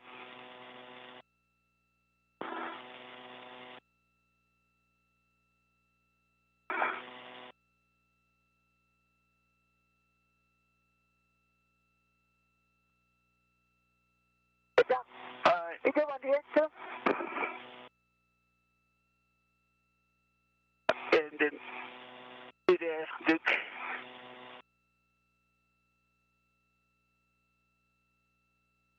One more.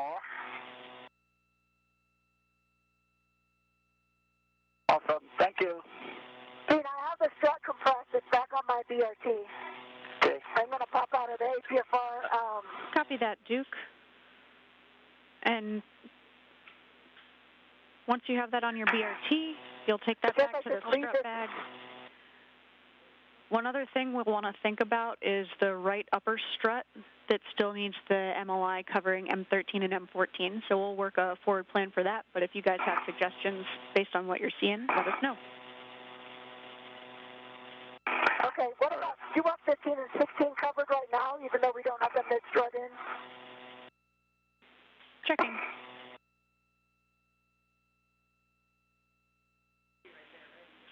Yeah, affirm. Duke, Okay. if you can do that Peter, easily, that would be great. Go ahead, Koichi. Yeah, I can get it here. Can I translate to the strut bag now, or do you want me to do any MMI here? Koichi, we'll have you do the right upper MLI to cover M13 and M14. Right upper, okay. And yeah, you can finish putting that MLI back that you took off there. Okay, yeah, I'll do that. You know, what about right mid? Are you going to want that MLI over the collar bolt? Yes, Duke, we will want the MLI over those collar bolts as well. Okay, so, Dina, could you say again which MLI I need to work on now?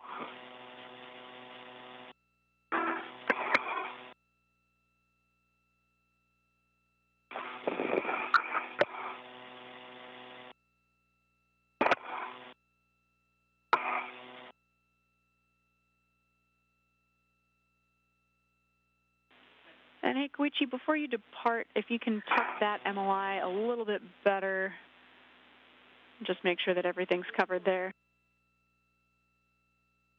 See that?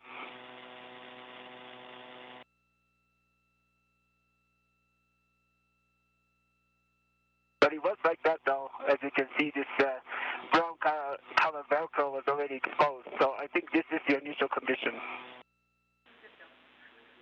We copy, Koichi, concur with that. You can head to the right upper strut, work on the MLI on M13, M14. Copy that.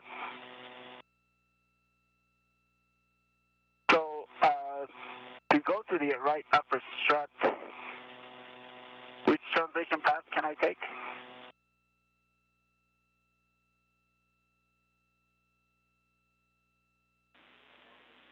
Koichi, we'll have you just backtrack the way that you got there in the first place. Just go back around. Right, oh, excuse me, not the left, the right side. Okay, copy that. Yeah, correct. Yeah, the right side. Yep. So. Yeah, sorry, sorry, I thought it was the left side. Okay, copy that. So, Zena, do you want me to roll this APFR over so I can get and he unrolls the MLI on the right side, I can grab it?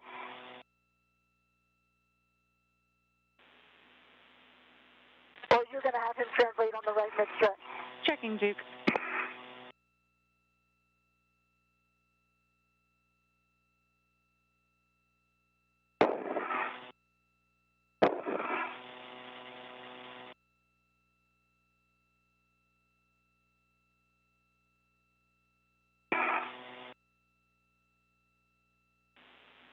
Duke, let's have you prioritize stowing that mid-strut back in the strut bag.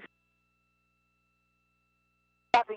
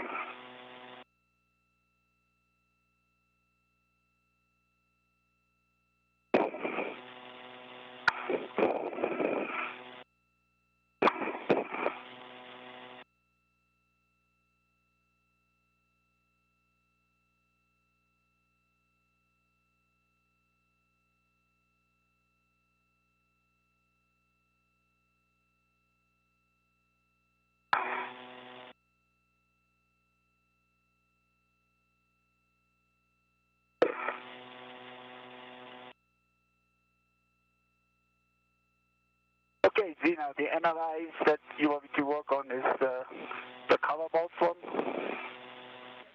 From Koichi, great work. Copy that.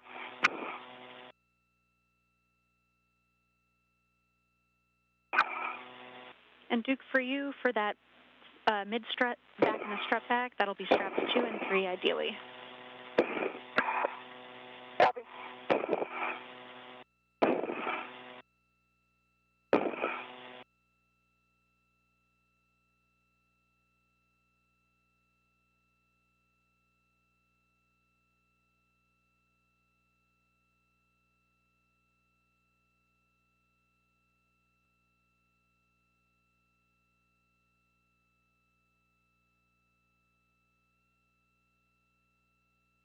So, Zena, can I just cover those M13 and 14 bolts, excuse me, the M24 bolts on this NLI? Yeah, Koichi, we need the whole strut to be covered with MLI. Copy that. So a quick recap, Wakata and Mann both working in tandem for cleaning up their work site. Mann is working on putting that left metal strut back in the strut bag and stowing it to be installed at a later date. And Wakata is over on the right strut side, working on the multi-layer insulation and making sure that the insulation is covering some of the bolts that they were working on today. Koichi, once you get that MLI And these are both over M13 closeout duties. You'll also want to install 2 wire ties on the telescoping end. Okay, copy that.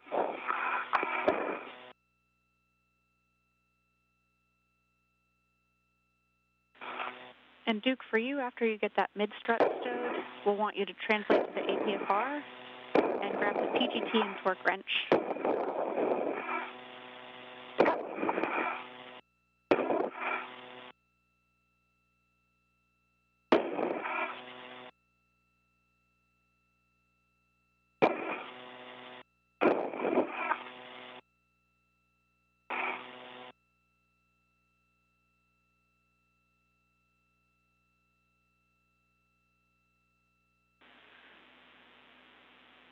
And just big picture awareness for you guys, right now we're at 5.5 hours PET. Our limiting consumable is still MEDOX, but we've got a little over 7 hours of PET time there. So we just want you guys to get everything in a good config to leave it. We'll be coming back out for this mod kit, but we'll be into cleanup and then getting you guys back inside. Okay, copy that, Zena.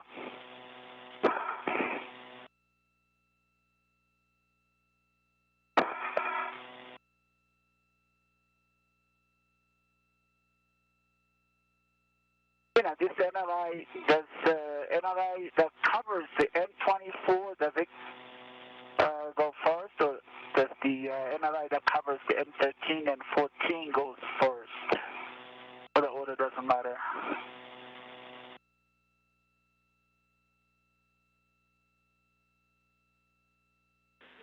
There's no specified order, Koichi.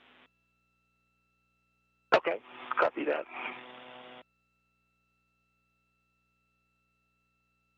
See, I'm thinking about putting the strut in the middle of the bag, like towards the end where it came out. I think that might be a little more, like, symmetrical would be better. Do you agree? I like that plan, Duke.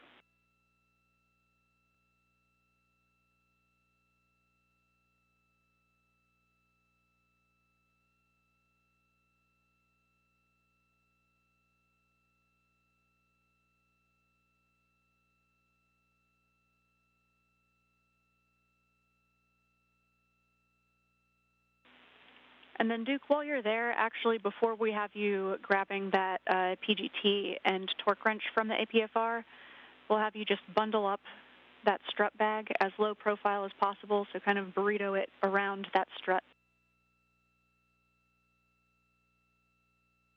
Okay, so the PGT and the torque wrench, they were going to go back in the cable bag still? Yeah, they'll be going back in the cable bag eventually. Okay. Same with the GoPro and mutt end effector.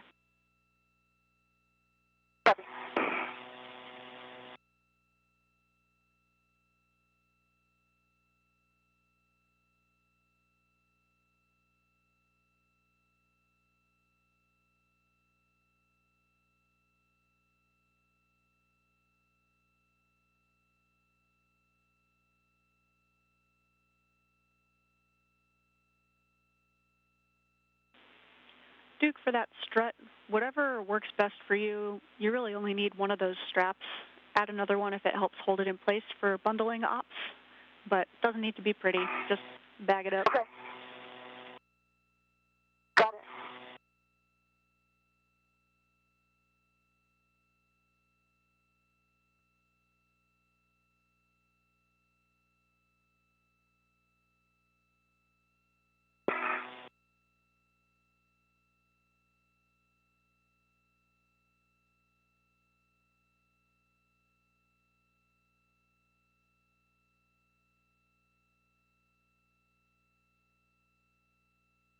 Yeah, I've got it routed to the bag, Gina. Copy, Duke. That sounds great.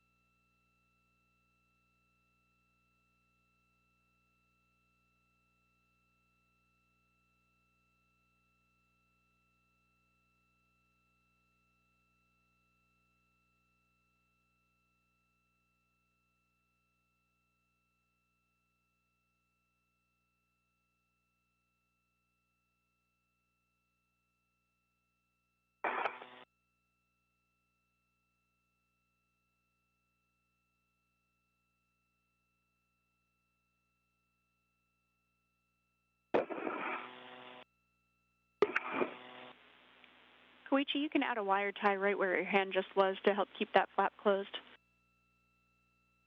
Okay, so two wire ties here, right? Affirm. See that? Can work.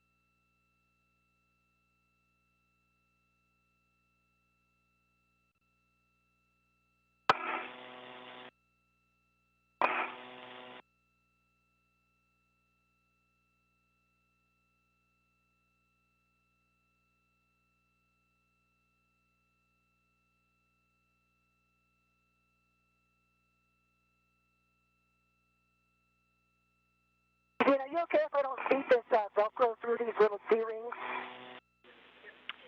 Affirm, I might Duke. just use two straps to Velcro it down. Yeah, you're good Okay, to leave that it was tethered killing as me. you have it. That's totally fine. Okay. And I think we're actually going to have you leave this strut bag as is and have you go work tool gathered for the cable bag. But stand by one, let me clarify. Okay. Try to get a lid down while you're talking about it. Zena, two wire ties between the color bolt and the M24, correct? Copy, Koichi. That looks great. That's in a good spot. Okay.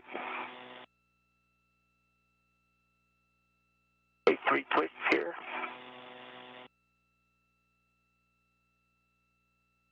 And then another one, right? Close to the color bolt. Yeah, you'll be exactly that. Okay.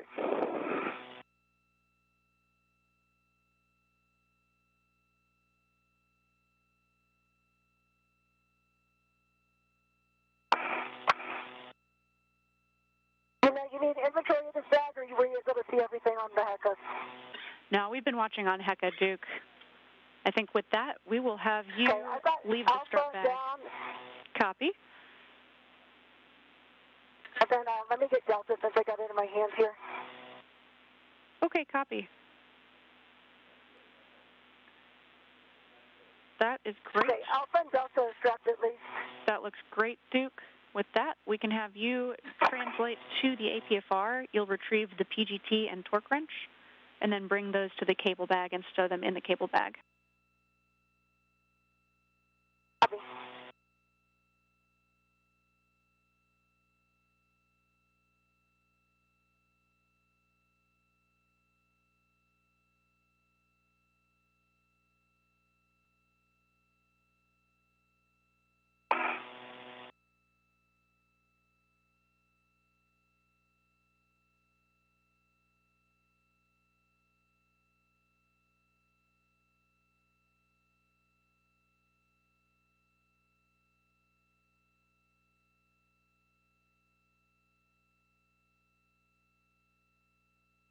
Is this a good spot for the second wire tie?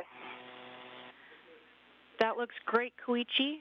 With that, you can finish up there. We'll have you translate to the strut bag. You're going to be finishing folding the strut bag, make it low profile enough for you to take it back inside. You'll be stowing it on your BRT and then translating to the anchor hooks. Okay. Okay, Koichi, I'm right beneath you. Okay, copy that. Your tether is above me right now, so... Okay. Let me finish this up, and then I'll translate down so that I can be clear. I need to, I don't want to crisscross with you. I just need to grab this BRGT and this, Okay. ratchet, and then I'm going to be outboard or inboard of you, so... Okay, I will stay here then until you clear. Okay. Yeah, then it should be good. We like that plan. Do you see my safety tether? It looks like it was kind of routing. Your safety tether. Not along stage one. Can you see it? Yeah, it's, yeah, I see your safety tether. And then, oh. Shit.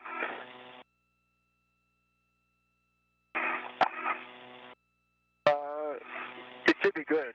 Okay. Yeah.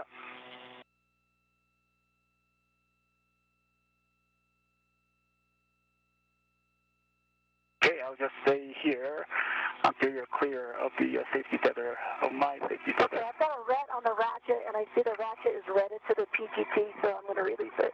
Okay. Copy, Duke. And as you pitched forward just then, Koichi's safety tether went between your legs, so just be aware of that. It's clear now, but it's in the zone. Okay. I am watching. All right, then with that, I will translate.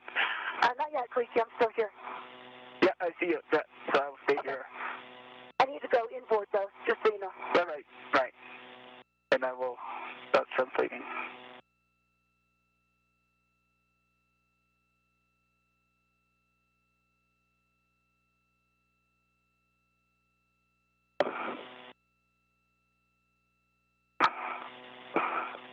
Okay, I've got it. I'm moving. Copy. And Duke, if you can reach it, just fold that ingress aid down so that we can leave the APFR in place. We're going to leave it, okay? And I did roll it back to Foxtrot just for your bookkeeping. Okay, copy. We'll track that. And Duke, we can either have you fold that ingress aid down or Koichi. We'll leave it up to you.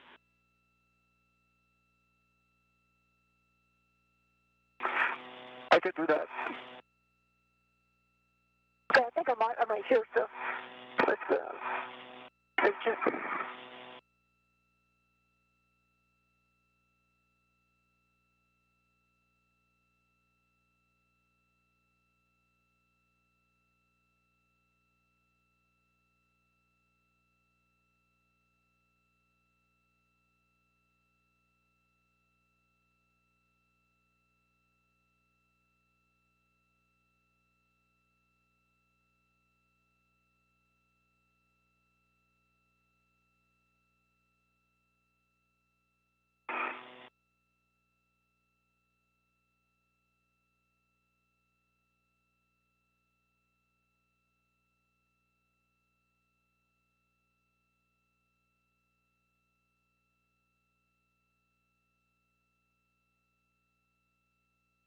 Okay, it's collapsed and folded down. Copy, Duke. And Koichi, just trend yourself toward the mass canister so you're not translating on that mod kit. Copy that.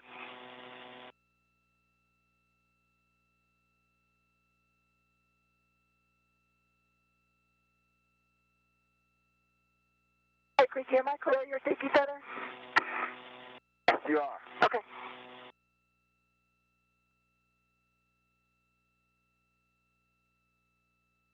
So a quick review, the two astronauts, Nicole Mann and Koichi Wakata, out at the outside of the International Space Station have installed several of the struts needed to construct the modification kit on the 1A channel.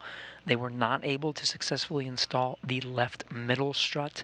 The side pad on the mast canister did not engage properly, so right now they're working on cleanup steps. They're stowing a lot of their tools, and including the left middle strut, and making sure that the multi-layer insulation, that white fabric that surrounds the mounting platform, is in a good configuration and is going to maintain the integrity of the hardware. And once everything looks good, the two will translate or move back to the airlock. Tend it toward the lower strut there, specifically the left side. We're not sure that it's... Okay. Yeah, so the other side from where you are now. On my left side? Is that the right lower strut you're talking about? Or the left lower strut? Yeah, sorry, Koichi. That's going to be the left lower, so actually not the area where you are now. You'll be translating to the other side. Okay. Copy that. I'll go there.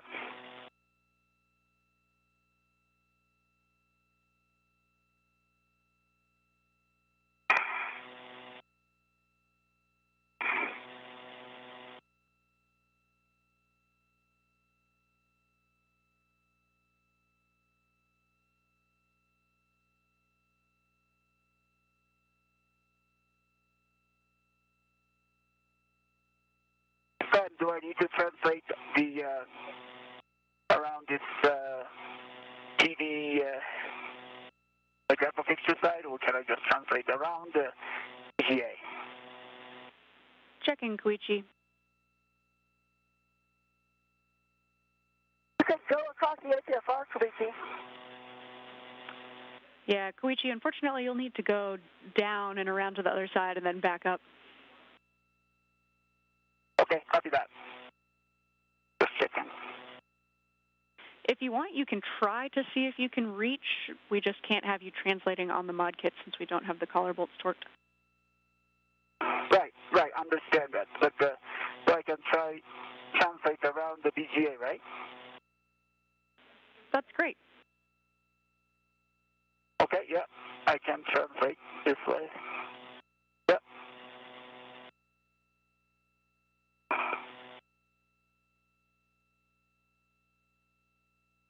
I just could not translate on the mod kit, so I had to go around.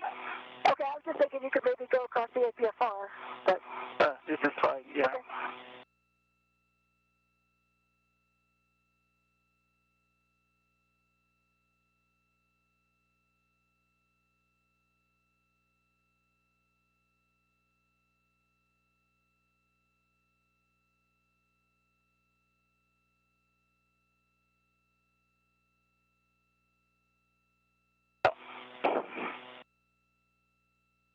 Have to take that back. Then I think I have to translate the original plan. Copy, Koichi. Okay, Zena, I'm bundling this kit, this cable bag. Is it going on my BRT? Stand by, Duke.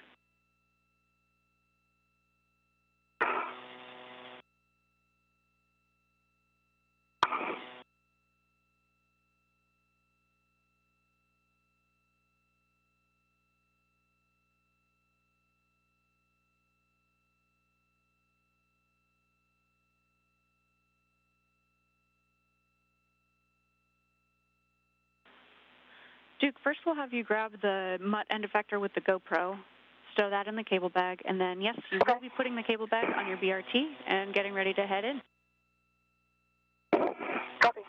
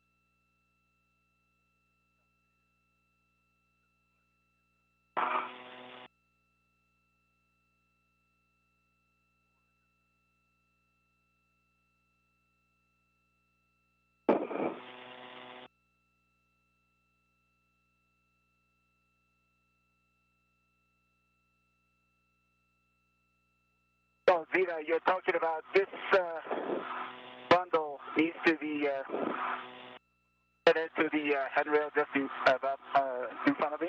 Yeah, that's correct. It's already wire tied. Just at the one wire tie on the lower strut, with 3 twists. Same as the right side. Right. Yeah.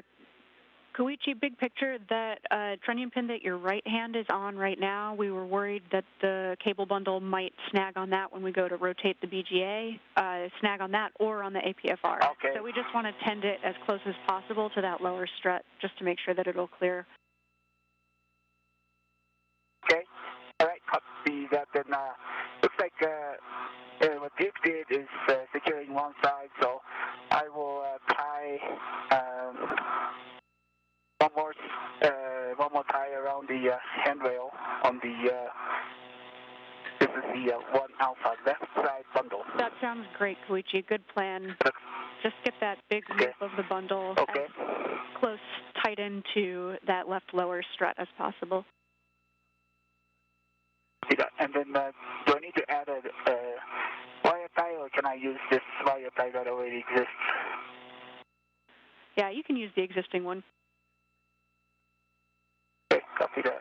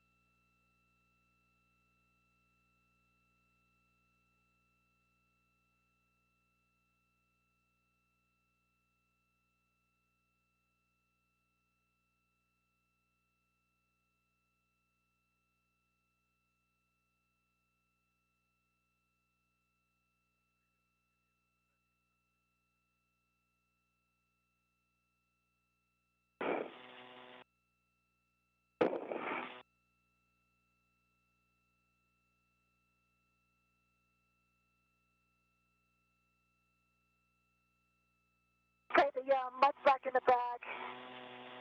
And I'm going to bundle it all up. We'll read it back to the bag. Copy that. Yeah, if you can read it in the bag and then close up the cable bag. Okay, Zena, I attached this existing wire tie in 3 twists to the handrail on the lower strap. Copy, Koichi. I see that in your HECA view. We'll make sure that everybody agrees, but that looks really good to me. And I'll have some big picture words for you in just a second about our final steps to get you guys ingress. Okay. Okay.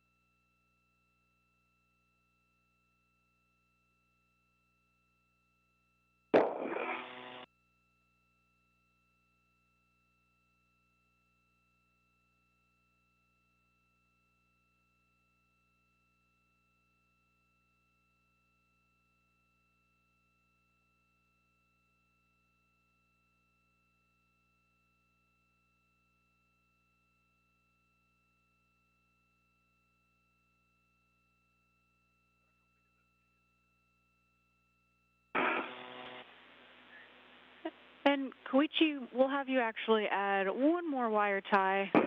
Looks like the loop of that cable bundle is still hanging down a bit towards that trunnion pin, and we're not convinced that it will clear. If you see that loop that's closest to your right hand on the trunnion pin right now, we just want to get that up and out of the way. Mm-hmm. So I think adding another wire tie is probably the easiest. Okay, copy that. I will do that.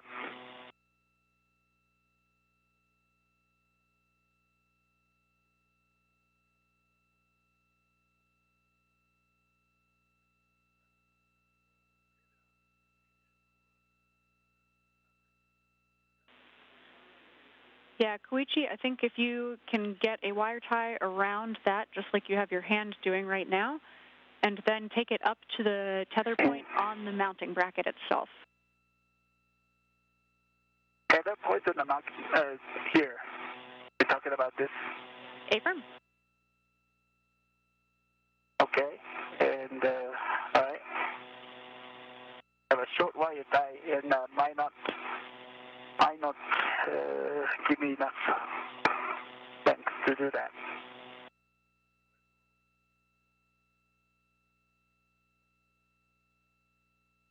Agree, Zena?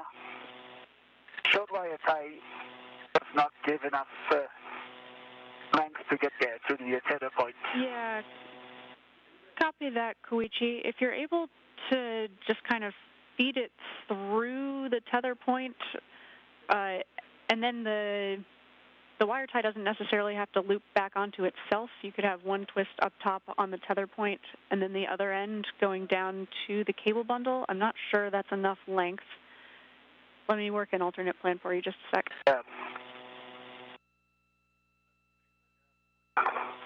Yeah, probably not. Then I'm going to put this on my BRT and head inboard if you agree. Duke, let's have you work on the strut bag, see if you can get that any more folded and ready to go for Koichi to eventually put that on his BRT, and then we'll have you head back in. Copy.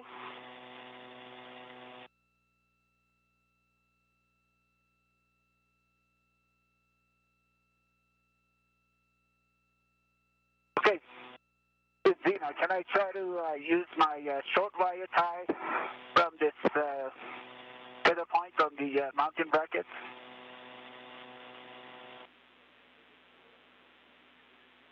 Affirm. Koichi, I think if you take off the wire tie that you just added a couple steps ago and then move the whole thing up higher. I did not add or sorry, the one that was already the existing wire tie, undo it from where you just added twists, and then move the whole bundle further up that lower strut as close to the mounting bracket as possible. Okay, let me try that. And see if you can get that wire tie to kind of hug the whole cable bundle to the strut. Okay. My cooling is at 6. Copy 6, Duke.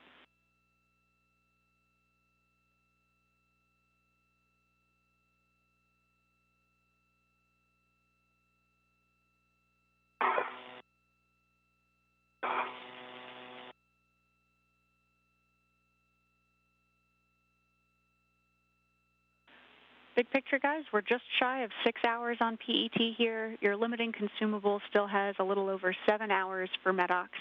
So you're doing a good job. Keep it up with the cleanup, and we'll get you back inside. Copy that.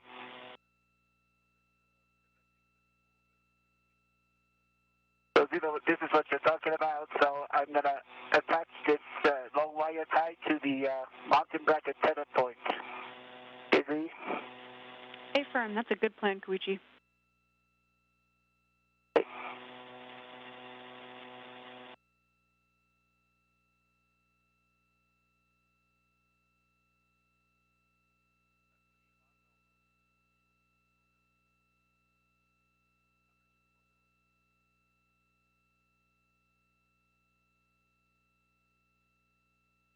A quick review of the work done so far. Right now, the astronauts are doing some cleanup duties during an orbital nighttime. The space station is flying 264 statute miles over Western Europe right now. They're just making sure their work site is in a good configuration so it can be addressed during a future spacewalk. So they're using wire ties to make sure the cables are secure. They're checking the multi-layer insulation, putting their tools away in their respective bags. Just making sure the work site over at the 1A power channel is in a good configuration to leave it so they can schedule a spacewalk at a later time to finish some of the work over here. They started on the construction of the 1A modification kit and they were not able to install that left middle strut They took some photos so the ground teams can assess some of that work and figure out what steps need to be put into place to make sure that they can have a secure attachment of that left strut to the mast canister and the whole fixture that will soon be holding up future IROSA or International Space Station rollout solar arrays. Those set to be delivered to the International Space Station this summer. Again, there are 4 total that are already there on the space station installed and providing power. They were today, during today's spacewalk, we're working on modification kits for 2 power channels. Koichi, if you could tilt up so that we can see the mounting bracket. Just want to get one last HECA survey here. Okay.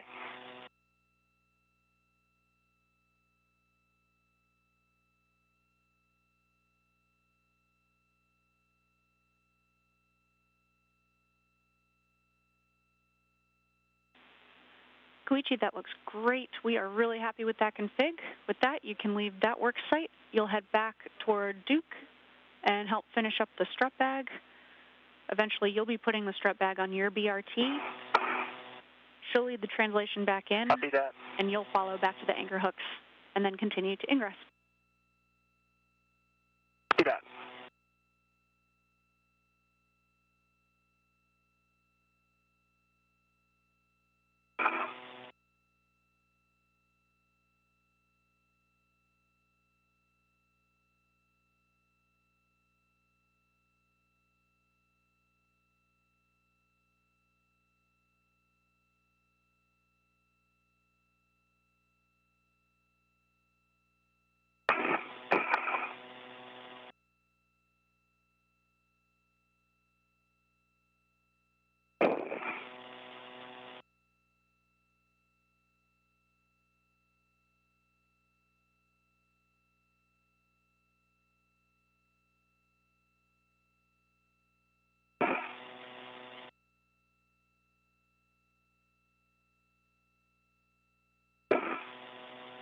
Okay, so I got all 4 straps and they're cinched down. Actually, let me get one more alpha here. Do you want me to try to make it shorter as well? Are you okay with it being long? Duke, I think it's up to your judgment. Koichi's going to be translating back in with this on his BRT, so we'll leave it to your and Koichi's judgment about what's going to work. Okay. I think if I could just get one strap in here from the other end, maybe both ends, I think that'll just help out from smoke hazard perspective. Yeah, I like that plan. You will be taking it back into the crew lock with you. Okay, so Koichi, Okay. yeah, you're good, you're headed back. I'm just going to release it. It's still going to be tacked down at the outboard end. Tacked down, okay. So just one location? Or? We'll see how far I get before you get here. Okay. All right. It's got 2 locations. Okay. All right. I'll translate towards you now.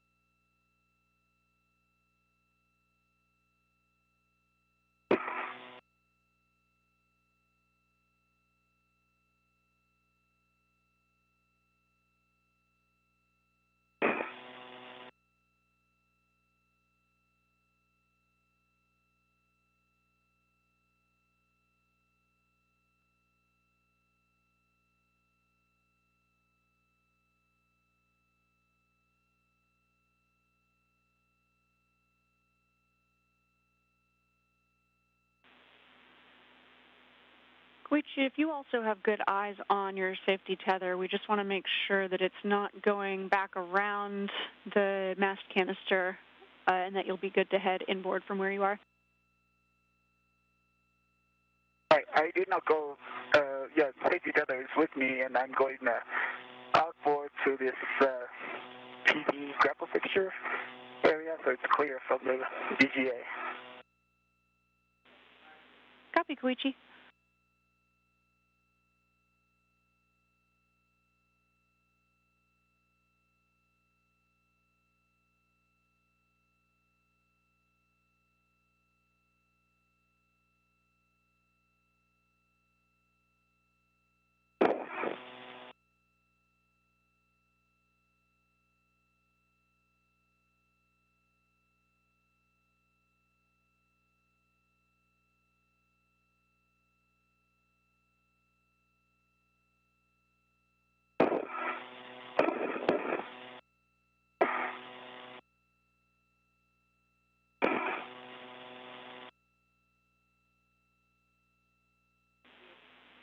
Okay, Duke, once you have that bag in a good config to hand off to Koichi, we'll have you start heading inboard. If it helps to both be there together while Koichi puts it on his BRT, let us know, but we'd like to prioritize just getting you headed back inboard. We'll get that strap bag on Koichi's BRT, and he'll follow you in. Okay, yeah, it doesn't look pretty, but it's, I think it's going to be small enough that it won't give him a problem. We can pack down in one location. Okay, is that on the outboard side? Yes, yeah. Okay. So the nearest you, it's got one integrated tether. Okay. Okay. And I'm going to head inboard to and grab the cable bag. Copy that. Sounds great. And I got your, let me just, before you go more, I have your tether packs here, so let me just get out of your way so I don't get tangled. Okay, I stay here, so. We copy all. We'll also take a glove and hap check from both of you. Okay, EV1. Gloves are good. Happy spaceline. And my gauntlets are down.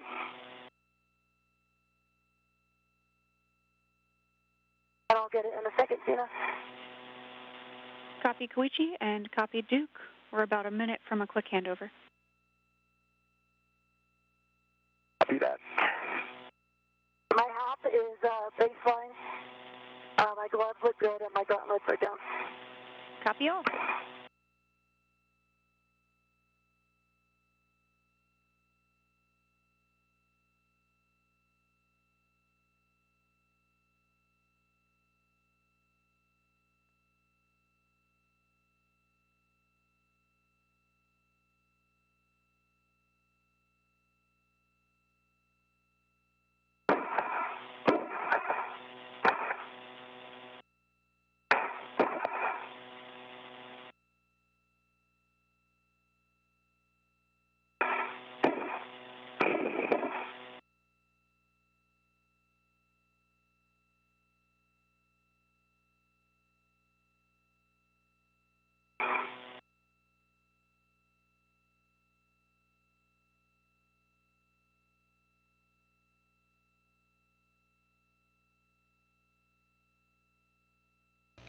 Now in another brief handover period, losing that video from the International Space Station. We'll be regaining it shortly.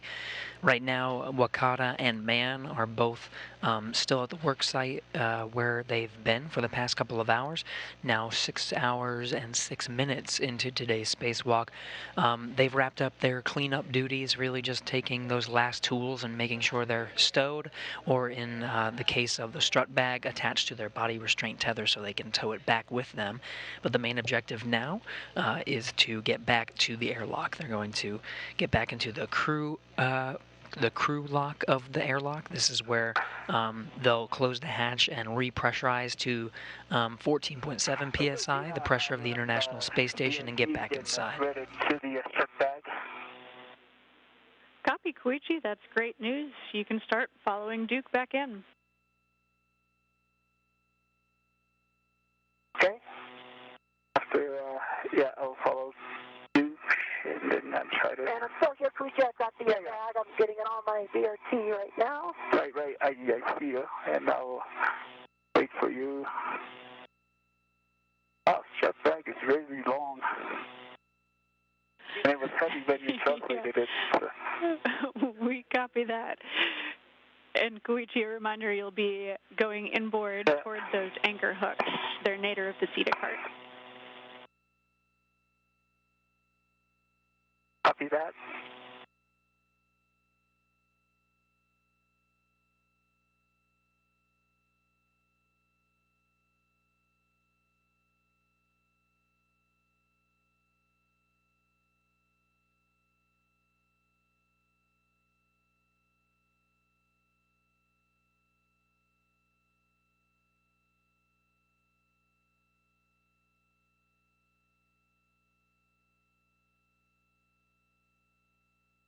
Okay, I've got the bag on my BRT. Let me just get it tightened down, and then I'll move. Okay.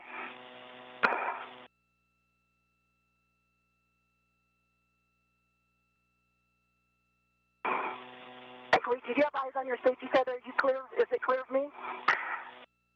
It's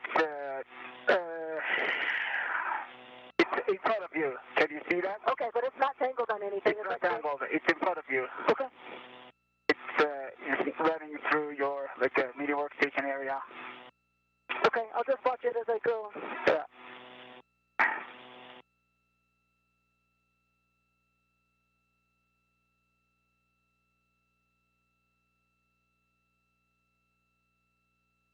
Okay, I'm headed out. Okay, I'll follow you. Okay, looks like nothing is left here. Yep.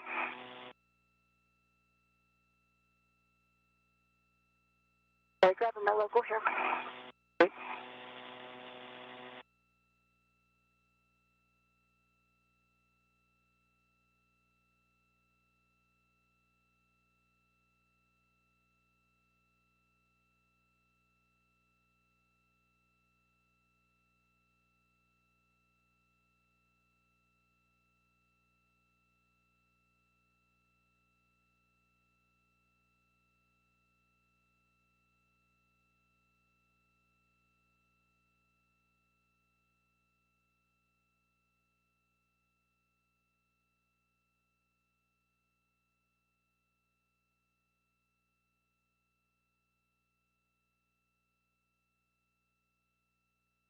Okay, I'll just follow you.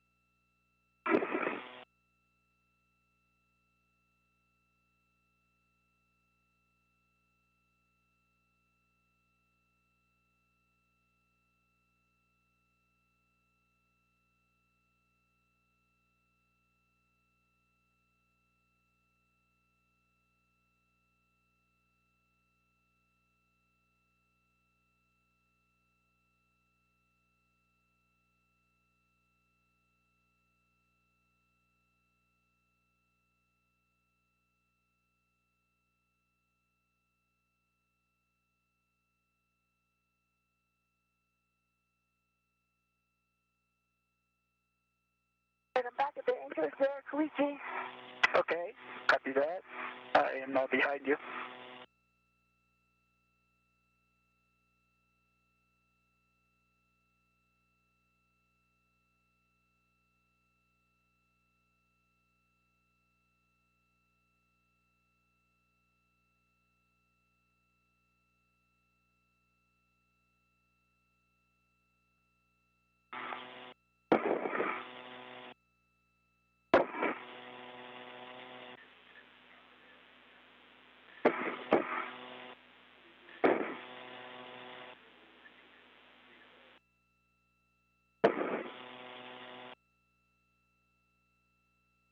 Koichi.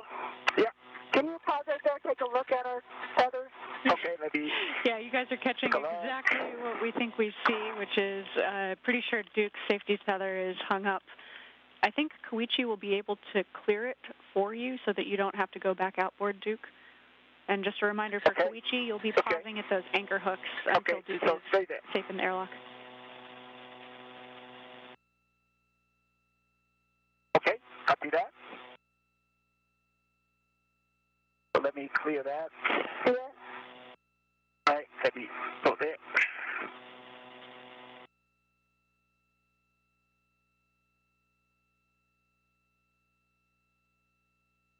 Okay, should be clear now. All right, let's see.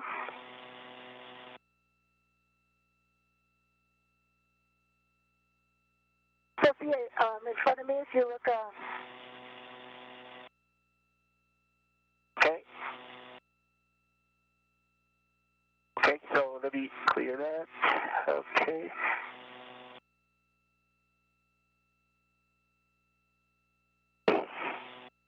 All right. So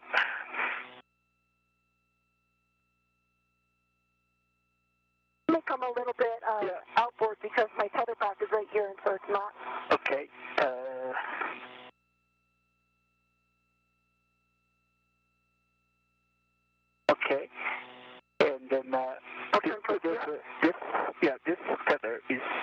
going through your mini workstation. So let me clear that.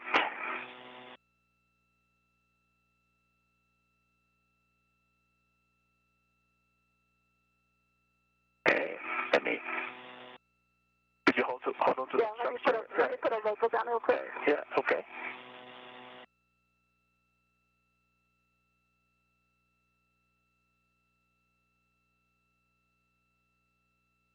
Yeah, I have also locals, but if you could have two locals. Okay, great. Then let me try to clear that.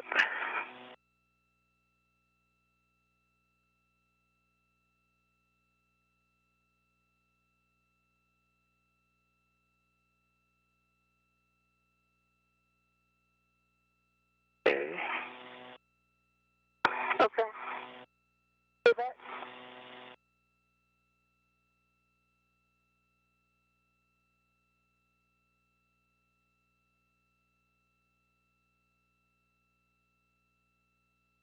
And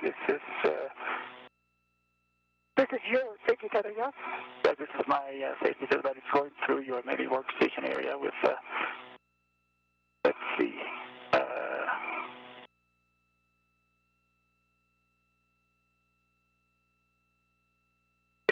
Shall I rotate like this? just a moment, don't move. I think it's just on the wrong side of this tether pack because the anchors are right by each other. Right? Right. So it's running here, and then here, it's running here, and then now, okay, let me clear on this side. Running through here.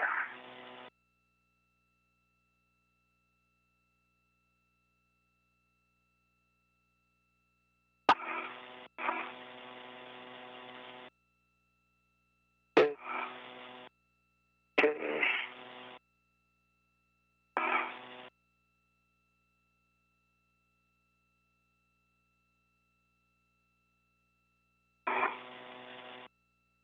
Is this your local?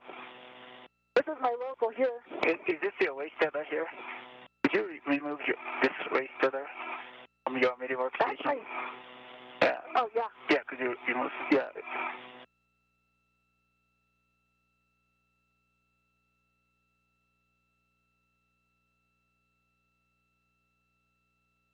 Okay.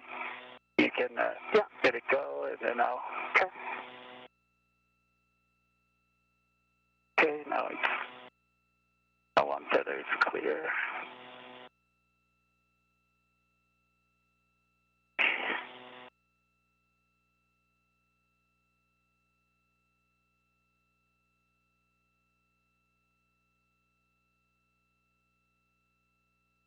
On my left side, I should have I have my waist tether and then my safety tether. Is those good? Yeah, that's Yeah, that's a local, so I'll remove that. that's okay. a local. And then here, okay, now it's you clear this safety tether around your BRT, the cable bag. Now it should be clear.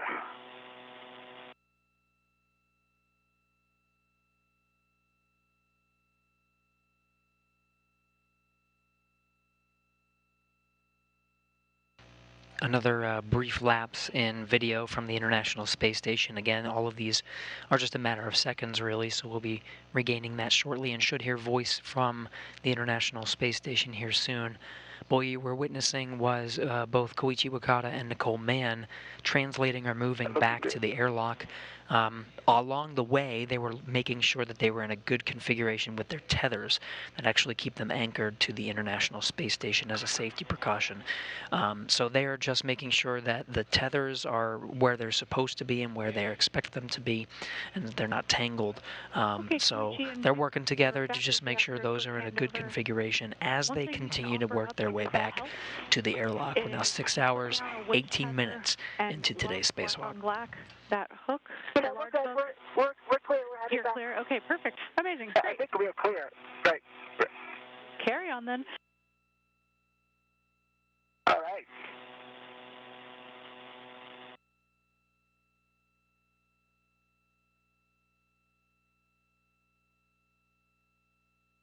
Okay, wait, now as I say that, I still see it. Your safety feathers, your Koichi. You're clear? Yep.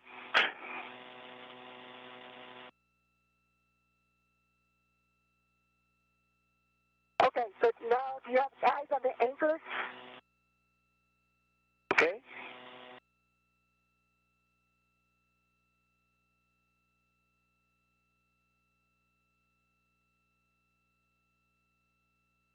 Just so, I don't know if that's your anchor. Do you see it? Okay, good. Which one? Your anchor line. It's coming from your anchor. Caught on this little handle underneath the cart. Hold on. Okay. It should be clear now, isn't it? But it's wrapped around this my tether pack still.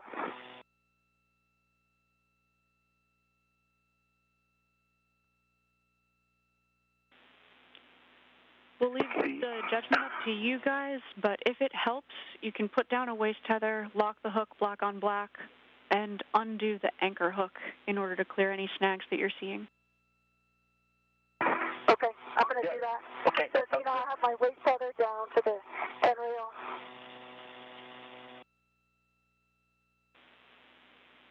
And just make sure it's locked. I see it. I'm releasing my anchor. Copy, Duke. Okay, I'm releasing my anchor hook.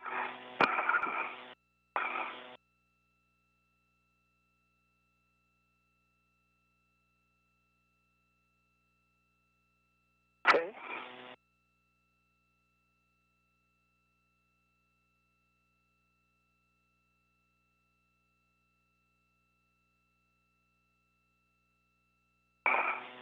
Wait, do you want my anchor hook while we're here? You might as well take it.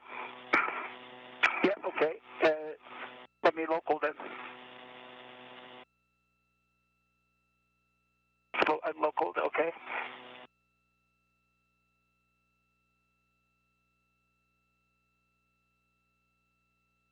So, but this one I can take it, yeah. Just a moment.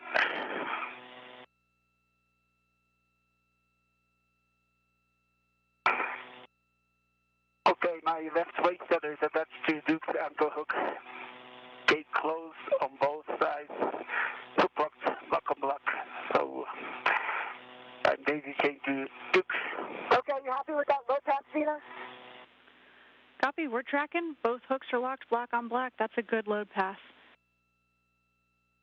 Okay, I'm releasing my, unlocking my local and, Okay. All right, I see you're safely attached.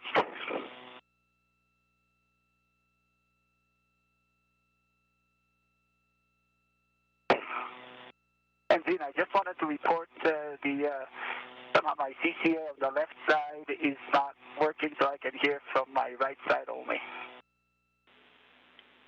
Copy, Koichi, and we'll have you guys stand by just 1 second. We want to make sure that we really understand this tether config that we're in before we send you anywhere. Okay. Okay.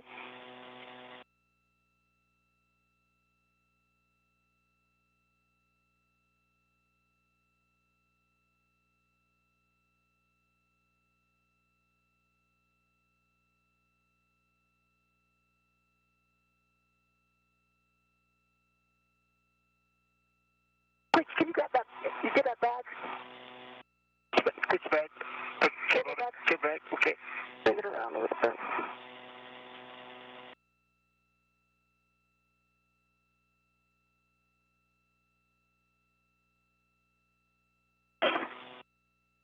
Go down.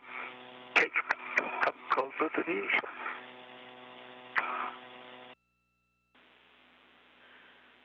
Okay, guys, with both Koichi's waist tether locked and Duke's anchor hook locked to Koichi's waist tether, and Koichi's anchor hook still attached to structure locked block on block, we're good with this config. You can head inboard Duke, and we'll get you on the airlock D-ring extender.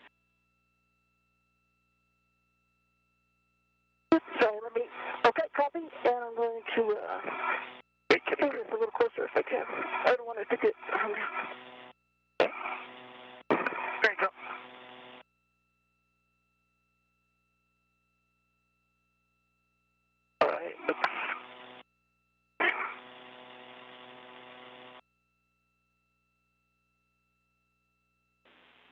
And just to be super clear, Duke's going to head inboard. Koichi, you'll stay put until Duke is safe in the airlock. Right. And then after she reestablishes that load path, yep, exactly, you'll be cleaning up the slingshot. Copy that. I will wait. So, he's in the airlock.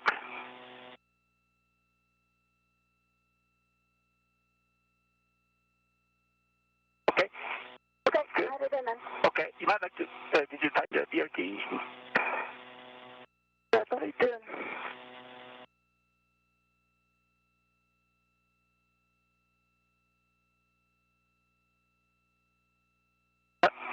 Okay, thank you. That'd be great.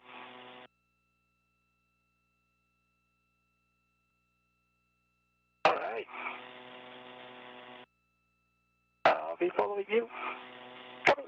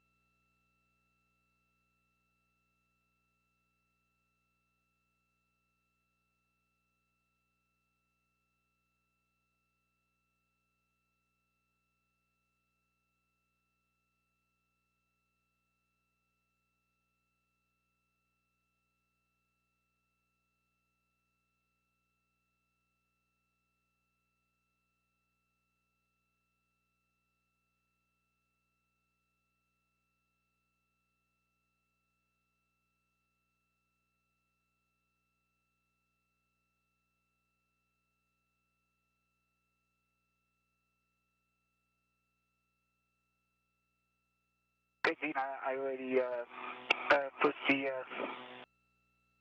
guard brakes on the outboard side twice. Copy, Koichi. And we'll just have you stay put. Okay, I'm on the first seat code. Copy, Duke.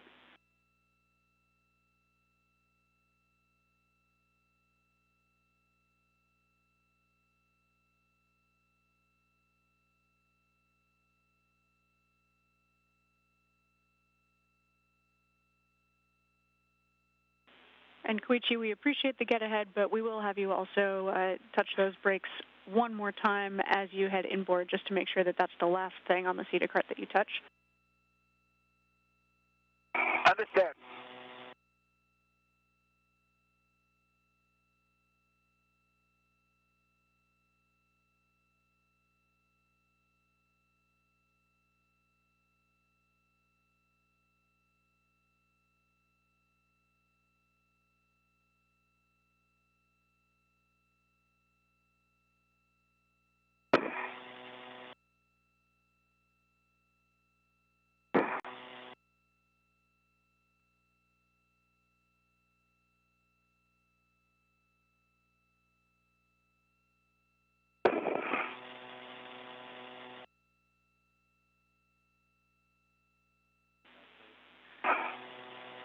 And Koichi, just making sure we'll have you stay put right where you are and wait until Duke gets back in the airlock.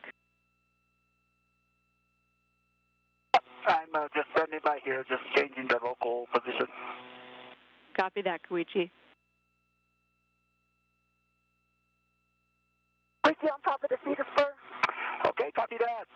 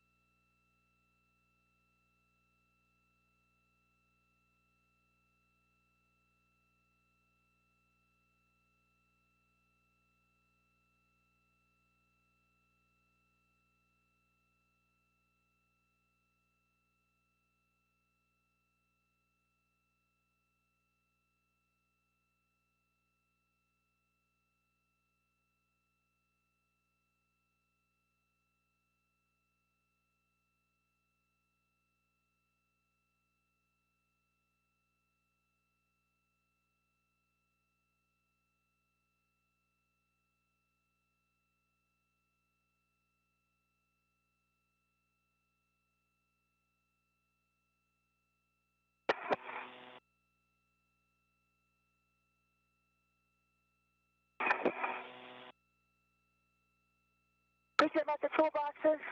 Okay, copy. I see you actually.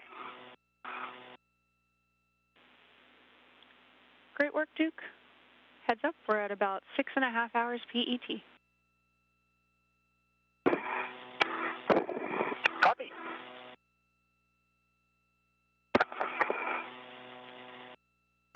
Hey, I'm back at the airlock. I'm opening the thermal cover. Copy, thermal Roger cover that. open. I'm about to open it.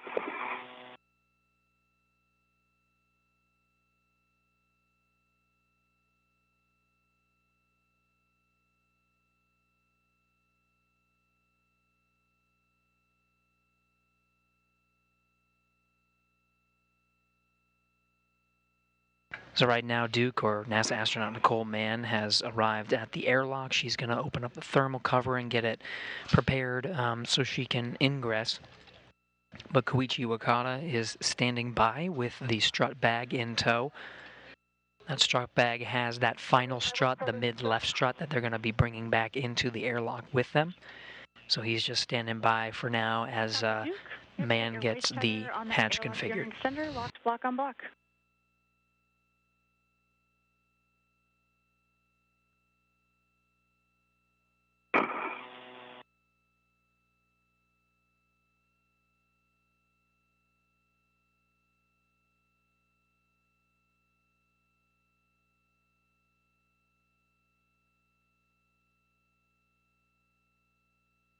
Okay, waist center is attached to the airlock D-ring extender.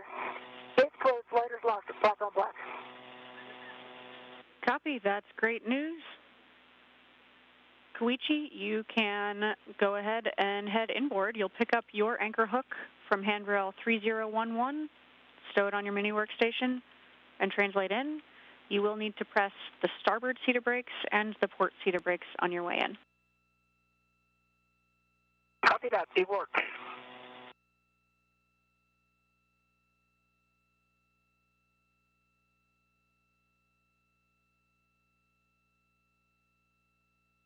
Again, I'm going to work on getting this bag in here. Copy, Duke, like that plan. Okay, I picked up my anchor hook to my mini workstation. I'm going to push the brake pedal of the power. Took a brake pedal twice complete. And I'm going to start translating to the airlock.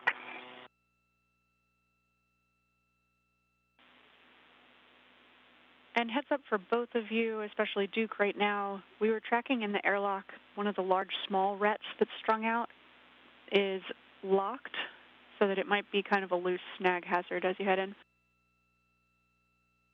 Okay.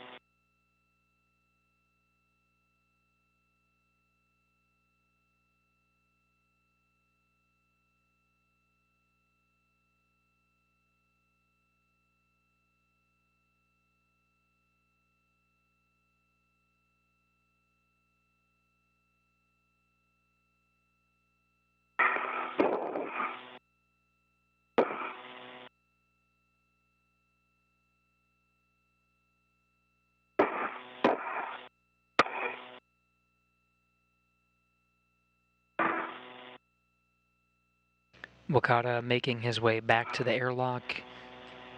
This whole time he's been in the suit with red stripes. He's got that strut bag in tow.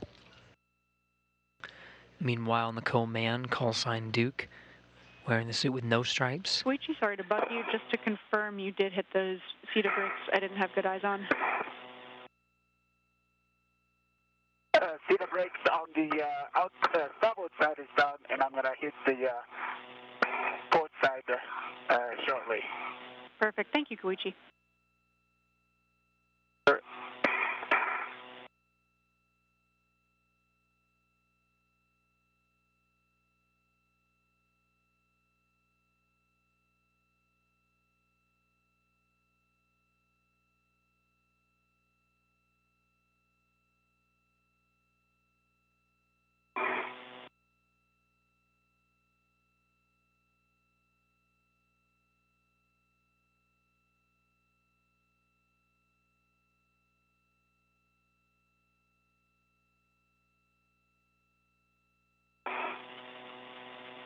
Duke, once you have that cable bag stowed on the airlock gearing extender RET, we'll have you turn off your HECA and ingress. Okay, port side inboard brake pedals pushed right. Copy. Thanks so much, Koichi. Thank you.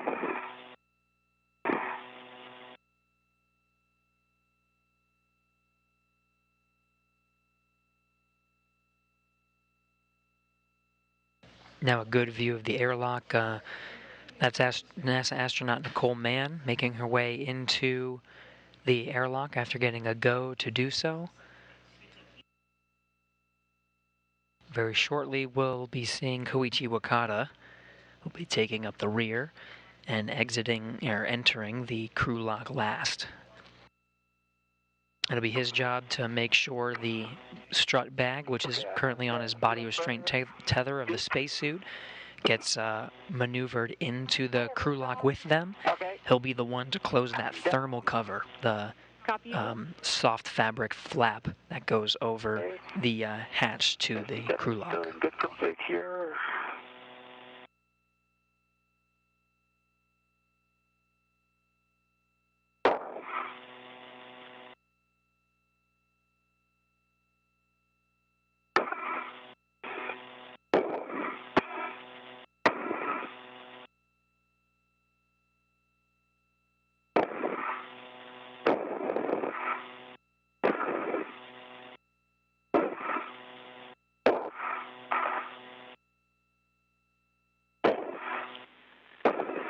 While you're in there, we think we saw maybe your SCU a little bit trapped behind the hatch. Just make sure for us that you have access to it and that you'll be able to install it when the time comes. Okay.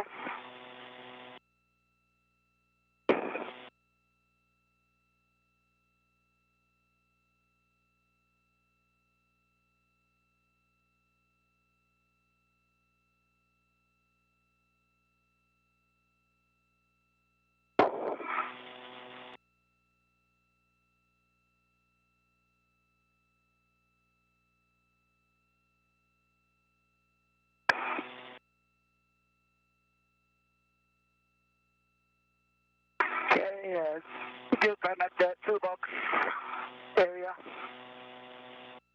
Copy. Copy, Koichi. We see you. Okay.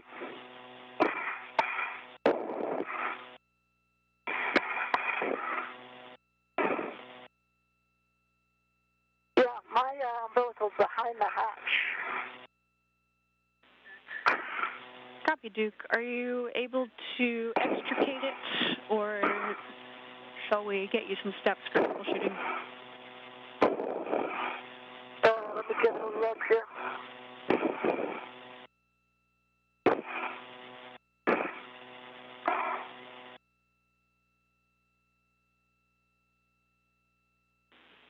And at your convenience for both of you, we'll take one final TCV setting just before we get you hooked up on umbilicals. Okay, I have not changed it since my last call out. Okay, I have not changed. It's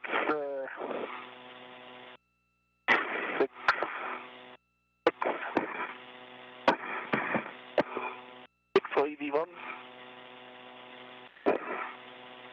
Koichi, was that 6 for you? Yes, correct. 6 for Koichi. Okay, copy. We're tracking 6 for both of you.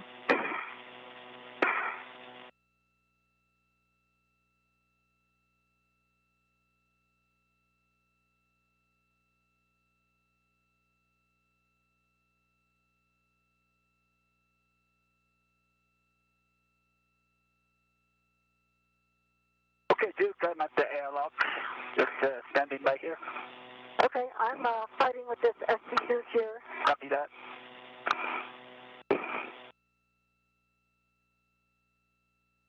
All right, I think I got it. Right. Ground copies everything. Koichi, let's just have you hang out there to give Duke maximum space for trying to get that SCU out from behind the hatch. Okay. Okay, copy that.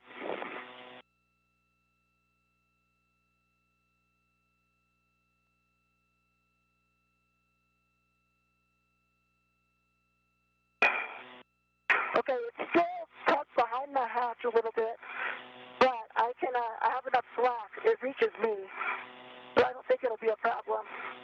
Is that okay, Zena? Copy, Duke, and you don't see any way that it would be in the way of the hatch actually operating? It's behind the hatch, so I think, yeah, it's like in the top, like the zenith corner of the hatch, so I think when the hatch comes down, that'll solve the problem. Okay, copy. I think if I pull it all the way out, it'll be more of a snag hazard, because all the Velcros come off.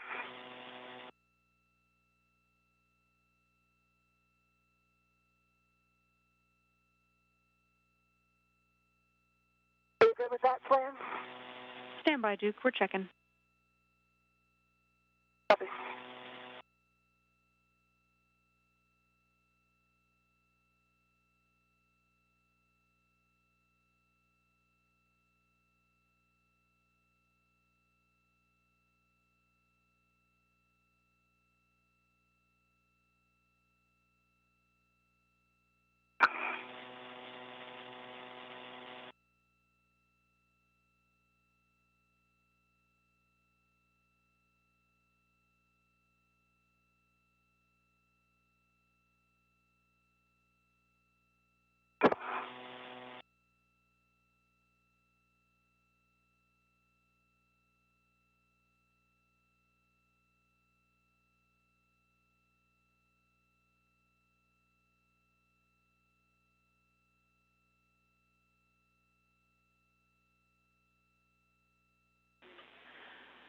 Okay, Duke, if you are confident that you have enough slack to actually connect the SU to your DCM and that it's not going to interfere with the hatch operation, we're good with that config. And Koichi, you can then continue to ingress the airlock and turn off your HECA as you ingress.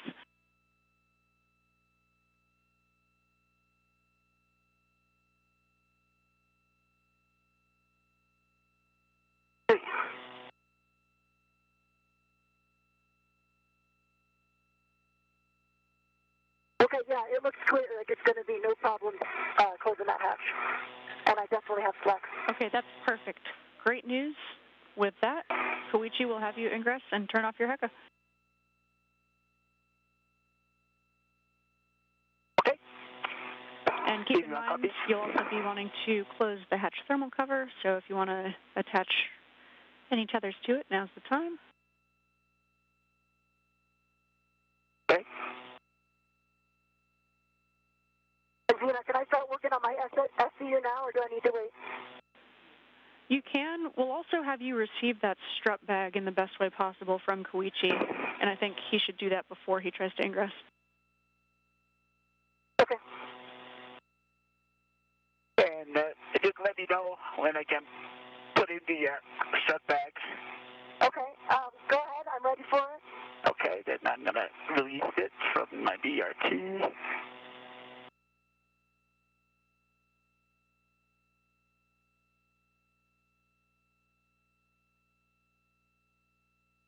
Okay, I see it coming in.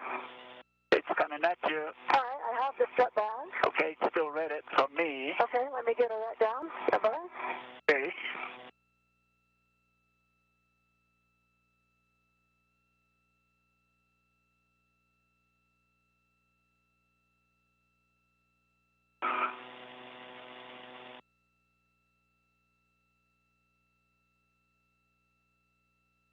Okay, I got it ready.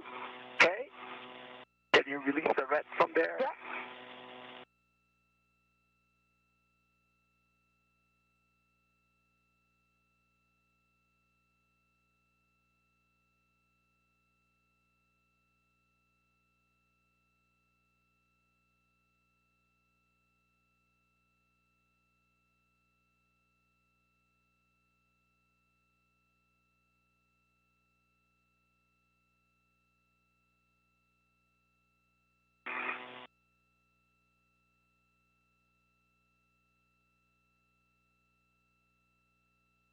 Okay, your red's coming back to you. Okay, great. Thank you. Got it.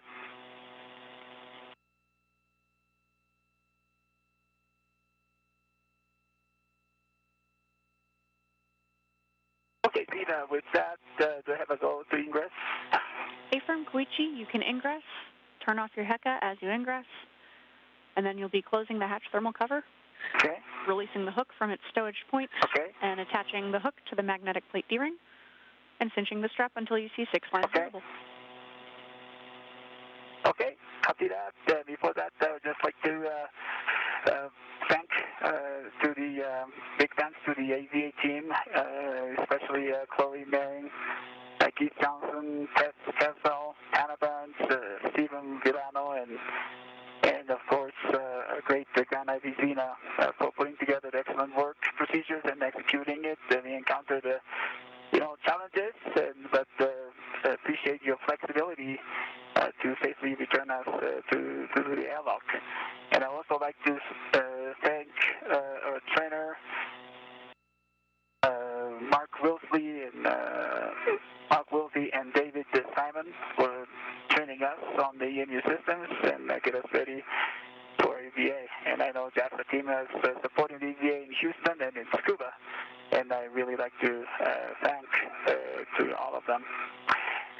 今日の EVA 受信に向けてご支援いただいた皆さん、本当にありがとうございました。今日宇宙ステーションの一番端で仕事をしましたけれども、その先に明るく輝いている月がとても印象的でした。私たちを新たな宇宙探査に導いてくれるように見えました。Thanks again.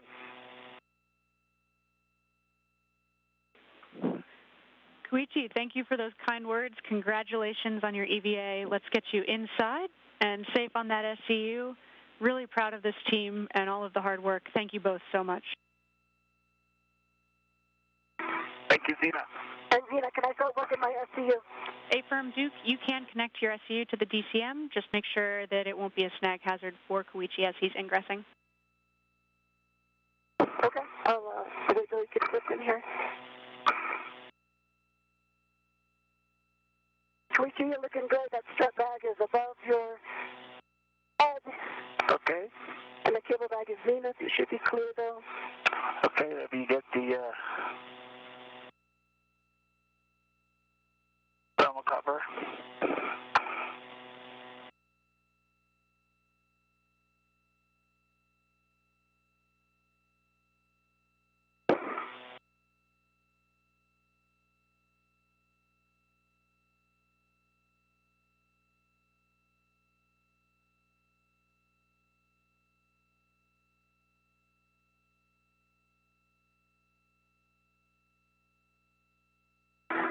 In case you missed it, Koichi Wakata gave some congratulatory and thankful words to the teams that made it possible for he and NASA astronaut Nicole Mann to conduct today's spacewalk. These are his final words before he enters the crew lock and they begin the repressurization sequence. Nicole Mann is already in the crew lock, just waiting for the next steps to hook up her umbilical to the International Space Station. Her suit still on the portable life support system, but that umbilical will provide water and oxygen and other power and other consumables to be transferred directly from station to the astronauts. So we'll just wait for Koichi Wakata to make his ingress successful, and then we'll begin the repressurization shortly after. Okay. And get the hook back to the magnetic plate D-ring and the strap cinched, and just verify that the magnet is engaged. You got Peter, looking good. Okay. Just a little bit further. Okay.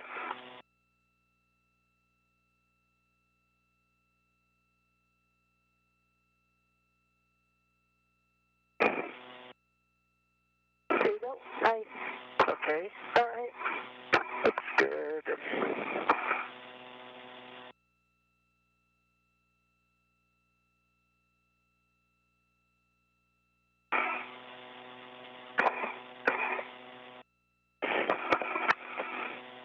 Okay, I need to go down.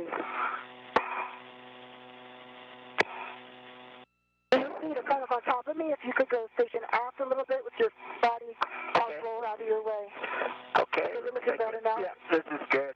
Good? Yeah, thank you for the suggestion. Let me... This is my mini workstation and the vector here.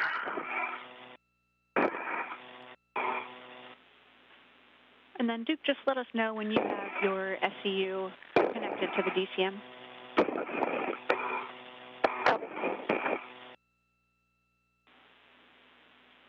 Once you do, just a note that a TCV setting between 8 and max cooling will minimize the time necessary to get cooling on your SCU.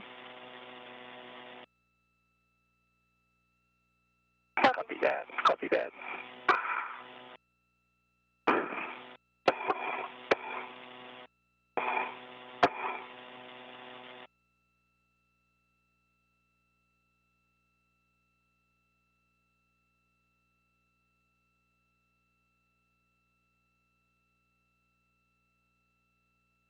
Okay, hook is attached to the magnetic gearing, magnetic plate gearing, and magnet is attached. And I'm cinching down the strap, and I see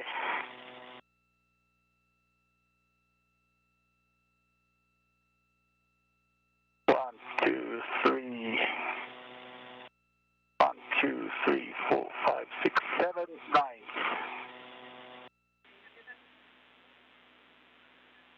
We And copy, you connected to the SCU? And copy, Duke, you are connected to the SCU.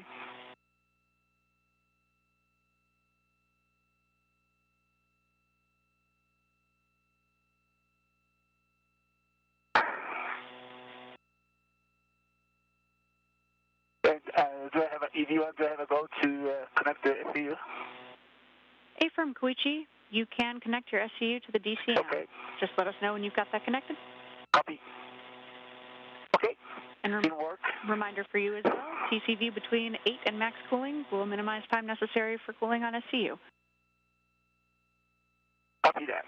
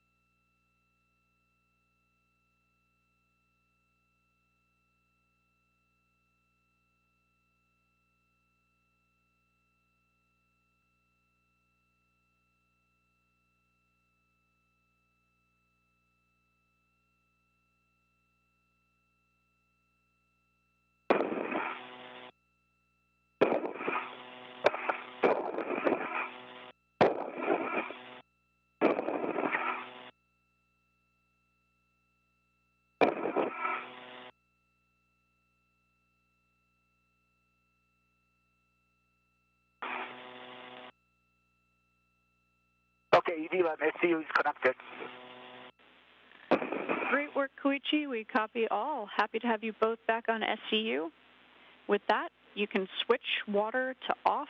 That's the forward position. Expect H2O is off message on your DCU.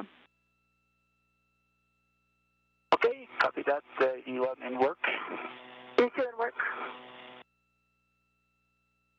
Water is OFF EV1.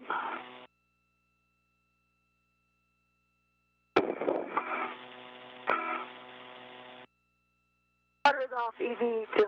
Copy. Water is off for both of you. We've started a 2-minute timer.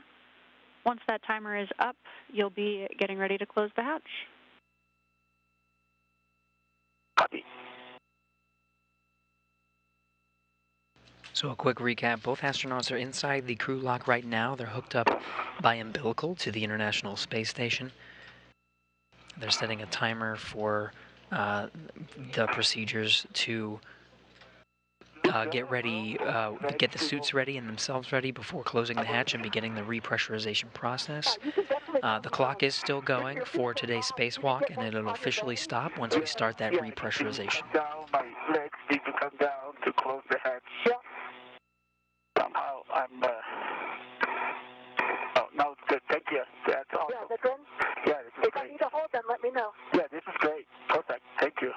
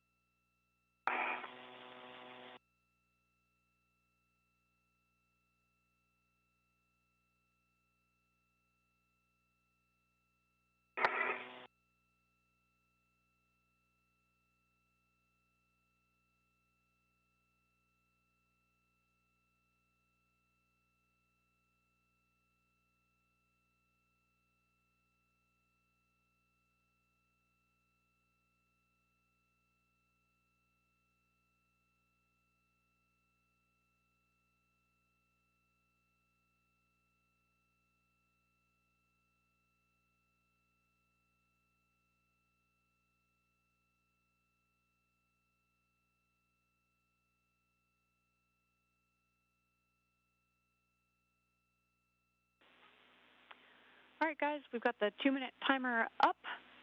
Verify the outer hatch is clear of hardware, and verify the handle position is per the hatch decal. Then you'll close and lock the hatch. Okay, EPO copies in work.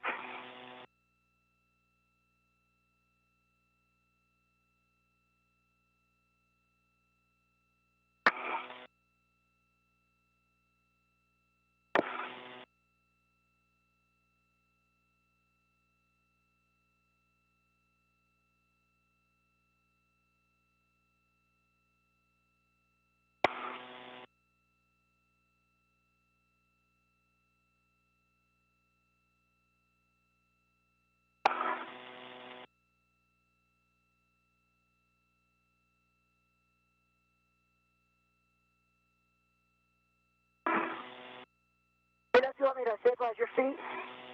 Okay, it's good. I just wanted to make sure nothing is caught.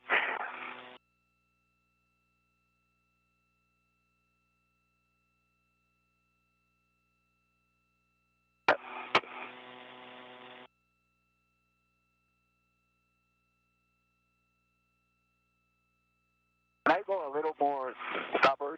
Yeah. Can you pull my legs? Somehow I'm hitting something that I cannot go any further. Do you see my feet? Okay, let me see your feet. You're kind of at an angle. If you straighten up a little bit, your feet. Okay, then. Now you can lift your feet up a little bit, open the UIA lip, and you can come aft. I'm aft. Okay. I'm sorry, but like towards me. Okay.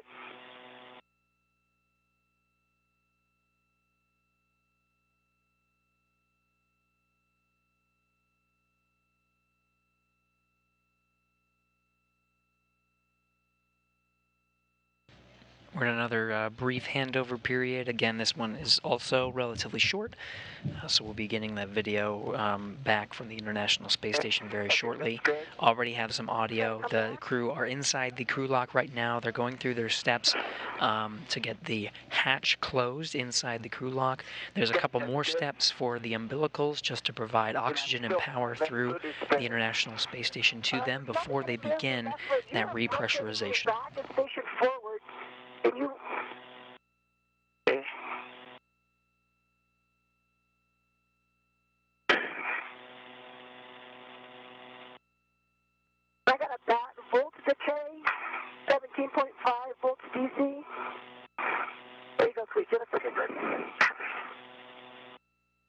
need to go up a little bit. Rudder's in the way? Somehow I gotta go my left. You can acknowledge the message, Duke. Okay, so that way set is clear now. Can we see? Somehow I cannot go higher. Okay, I think it's good now. Clear. Okay, it looks clear. Yeah? Yeah, okay. Looks good. Okay, see your couches are there. Okay.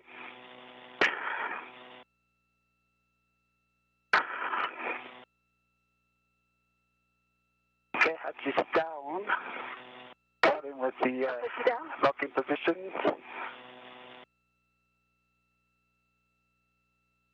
The hatch closing. Then latching direction.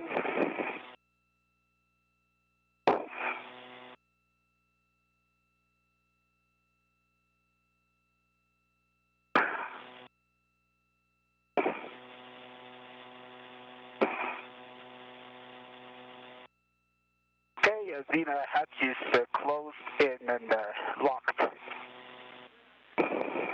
Copy. That is great news. We are, with that, moving into our repress cue card. Copy.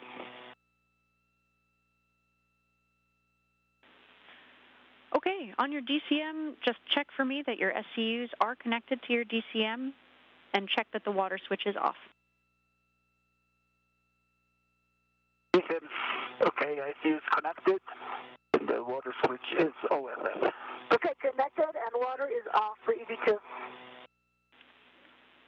Copy both. Check that the EV hatch is closed and locked. EV hatch is closed and locked. On the UIA, check that the oxygen for EMU 1 and 2 valve is open. Oxygen for EV1 and EMU1 and 2 are open. Switch power for EV1 and 2 to on.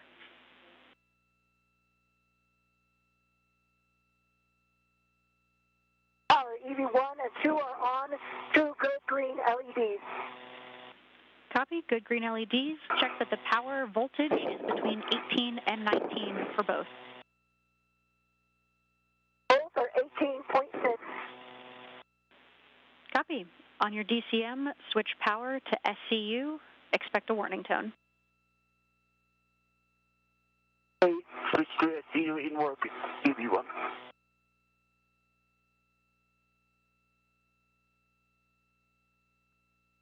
Did we stagger this one, Xena?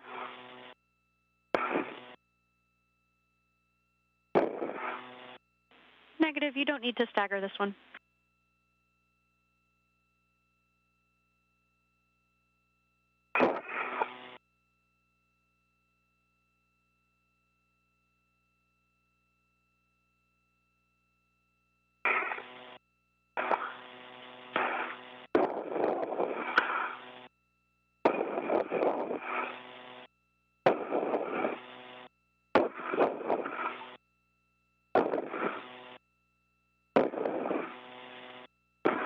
Getting a view from inside the International Space Station. Just like in the beginning of the day, Frank Rubio and Josh Cassada, NASA astronauts inside the equipment lock. On the other side of that hatch is our two spacewalking astronauts. That hatch is down to vacuum right now. And then once both of you have switched power to SCU, I'll be ready to hand it over to Frank. We can see him there in the equipment lock. And still EV1 in work. No problem, guys. EV2 is power to SCU. Copy EV2.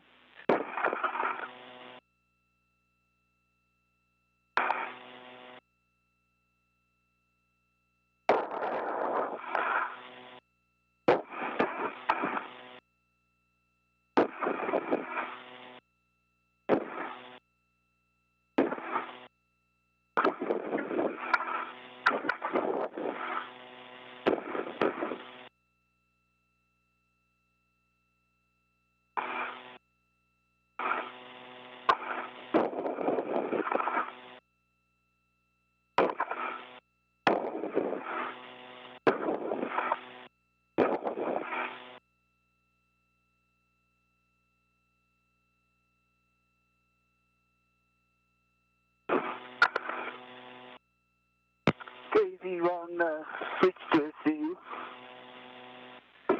Great work, both of you. Copy. You are both now on SCU power. With that, I can hand it over to Frank. Thank you both for your incredibly hard work. Lots of strength and grace dealing with so much finicky hardware today. Thank you for this incredible EVA.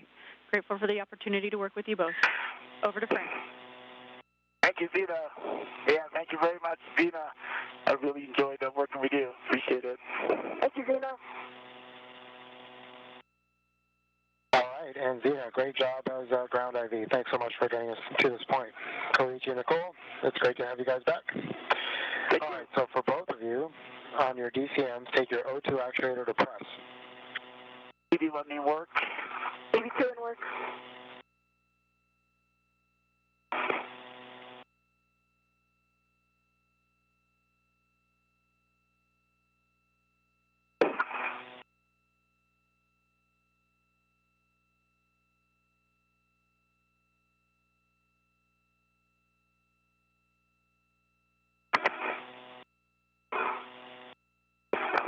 EV1 press.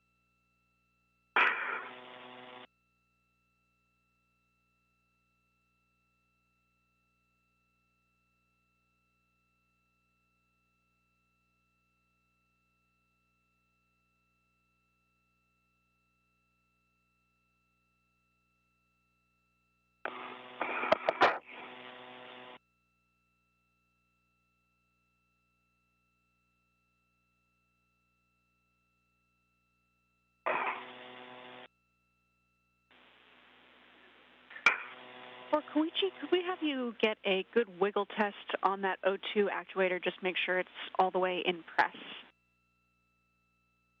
Copy that.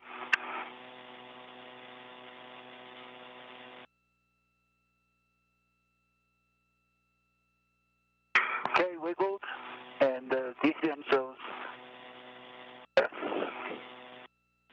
Copy, Koichi. Thank you. Thank you.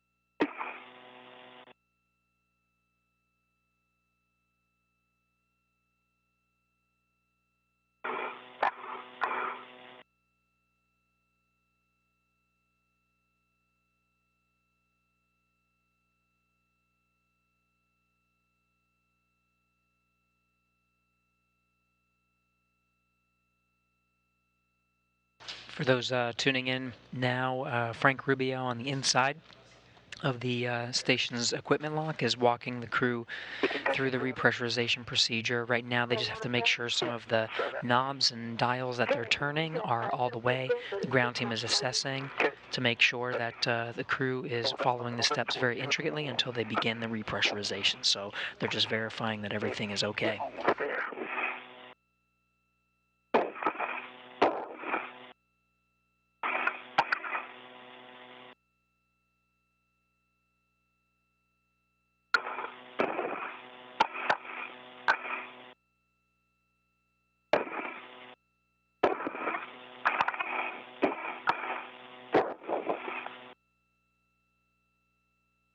Well, I cannot reach there with a mini workstation.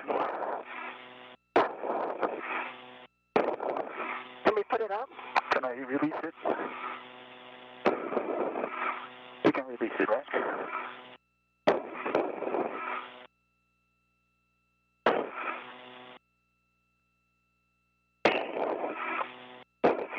I can do the lever, Koichi.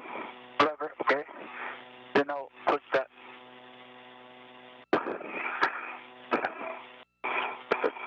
Lever. Yeah, I cannot reach there. Let's release this tab.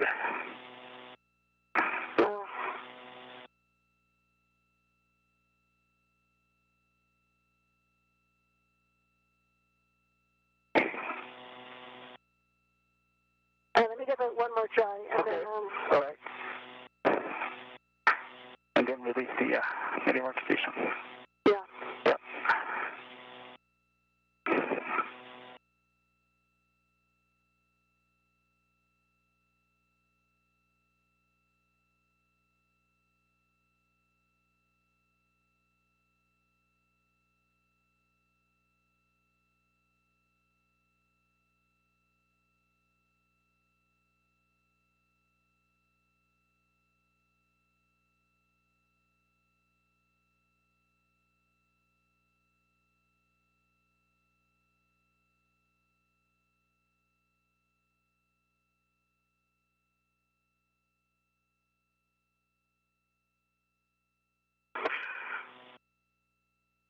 If you're not pushing them both in and it's just the lateral movement is sticky. Okay, yeah, copy. We know that's a hard one to actuate. As long as you've got that lever pushed up and the button pushed in to move it into press, we can let you keep working on it. We can also work an alternate plan for you. Okay, I think we can press with the NEVA. Is that true? Yeah, that is true. Basically, we'd just be having you do the repress a little more slowly to make sure that we don't actuate SOP. Can we release the mini workstation and I push the button? You want to remove it? Yeah. Okay. You get to the tab? Almost there.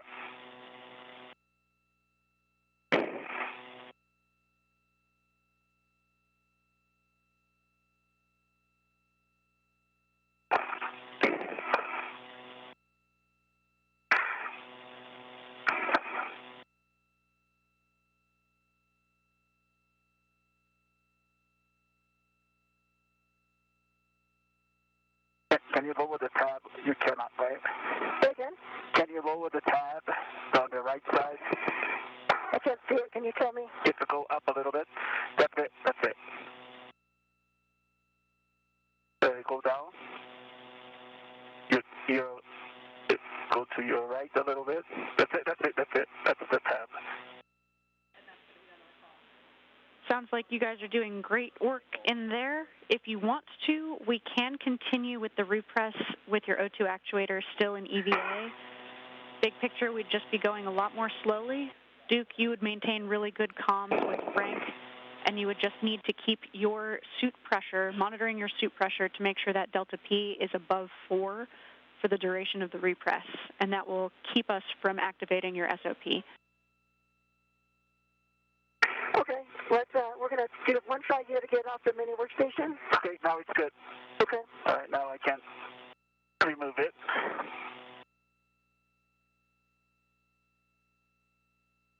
Left, right side is out, and then left side. Let's take a look.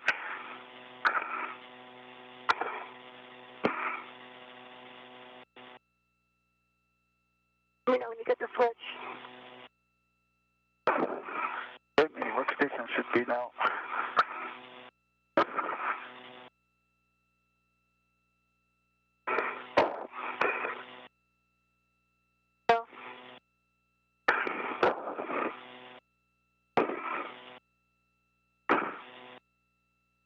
Tab is not down.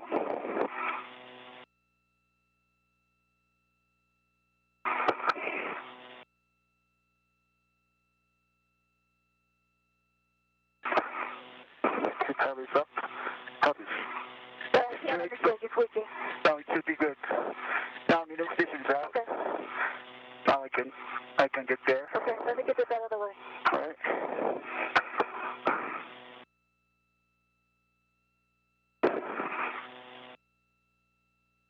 Okay, there we go.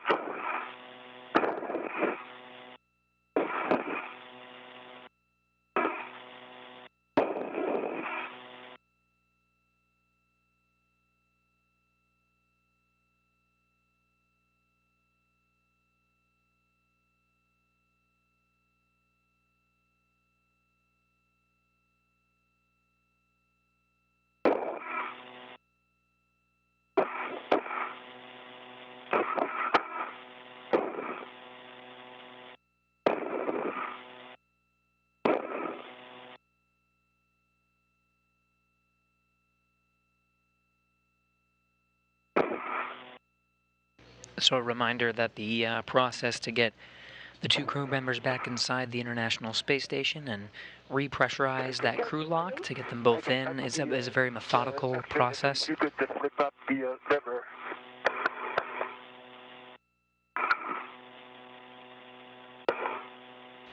So the ground teams are working in tandem with the crew that you see here from your view inside the International Space Station, all talking and monitoring along the way, making sure that they're following the steps to get them back in. Oh, it's Okay, lever. lever is Yeah, just the one. Yeah. lever up. And lever up. Okay. Then I'll push the ED button. Yeah, go. You can push the button, the actuator, if you keep the lever up.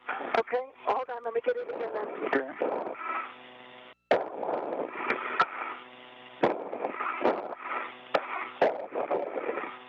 Let me know when you're ready. Lever's up. Okay.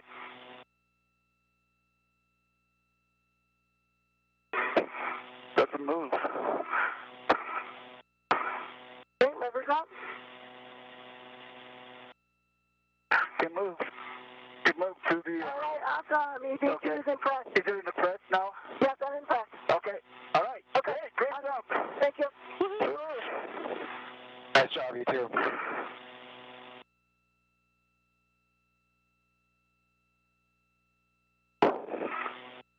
Okay, and just to verify, Koichi, I copied you are in press, and Nicole, I understand you are also in press now. Thanks for a minute, press. With that confirmation, they got the actuator, the oxygen actuator, where they need to go, so they're working through the next steps. It's closed. We're going to start the repress, and let me know what's a good rate. I'll start off nice and slow. So IV hatch equalization valve, I will throttle from off the norm. Copy.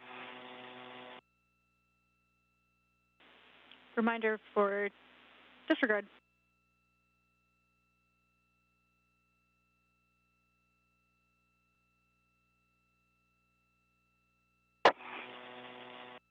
And you can both expect an alert tone, and time is 20:35. Copy.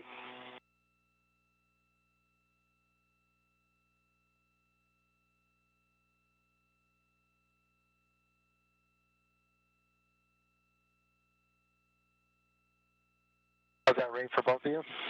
Good for me. It's, you could go faster for me.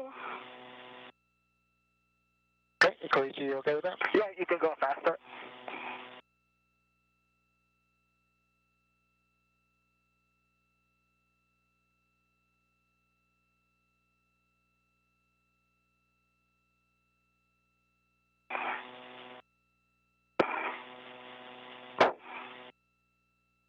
hours are right.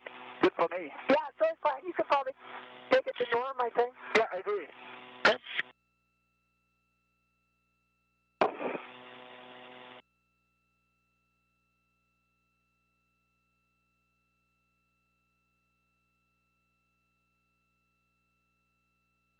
And once we reach 4 PSI, you can expect an alert tone. EV1 copies. EV2 copies.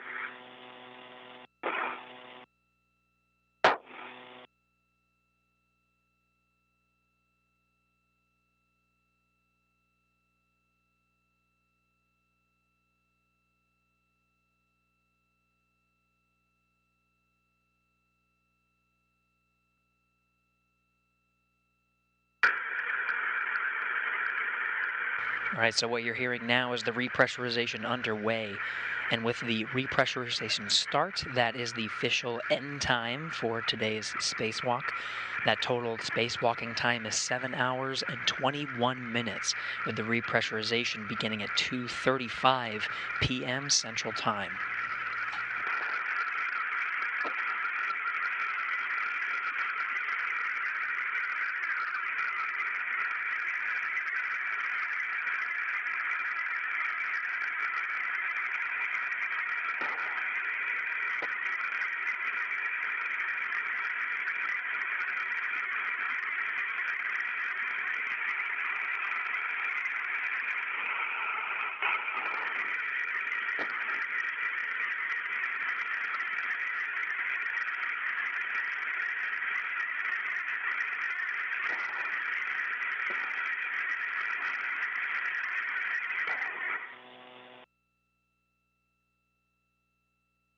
Okay, we are at 5 PSI.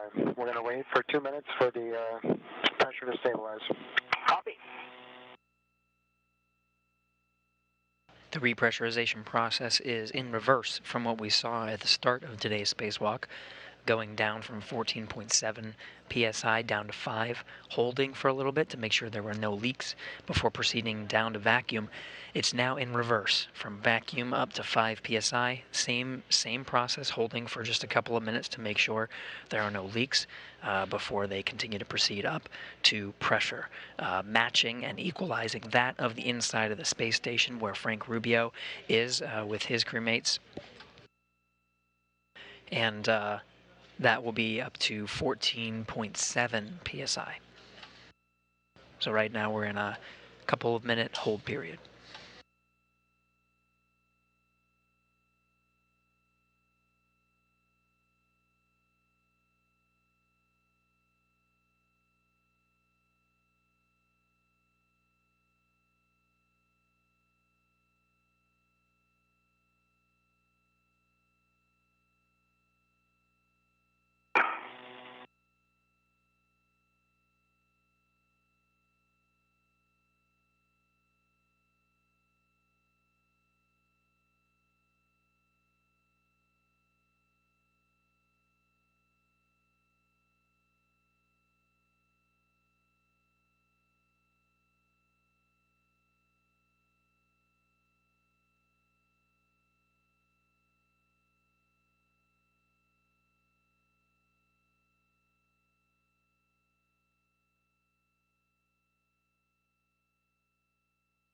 All right, guys, our 2 minutes of stabilization is up. Now we'll do a 1 minute pressure check. Copy.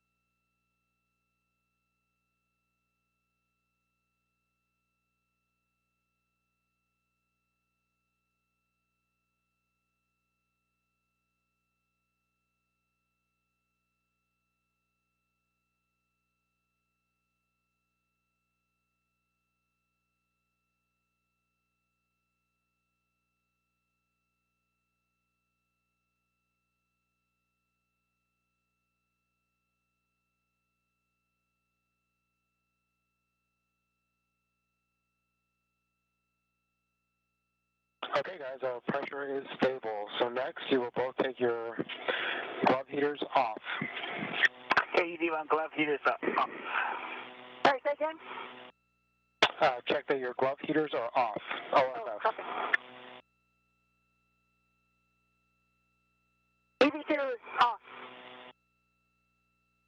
Okay, and I heard EV2 and EV1 glove heaters are off. For both of you, check that your check gloves for contamination.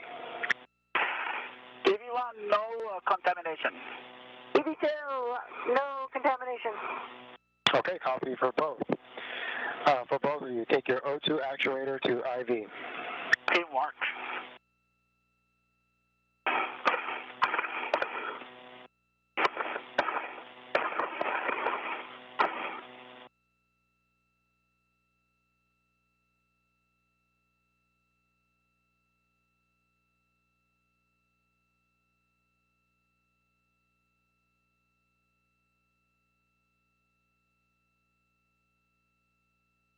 EV2 is IV. Copy, EV2.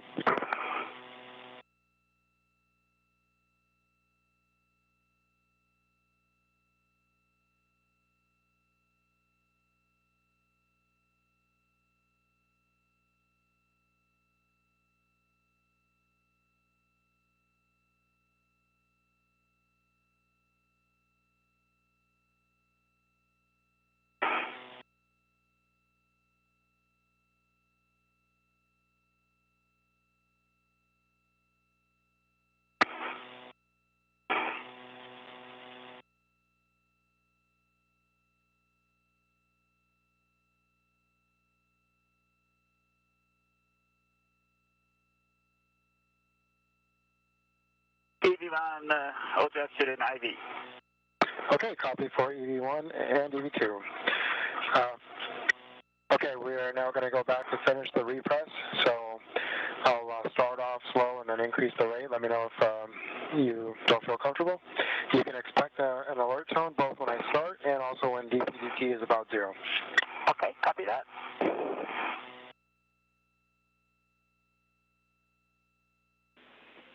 And Station Houston to correction 1. For Koichi, could you verify your O2 actuator is in IV? It is in IV and DCM display shows IV. I'm going to jiggle it. Okay, copy that, Koichi. Good config. Okay.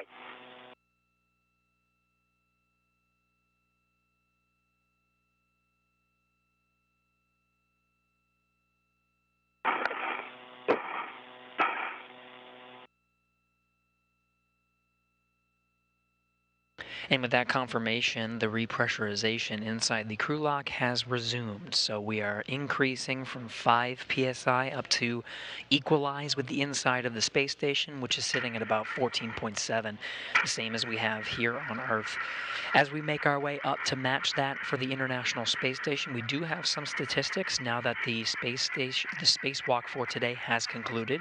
That spacewalk again was 7 hours 21 minutes. It was the 258th spacewalk in support of space station assembly, maintenance, and upgrades. For the 2 spacewalking astronauts, it was a first. It was the first space station spacewalk in 2023, but the 5th overall during this expedition, Expedition 68. For Wakata, this was his first spacewalk, so he gets the total runtime for today's spacewalk, which is again 7 hours 21 minutes. It's the same for Mann, 7 hours 21 minutes for her career as well. And that is the total runtime for today's spacewalk, which ended at 2:35 p.m. Central Time. If you take all of the 258 spacewalks that have been conducted in support of space station assembly, maintenance, and upgrades, you get a total of 68 days, 5 hours, and 47 minutes.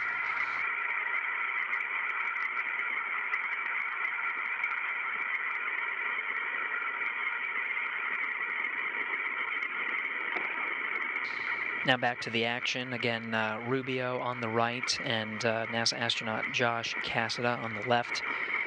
will be working to oversee the repressurization and ingress of the astronauts from the crew lock into the equipment lock where the two are situated. Once they get inside, the two spacewalking astronauts will flank Cassida and Rubio to the left and to the right. They'll get situated in those racks, the silver racks. You see right now one very clearly behind Josh Cassida. But first we got to make our way up to equalize with the pressure of the International Space Station, and the rate is a little faster than we saw for the depressurization sequence. So right now we're a little more than 12 psi. Again, we're going to about 14.7.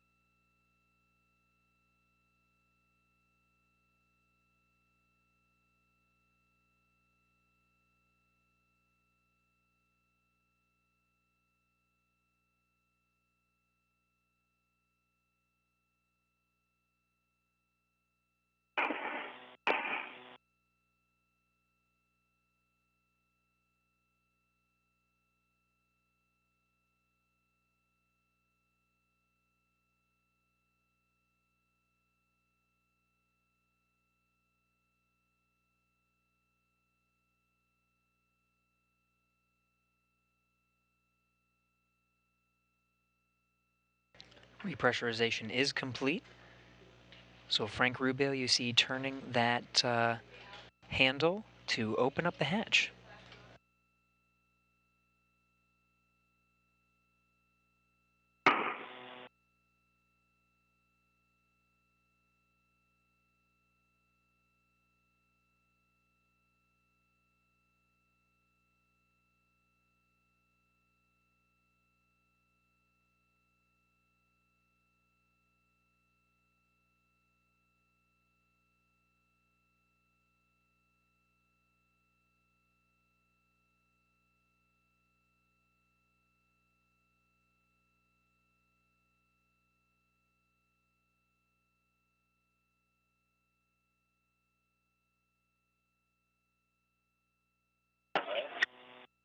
Houston Station on 1 for step 4. Go ahead on 1.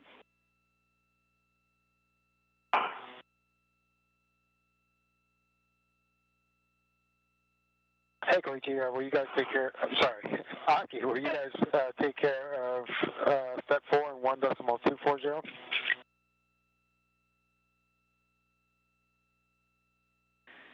And Frank, we are taking care of it.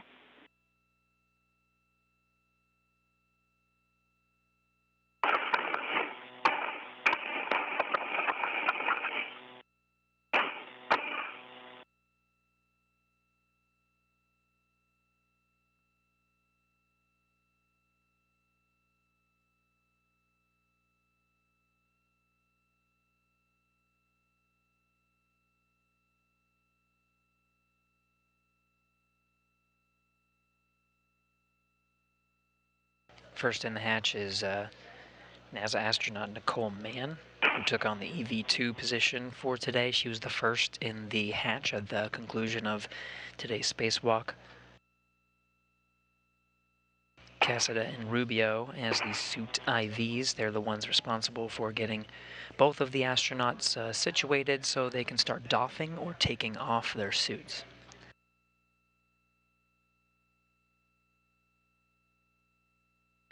One of the first steps for them is at the base of the suit's backpack is a unit called the Safer. That's sort of their emergency jetpack that they would use in the very unlikely scenario that they would become untethered.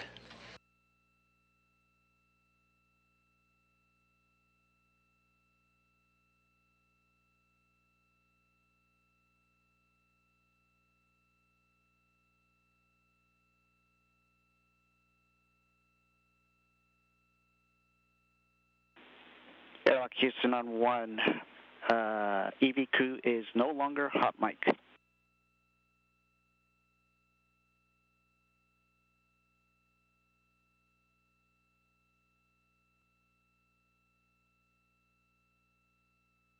Copy, I can thank you.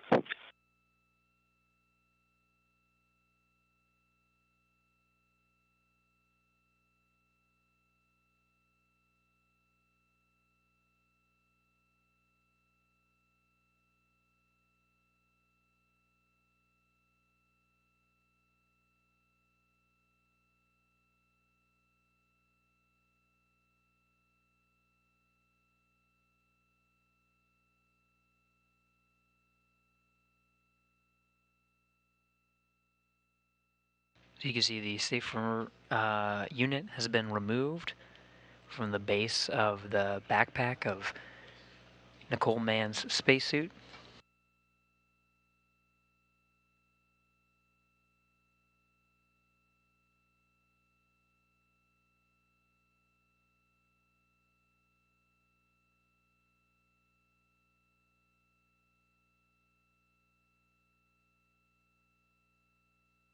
Josh Cassida now working to collapse the handles that went up the sides of that backpack. That's the stowage configuration for those safer units. He'll put that in a separate location as Frank Rubio gets Nicole Mann situated on the side there so they can start working with her suit, removing the helmets and gloves and getting her comfortable and readjusted back into the station's internal environment. Meanwhile, Koichi Wakata, you can see, is still in the crew lock. He is patiently waiting his turn until he'll go on the right side from this view across from where Nicole Mann is situated now. You can also see that long bag that they towed all the way out to and from the work site. Inside that bag is that mid-strut that will be taken out on a future spacewalk to finish the installation of the modification kit that's on the 1A power channel.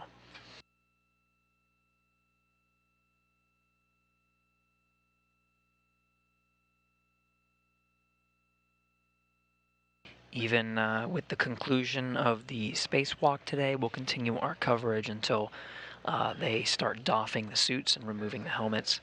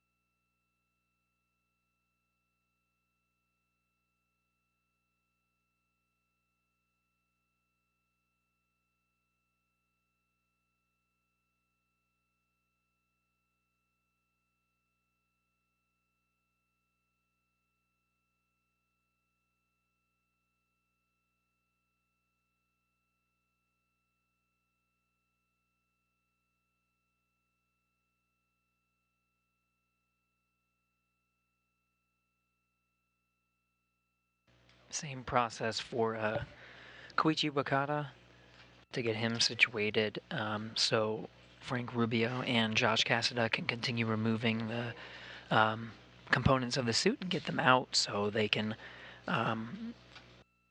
get ready for a good night's rest, really, after a long day of spacewalking. The spacewalking time of 7 hours and 21 minutes is just really the official time of the spacewalk itself, and used for engineers for a variety of purposes, mainly in understanding the consumable constraints and really understanding the timeline as well. But for the crew, it's a much, much longer day. They've been in the suit for quite some time, doing pre-breathing and in-suit light exercises to get ready for the spacewalk. Inside those spacesuits is a 100% oxygen environment, so part of the pre-breathing exercise and really getting ready to go out the hatch is purging their body of nitrogen, which takes time. So they've been in the suit for quite some time.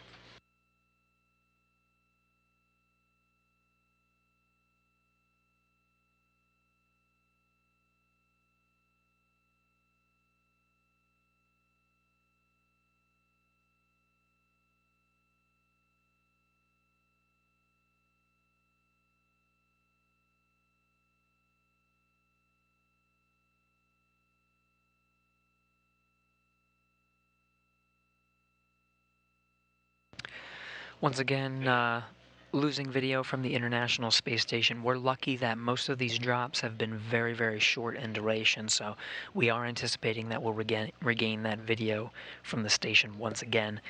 And when we do, as a reminder, we'll continue our coverage until they start doffing the suits, showing the crew and them excited after their journey outside to install the modification kit on the 1A power channel, and then we'll wrap up our coverage shortly after that, but we'll continue for just a little bit. As a reminder, the spacewalk ended after 7 hours 21 minutes at 2:35 p.m. Central Time.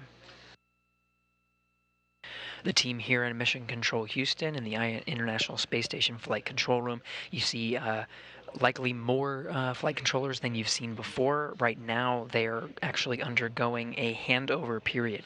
So as the crew members are getting inside, there will be a new shift of flight controllers that will get them ready for bed and do some of the cleanup activities that are necessary before they enter into their pre-sleep and sleep periods for the night.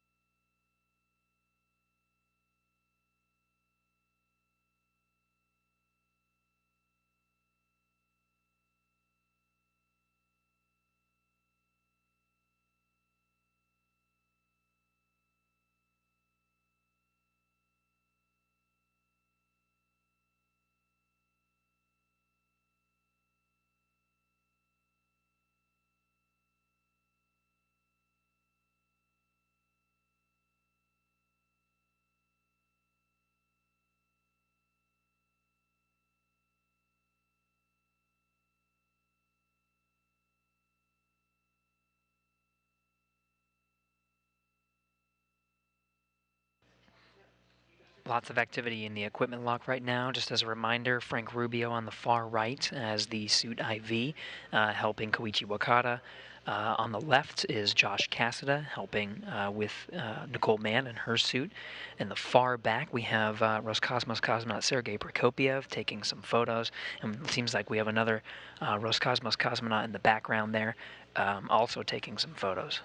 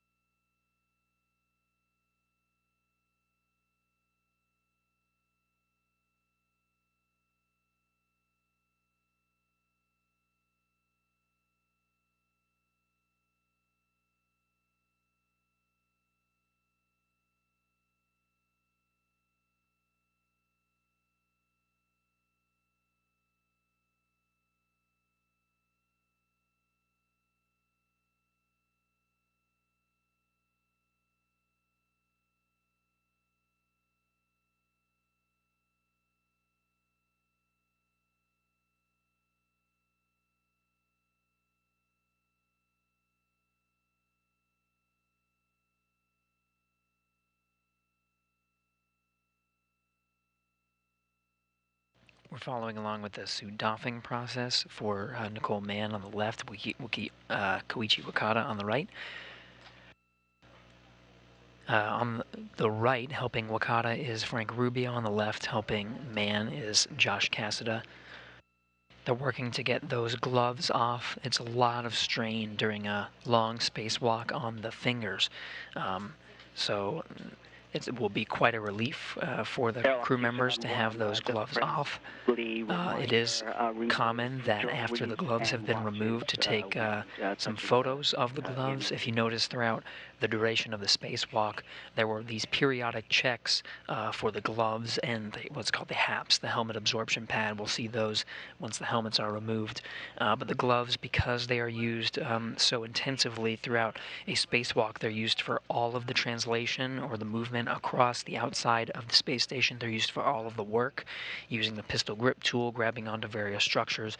And sometimes they have some nicks and scrapes, and so they document after the spacewalk the condition of the glove. So we might see some photos of the gloves, but it looks like for now they're stowing them in the various locations. I think the priority here is really get the crew nice and comfortable now that they've conducted the spacewalk, allow their fingers to be free. So with the gloves removed, the next will be the helmets, and of course after the helmets are removed, they'll do a HAP check and all of that, but after the helmets are removed is when we'll end our coverage for today.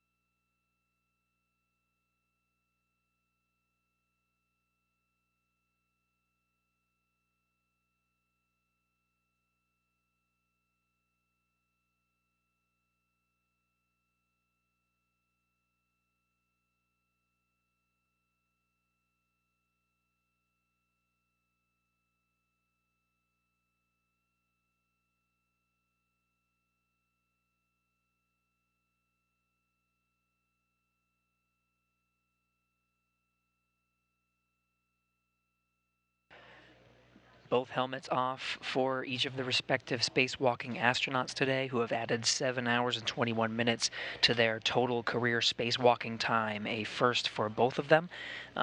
Installing the mounting platform on the 1A power channel and finishing up some work on the 1B. They will address the one strut at a later spacewalk, and teams will decide the appropriate course of action for finishing the work there before the IROSAs, the rollout solar arrays, arrive in the summertime. But for now, it's the end of a successful day for the spacewalking astronauts, and that'll do it for us for our coverage of today's activities. Smiles all around the cabin, everyone excited for the two astronauts who have added spacewalking to their career today. And with that, we'll wrap up our coverage here. This is Mission Control Houston.